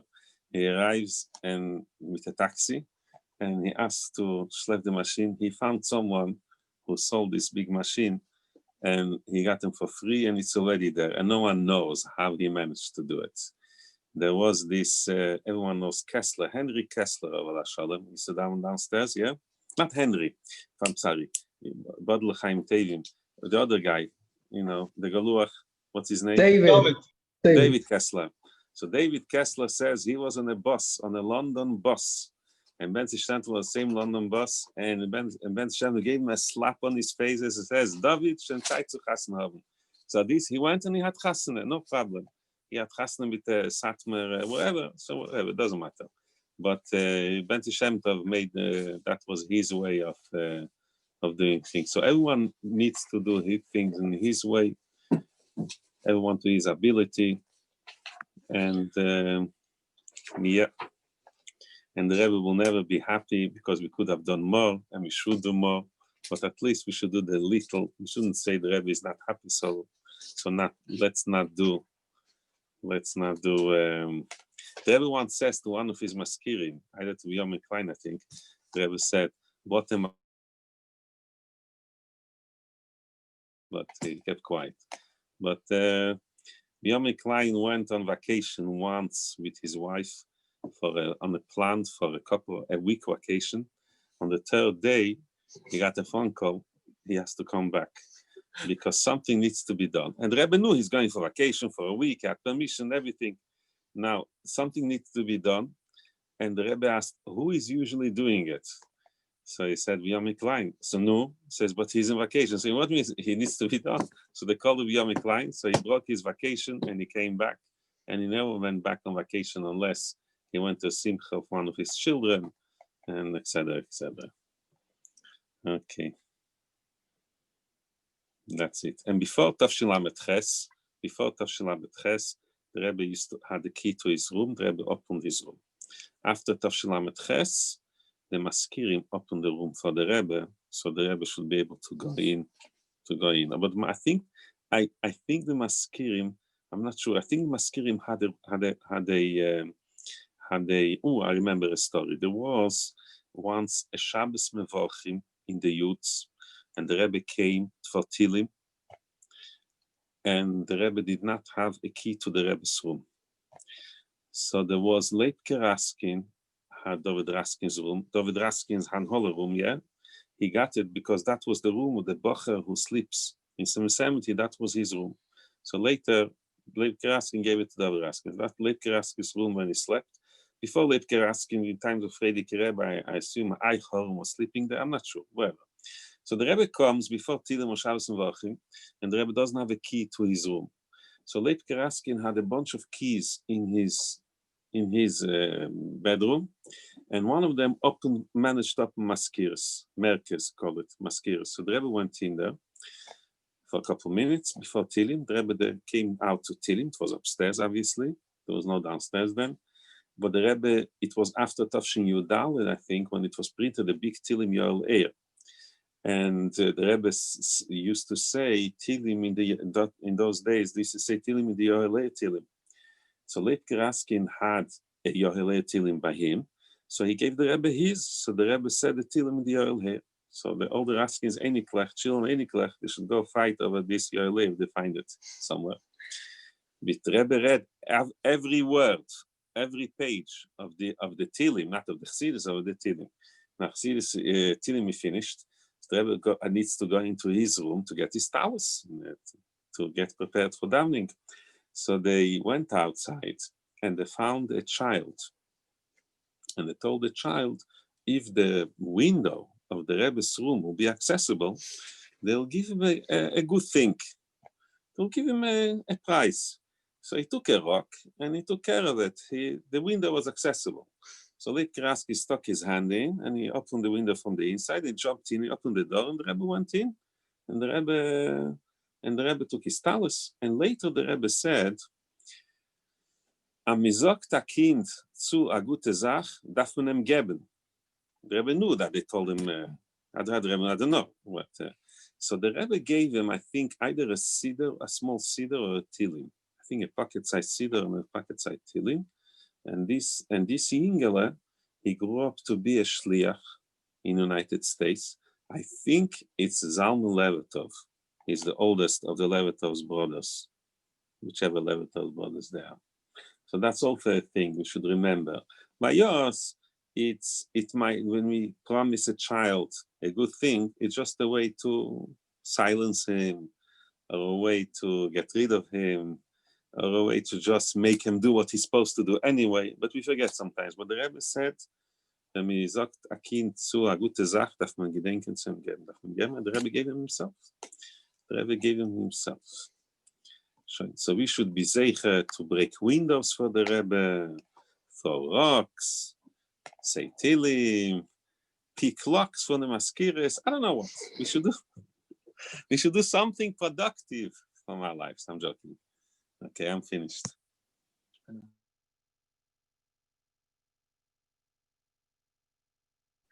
Can I just say one more thing? Rabbi Edelman, the hemshich to what you said about Rabbi Benjamin Klein, I heard from somebody who was B'Soichei HaDvorim. I know details which I cannot say for obvious reasons. Benjamin Klein went on vacation with his wife.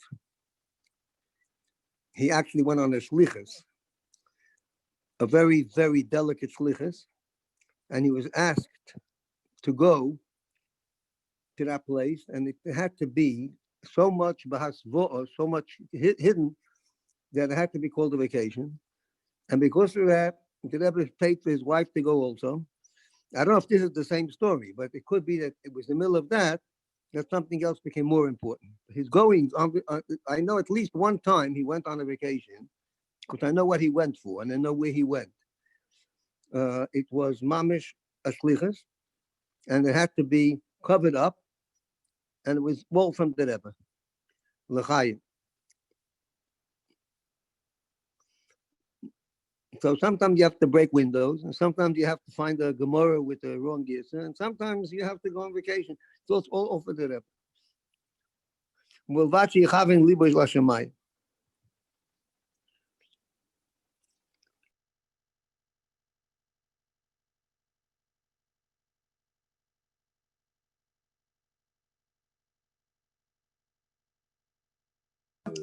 Okay, I have a different kind of shlichus.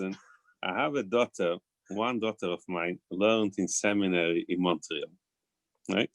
and she came home for Pesach. And while we were peeling in potatoes in the Pesach kitchen, so she put up recordings of interesting Farbrengens and droshes that happened this time. And one of the droshes was that Rabbi Lu came to speak in the Sem. It must be that Rabbi Lu had a simcha there or something, and he was there. And my daughter, for some reason, she understood that Rabbi Lu thought it's a high school. He didn't know it's a seminary, but he came to speak. So Rabbi Lu, as an explaining who he is, he says that he was one of the first people in camp when Yan Yisrael started, and he's identifying this song. I made this song, these lyrics. I don't remember. Maybe Rabbi Lu remembers which lyrics he made, which is famous. We still have today in the Song of Books, books of songs in different camps, and etc., etc. So they were sitting there, and whenever someone goes speak in a new place, there is always this chutzpaniak, this one who has guts and asks questions. You need these people just to make it a bit spicy, lively. So one of the girls there asks, "Oh, so you are the Rabbi Lu who lost his shoe on the way to London Zoo?" So Rabbi Lu didn't flip an eye, and he went on repeating a whole explanation. You see this, what is a now, the whole thing in the world, you go in, you need a shoe, which a shoe is soft enough to feel what is under you. That is the gist of the explanation.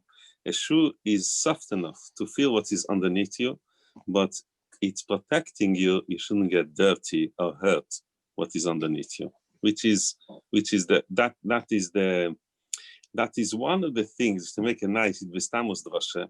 When you go Mesiras Nefesh, then you don't care. You can break everything. But the real Mesiras Nefesh is that the Mesiras Nefesh is to not to become nispol, whoever is trying to hinder you from your work, but you should still be sensitive to all the details around you. There is neither sheheim. There is a lot of these nice descriptions. So I think this is a description should be on Yankel Zhurovitzer. He comes into a town and he needs to build a mikveh. And he, with his own hands, is trying to organize a heating system for a hidden mikveh. Now, how should he go about? So he's about to do it. So he knows, there are people here in town in Manchester also have nice mechanical hands. Like Shlomo Roosevelt, Shalom has to fix a washing machine beside being mashpia in 770. People have different qualities. And so he knew how to build this boiler heating system in Russia in those years. But there is one point where he got stuck. He didn't know how to do it. Now, how should he go? He should call in the experts. He can't. It's a hidden secret mikveh. So on the line to bread, he found himself standing there for hours and having conversation. That's the pastime in Russia, to stand in Ocheret. So he found himself near to an expert plumber. So they were talking about everything and anything. So Bein HaDvorim, in the Dvar Meteilim, just for nothing, he got this information, how to organize and which piece he misses to put in. And then when he finished, he got his bread, he knew how to build this thing. And this plumber would never imagine that he helped build a mikveh. So he had to have Mesiras Nefesh to build a mikveh, but he had to be sensitive enough how to organize it without anyone clever enough to approach people without them knowing what they're approached for. So this is in shlichus. There are people who go to shlichus that they manage to step on everyone's toes. If they achieve something, we don't know, but they manage to step on everyone's toes that the whole town knows, rightly or wrongly. I don't know. Maybe they accuse them wrongly. I don't know. Anti-Semitism, anti-shlichatism, whatever it is. But there are people who are very clever. They wear a right shoe. They are sensitive enough to feel everything, but they have the protection to step over or step on wherever it's needed to do, which is a very delicate thing. And you don't need a lot of seichel. The eitzah is, if you go with the emes, you arrive to the emes. If there is any side things, ego, hate, or anything, then it pulls you to the wrong side. I'm not talking from experience, because in my life I never done anything right, wrong. I'm just, hanging around doing, trying to step on people's toes, but sometimes I don't manage to do it. I'm joking. So that is that's the real shoe to wear when you go to speak to someone. And what do you do if someone asks you a very uncomfortable question that I think, maybe some people think it's a very comfortable question, is to just address the right thing and continue on your shlichus, and don't worry on the side, on the noise, on the side noise that happens when you drive a car. Some noise comes around, you continue on your journey. Okay, so I'm finished for this 2 minutes.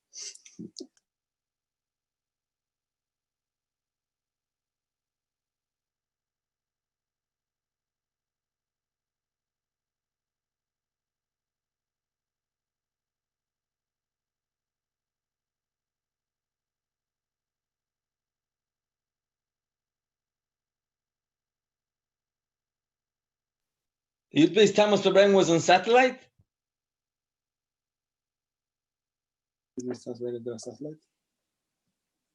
What do you mean? For sure it was on satellite. It Beis Tammuz, Chafov. I have a friend. I haven't spoken to for years. All my good friends, I haven't spoken for 10 years, 20 years, 30 years. I have a friend who went to Merkez Shlichus. He went to Merkez Shlichus. I won't mention his name, but his mate was a Hertz. Might be the Hertz, the Rav in Chicago, or one of the brother Hertz. They went on Merkez Shlichus, and it was in the summer. It was cable TV. The satellite used to be on cable TV.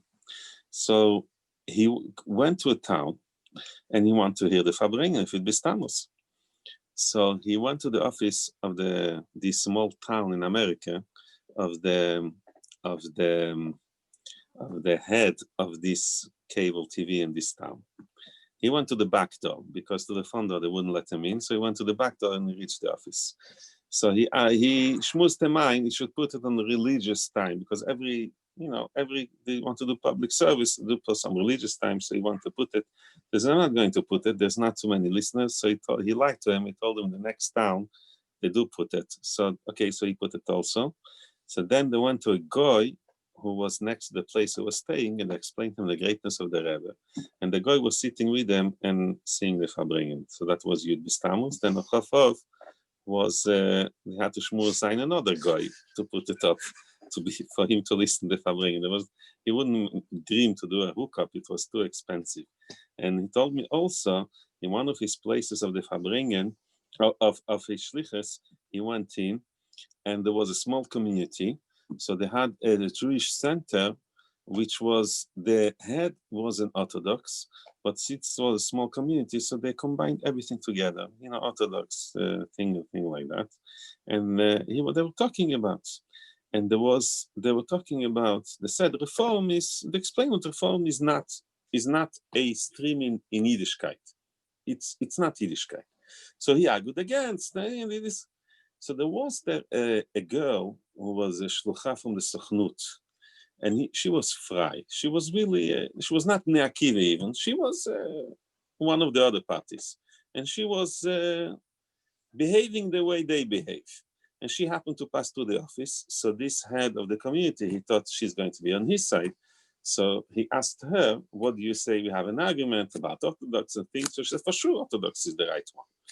So he said, "But you are not doing it." She says, so she said, "So what? But we all know the truth, that the real way to do it is this way. Am I doing it or not? But to do like the Reform ones, they are fakers. They're not." So that's the thing, though. And then this Hertz was married. He got married. So he sent an invitation in one of the towns. The head of the community was actually a lady, and they had a meeting with her. So they sent an invitation, this Hertz sent an invitation to her, and he added on with his handwriting, "Please take it as a personal invitation." So she actually came with a limousine. She came with a plane, she came with a limousine, and she came out at 770, and she was looking at the chuppah. So my friend, I won't name who his name is, so he was explaining to her how the whole ceremony was going on, and he wanted to do some trick on the chassan. So he asked her if she would mind to take the chassan kala with her limousine. The shaf should take with her limousine to Oluteira for the chasana. So she said it would be my honor. So the chassan the kala went with the limousine from, like rich people from, and half of the chasana they were discussing Yiddishkeit. So she actually took it for. So this is a let's one of my friends who was a let's. That was part of his letzoning. I don't know what this has to do with Yud B'Tammuz. Since you asked about the satellite, there was Yud B'Tammuz satellite. Yes, there was, for sure there was. Actually, there was, I think on Tafshim Mem Hey, I'm not sure, on Tafshim Mem Hey, the satellite, either it was the radio finished 12 o'clock, or there was a certain time that the satellite finished. So when the Rebbe spoke about the Sforim for the first time, it was after the hookup or the radio WVD or the satellite finished. Then the Rebbe spoke about this Sforim.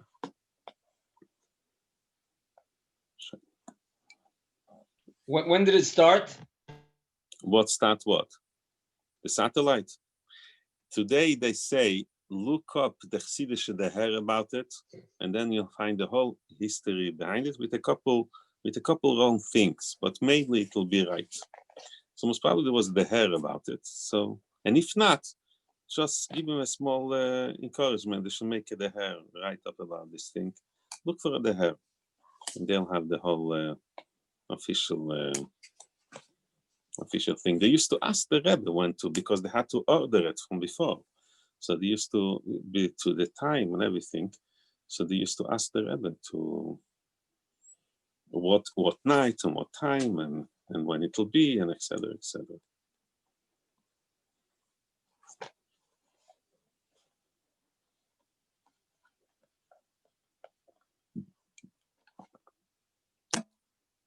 Okay.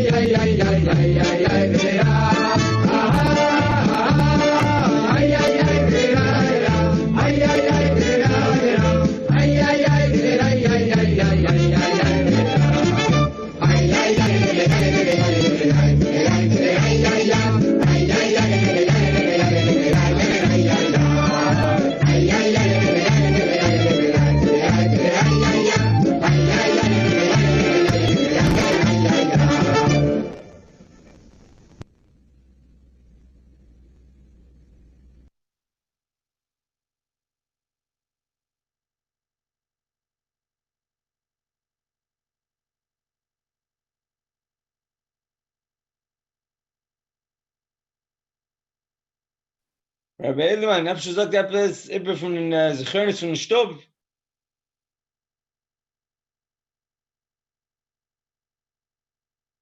No, you'd be Tammuz Farbrengen, you don't remember?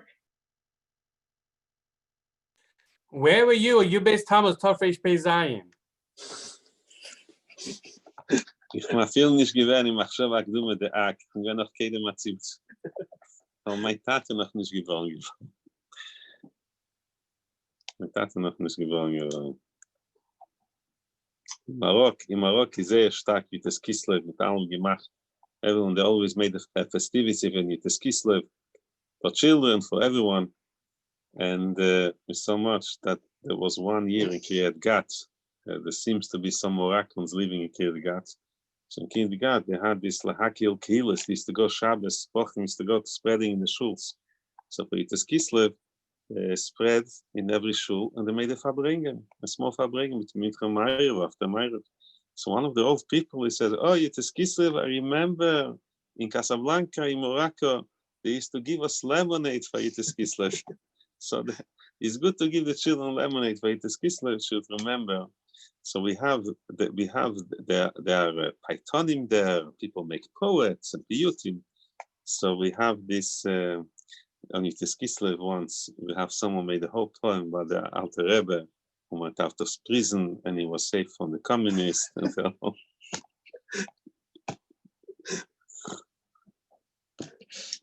You'd be Tammuz there, is Tammuz some also, no? The Tammuz, the Farbrengen is also, yeah.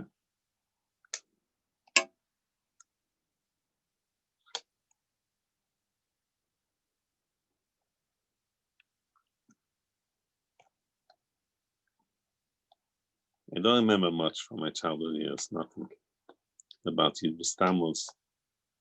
We just knew on the wall in our house, there was the Alter Rebbe, and there was the Tzemach Tzedek, and there was the Frierdiker Rebbe, and there was a picture from the Rebbe from America. That's the way he called him in my house, the Rebbe from America. When we have a Rebbe in America.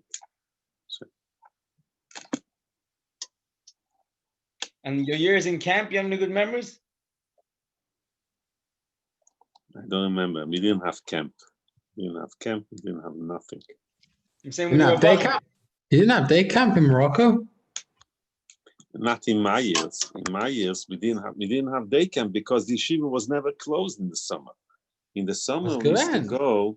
Some days we used to rent out a whole how call it a beach place, wherever. One of them was called Miami. One of them was called Rouge et Noir, which means red and black. One was called Kapivka, wherever. And some days we used to take whole day trips. The yeshiva rented buses, and we went in the bus, and we went for a whole day trip. We used to go for field trips. We used to go in the forest. We used to go to other towns. But the yeshiva went on through the summer.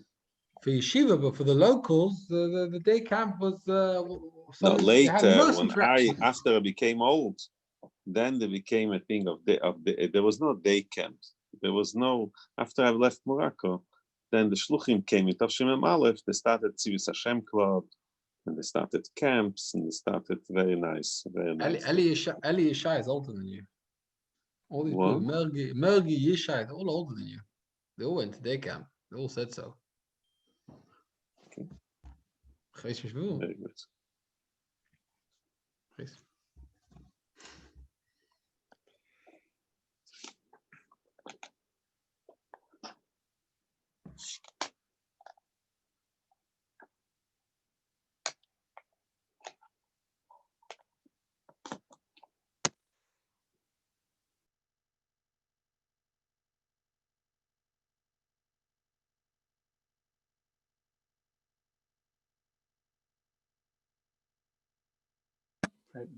Levi, what do you remember from your childhood years in day camp from Yiddish Tammuz? Say something. You went to Rabbi Pharaoh's camp when he was the law of 7 years old in the center. What do you remember of Yiddish Tammuz? That's right.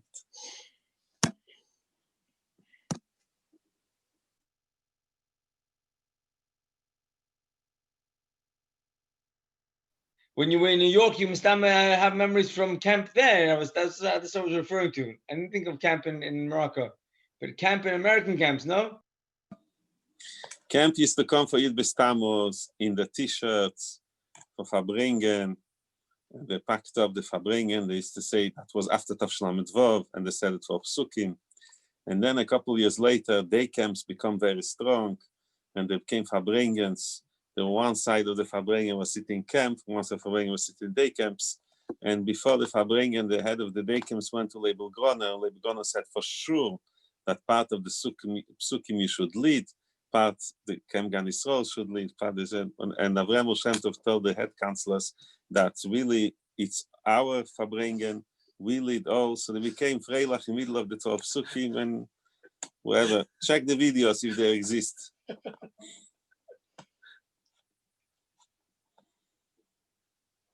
The kids stayed for the whole Farbrengen? No, not for the whole Farbrengen. Not for the whole Farbrengen. We didn't stay for the whole Farbrengen. Some quiz and they came for Chafov, it depends, because sometimes Yid Beis Tammuz was just the beginning of camp or even just before camp. Depends on the quiz. So sometimes they came for Chafov, there was this argument. And then the day camps made the camps used to come, Gan Yisrael and Muna used to come. When they came back from camp, they used to have a mincha with the Rebbe. But the day camps, in middle of the day camp, they used to make their own mincha with the Rebbe. So once they made the mincha with the Rebbe in the 9 days, which is very clever because in 9 days you can't go swimming, so you lose a lot of. So they made the 9 days. So there was whole discussion. They written the program to the Rebbe before. What could they sing? The Rebbe said, "Ask the Rav." So the Rav said, "All the halakim of davening you could sing. Don't sing extra nigum." The Rebbe was very strict about 9 days not to sing. So they sang. Suddenly they sang Hashem, Hashem, Kelachem V'Chanun. Like all the Ashkenazish nice shuls would be very proud to daven and that mincha with the Rebbe in the 9 days. Hashem, Hashem, Kelachem V'Chanun. And Vanachnu Leneida, Mana, all this Nuschat Tefillah songs. And Ashri for sure they sang. So that was 1 year.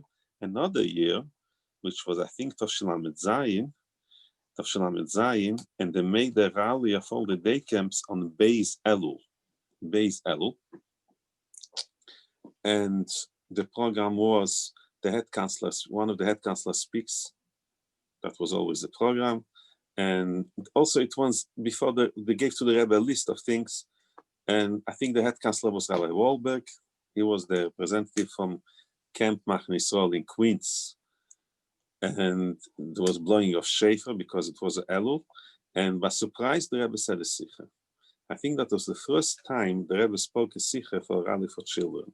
The Rebbe used always on Chanukah, there used to be a rally for children for the Mittwoch Shah, for release time on the Wednesday. He used to bring them, but the Rebbe didn't speak a Sikha. I think Beis Elul, Tav Shelamed Zayin, that changed. That was the first time that the Rebbe spoke a Sikha every time the children came from a rally.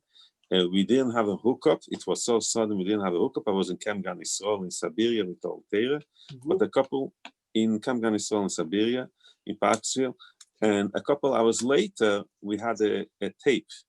We had a tape of it. I only remember one thing. We heard it a couple of times, the tape. I remember one thing from that Sikha, that Miyode Hamleya Hapsucha Hakdesha, and we steht in Baal Shem Tov Siddur Hakdusha. So that's the first time I heard about this Baal Shem Tov Siddur, which says Hakdusha mit Hagimel. Rebbe said Hakdusha mit Hagimel, and the Rebbe mentioned a couple of times also later. So that was a rally for children. So that was the day camp had their own, and there was no Gan Yisrael to disturb them. You know, they had their own rally, their own sikha, their own. And then there was 1 year that Camp Emunah, usually Camp Emunah and Camp Gan Yisrael used to finish on the same day. So they came, so there was half shul, front shul, half was Gan Yisrael, Parksville.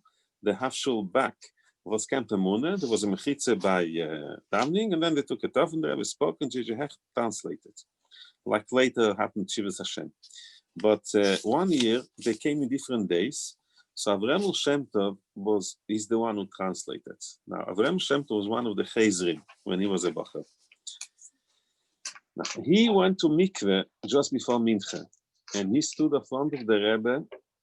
It seems the Mikveh didn't have a clean towel, so he didn't wipe himself. So I remember looking at him, and he was translating the Rebbe's Sikha in English, and there was on the tip of his nose, there was a drop of water from his hair, He didn't move. He was standing like a slave standing in front of his master, like he's supposed to stand in front of a king. He didn't move. So I was bored when he was translating, besides the fact that I heard he translated very well. J.J. Hechtman, very flowery J.J. Hecht translated. But Avraham Shem translated like almost word by word, what the Rebbe said, translated in English, but he did not lift up his hand to clear the drop of water that was hanging on the tip of his nose. So he was hanging there very nicely the whole time. So I was busy watching this. So everyone has his miles, the way he's battled to. So that he needed to speak in front of the Rebbe. He spoke very nicely, but he would not move his hand to thing. Another thing, talking about Avraham Shem Tov, he wants people used to go over to the Rebbe middle of Farbrengen, giving a key to a new thing, So Avraham Shem Tov once went over to Farbrengen and actually sat down very low. So I understood then that he didn't want the Rebbe to stretch, to look up. There was a mayor in New York, a Jewish mayor there was Mayor Beam, who was a very shorty. And then after him, there was a tall mayor, Edward Katch. He was very tall. He went over to the Rebbe. Can you imagine, middle of Farbrengen? The Rebbe looked up like him, like Avraham Shem Tov. He didn't want the Rebbe to stretch anything, so he actually sat down. So it's a chutzpah to sit next to the Rebbe. You have to stand, but the way he didn't actually sit. He was sitting on his own feet, but he made sure that the Rebbe shouldn't have to stretch. And on Purim Tafshin Yud Aleph, the Rebbe gave out from the bottle. He poured mashke l'chaim to different people, and not many, but one of it says now in Lahak, they have everything in the Horus written down, I think. I'm not sure if this is written down. So one of the people, he didn't stretch his hand close enough to the Rebbe. So the Rebbe had to stretch over the table to pour in this guy's becher, this guy's plastic cup or whatever. And Rav Mentlik was already saying L'chaim. So Rav Mentlik told him in Yiddish, sei nicht kein whatever, und der Rebbe soll nicht davon, right? So you come closer to the Rebbe. So the Rebbe said, as mein Mottel Retazei is a simen as there is Adshel Adeleyada. If Rav Mentlik said this lashon, then must be that Rav Mentlik is Adeleyada. So there's some people who were very considerate when they went over to the Rebbe. There were some people very chassidish, they were standing straight, and some people are very chassidish in the fact that they sat down just so the Rebbe shouldn't stretch himself. There was once an Erev Pesach, that's when the Yomanim from Yale Khan, Erev Pesach, Tafshin Yud Beis, the Rebbe needed something typed up, and there was no one around. So the Rebbe asked Yale to come in and type. And the Rebbe went out of the room. When the Rebbe went in, so Yale wouldn't sit in front of the Rebbe or in the Rebbe's room, but he had to type. So he was like half standing, half sitting. So the Rebbe told him, Setz sich, wirst du klappen besser. Sit properly so you will type better. So don't be chassidish here. We need a good typed up. So people need to know when to be very nice chassidish, not to wear a tie or have a crooked tie. And sometimes you need to wear a nice tie so that it should be typed. The thing should be typed up better, right? And that's the beetle of the Rebbe, to be able to wear a nice, beautiful tie sometimes when it's needed. Go on vacation sometimes.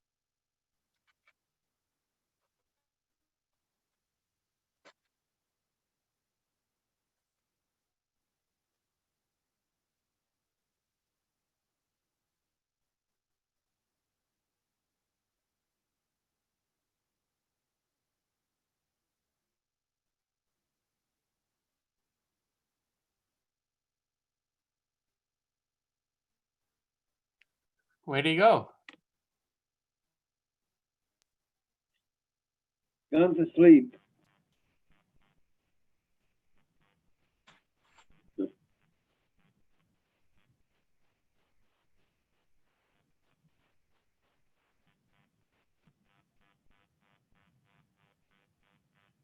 Hillel, you're upside down.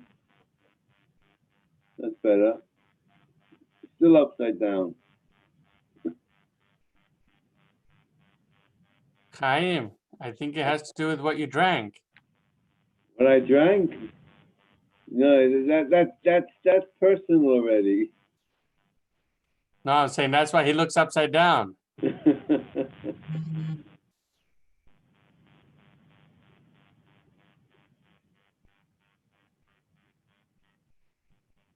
Levi, don't block your mouth. We can't see what you're singing.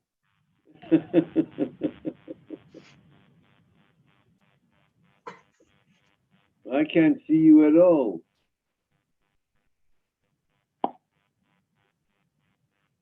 It's a nice seeing you, Hillel.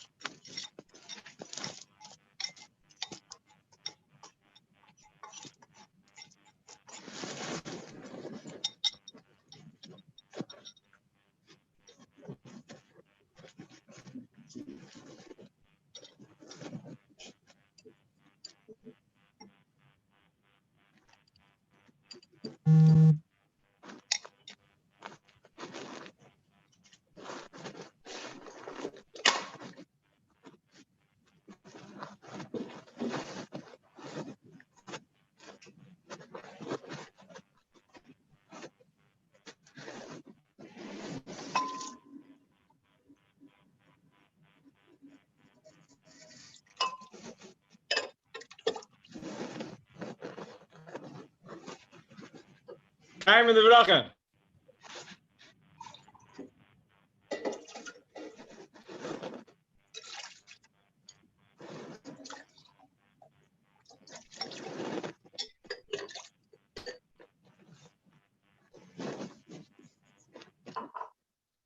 Chaim Levi.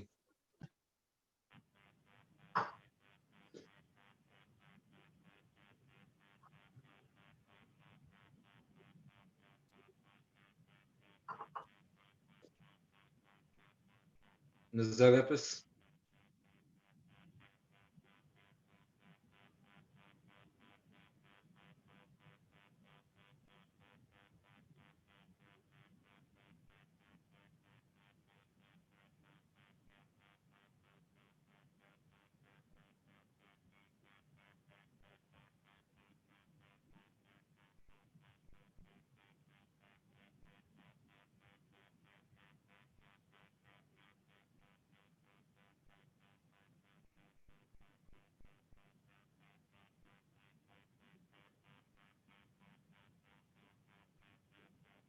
Where does the Rebbe say that how many you have to give accounting to the Rebbe how many you didn't just get to learn chitas?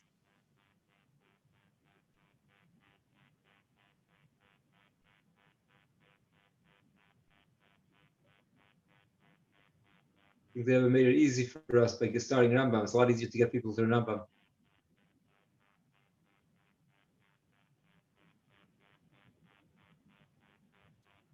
5 more days.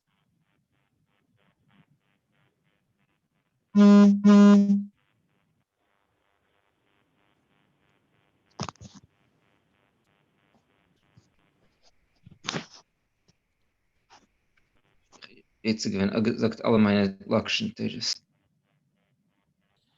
Really? You're just getting started. You didn't even invite us to Grand Shema Rambam yet.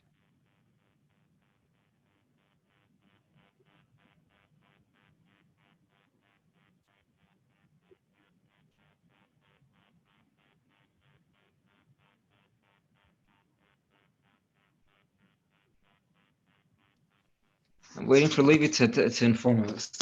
All I know is about the later Siyum Rambam on Sunday. Shtozach Far on Thursday is going to be some Stama Grace Zach.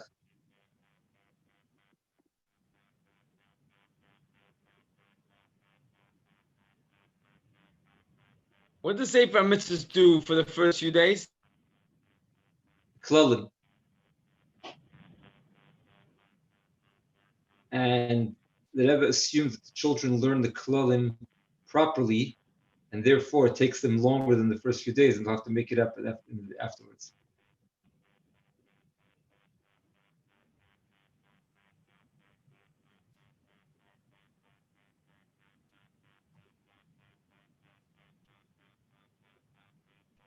Maybe you can help me out. I helped begin a Sefer Mrs. Shir, which I think is now kind of on life support because of COVID. But everyone has their challenge, and they're very, very challenged not to learn it according to the schedule that the Rebbe set up. How do I change it?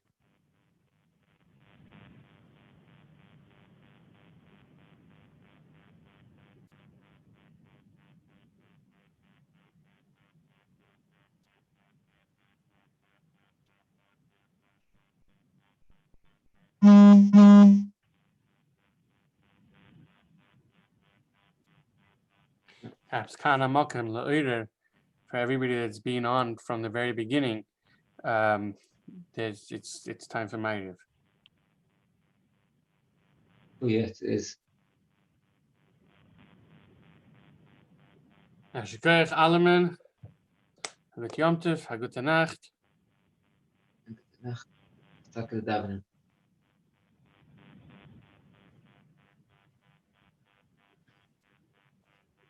Chaim the bracha. Gute Nacht.